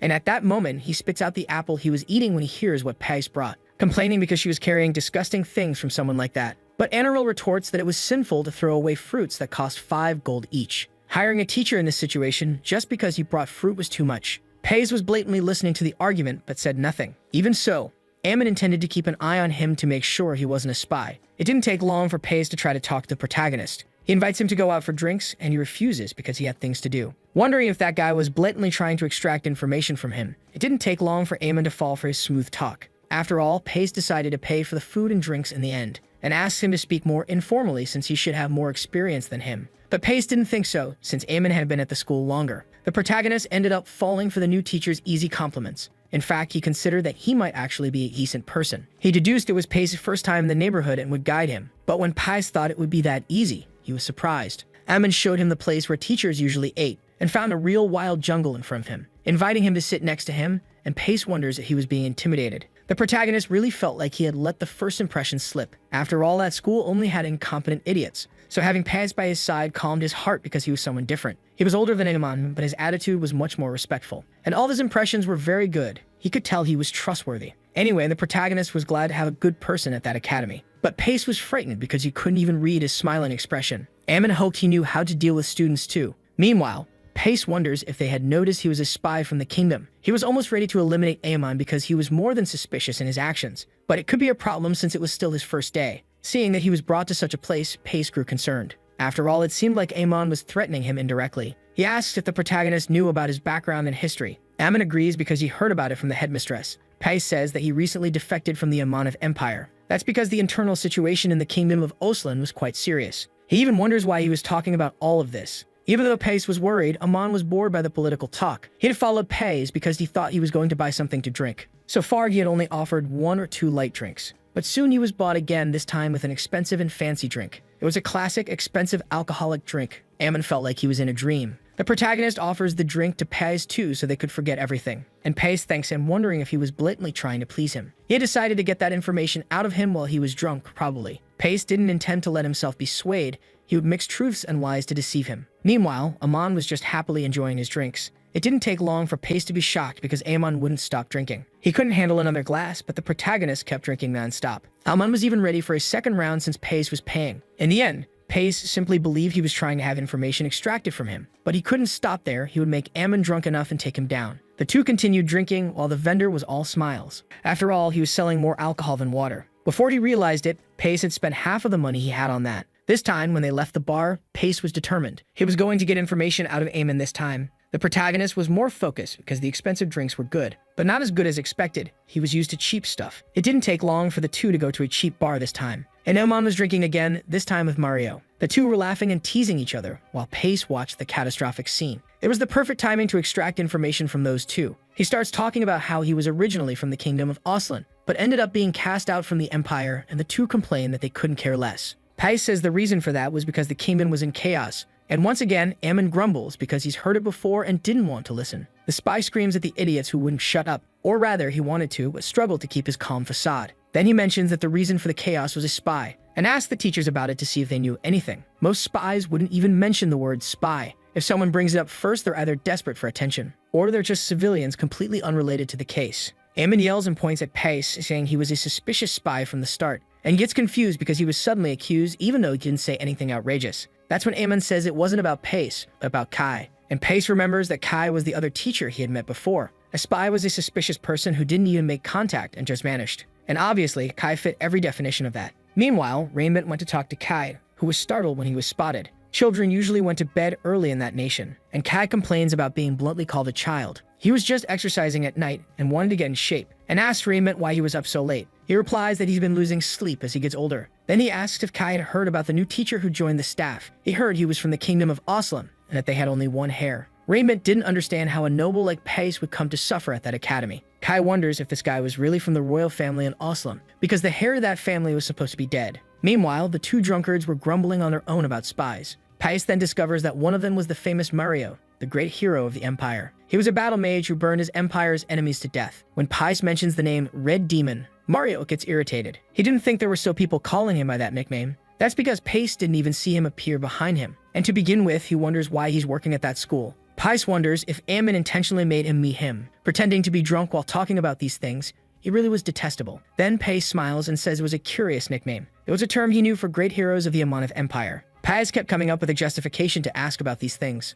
hoping Mario would fall for his deception and excuses. It didn't take long before he actually fell for it, laughing happily. Pace was shocked because they kept drinking without getting sick. The two kept pestering Pace the whole time even though he was suspicious. But little did he know that those two were just a couple of idiotic drunkards at that moment. Much later, the trio left after drinking so much and Pace tried to join them, but ended up unable to walk and the others had to help him. Amon apologizes because he ended up forcing something like that to happen. It didn't take long before they ran into Kai, who asked what was going on. Pace learned that Kai was the new teacher they suspected of being a spy. He actually looked more like a rich kid from a noble family. But it didn't take more than a second for Amon to shout at Kai, calling him a spy and telling him to confess his sins. Kai didn't understand anything because he was suddenly forced to talk about something. Pace thinks he could use this to his advantage and asked Amon to calm down. But before he could expect it, he took a punch to the face from him. Knocking Pace down, the three stood looking at him on the ground, half shocked. The next morning, on just the second day, Pace decided to resign from his job. Anirel was shocked that something like that happened so quickly. That's because he realized something after the events of the previous day, and asks if she would enter a cage with a tiger if ordered to. After all, that's exactly how she felt when she was with Amon. Anirel tells Amon to get up because an incident like that happened because of him, warning that if he does something like that again, his position at the academy would be revoked. After everything, it was the academy's fault, and the headmistress agrees to remove Pace. That's when he remembered he had spent all his money on drinks before, and asked the headmistress if it would be possible to reduce the penalty a little. Anirel refuses. She wouldn't offer even a single coin in discount. Then she turns to Amon, thinking about something. It could be that Guy intentionally made him drink all that the day before, all to keep him stuck at the academy and get evidence that he was a spy. The protagonist just smiles, laughing at Pace and his inability to pay the penalty. It was thanks to that Pace couldn't leave the academy for the following time. With a new teacher in charge of the science subject, they had a new base curriculum. Amon says they can make new advertisements to attract new students. If the academy flourished quickly, then the dragon could rest in peace, and his sister wouldn't have trouble getting a diploma. Anirel asked Amon to make sure nothing like that ever happens again. Professor Paz was generous enough to let it all go,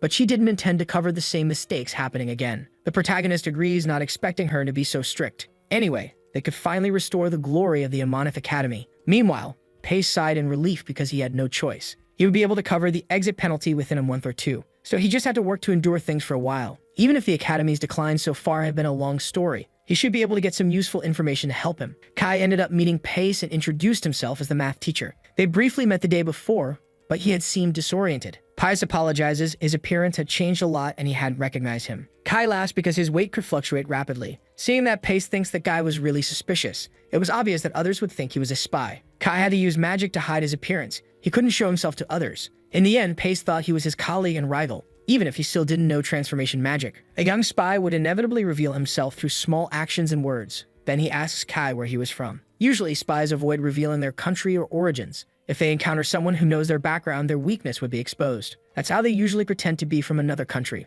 Pace knew he had to press him a bit to learn more, and comments that the current emperor was a very wise ruler. That's because he came from the kingdom of Oslam and hadn't heard about his reputation. He had simply defected from the empire and was unaware of many things, and asks if Kai could talk more about the emperor's achievements. That's how Kai rambled on for hours non-stop about Sandro, about his achievements and efforts for his empire. Pace couldn't stand listening anymore. No wonder people found him annoying. Either that idiot was obsessed with the emperor or he was faking loyalty. Kai says that Sandro created mana just to make fireworks. His loyalty was obvious by the way he spoke. Maybe Kai was a newly defected rookie spy. Now that he roughly understood the situation, it was time to withdraw. He decided to leave on his own since it was getting late. He thanks him for sharing his interests and stories. It wasn't much, but he offers a token as appreciation for his time. Paz left thinking he should be careful around that lunatic. Meanwhile, Kai threw away the token he received from the spy. Time passed, but Pace couldn't gather enough information. Even after researching so much, he hadn't found a single hidden document. It seemed he had no choice but to get information directly from people. But avoiding the eyes of a beast like Amon would be complicated. To his shock, however, the first to appear was Kai. He wanted to know what he was doing so immersed in books, and Pace stammers that he wanted to learn more about the Academy's history, to which Kai comments on how focused he seemed in his studies. After all, enough to be so deeply involved in it in the middle of the night. He seemed to have a good sense of direction to know where things were. Then Pace was caught by the guards, not knowing what was happening. Kai says he heard about how he came from the kingdom of Oslam and the royal family. Borrow the name of a ruined family might have been a good idea. But the name Pace Payton already belonged to a dead man. He should have been more careful before taking on such identities. He tries to come up with an excuse, but Kai retorts that this wasn't the only suspicious thing. Not only did he sit there listening to Kai praise the emperor for hours, he also suddenly changed the topic back to his original subject halfway through. It was obvious that he was actually from the kingdom of Martel. At this point, Pace grows tense because he knew he couldn't escape the accusations. So he bites the poison hidden in his mouth in an attempt to escape the charge. But to his shock, Kai used healing magic and treated him before it could take effect. Kai warns him not to mess around or try to flee while on duty. He should just follow him silently, and thus,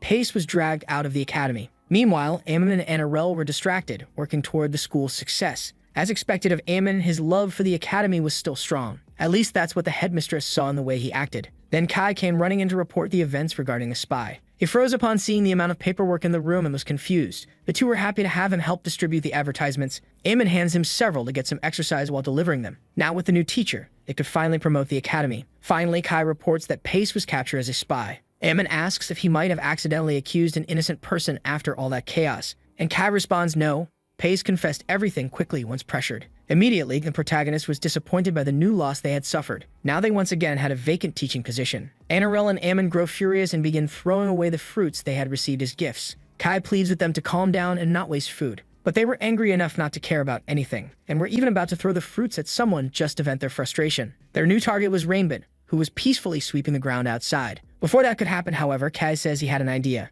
Meanwhile, Captain Tomart was furious because the blame was being put on him. They were dumping all the issues related to the spy on his shoulders, when that was supposed to be the vice captain's responsibility. The soldier replies that the investigation requested to deal directly with the captain. Tomart tells him to get lost, rumbling that they were all idiots. But the best thing about all this was the quiet neighborhood. He was in a bad mood and was heading out to drink a little now. While walking the streets, Tomart recognized Sloth accompanied by her students. He thought it was ridiculous to see her walking around like that given she came from a good family. She had been discarded anyway, and he was in a bad mood regardless. Tomart approached to provoke Sloth a little, but then he was stopped by a cloaked figure, so Sloth didn't even get to hear who was behind her. The one who stepped in to stop Tomart was one of her brothers, and from now on, he had taken the position of captain of the Goliath Knights. Sloth was too distracted with other things and thought about the chocolate she had at home, and wondered if she could give more to Amon. After all, he really liked it before. That very same day, she found several flyers promoting the school. After a long summer had passed, a wild wind blew through her hair. Several paper planes made from those flyers flew over the people. while a new student soared through the skies above the school. So the video ends here. If you don't want to miss the next part, activate the notification bell, and see you next time on Tob's channel.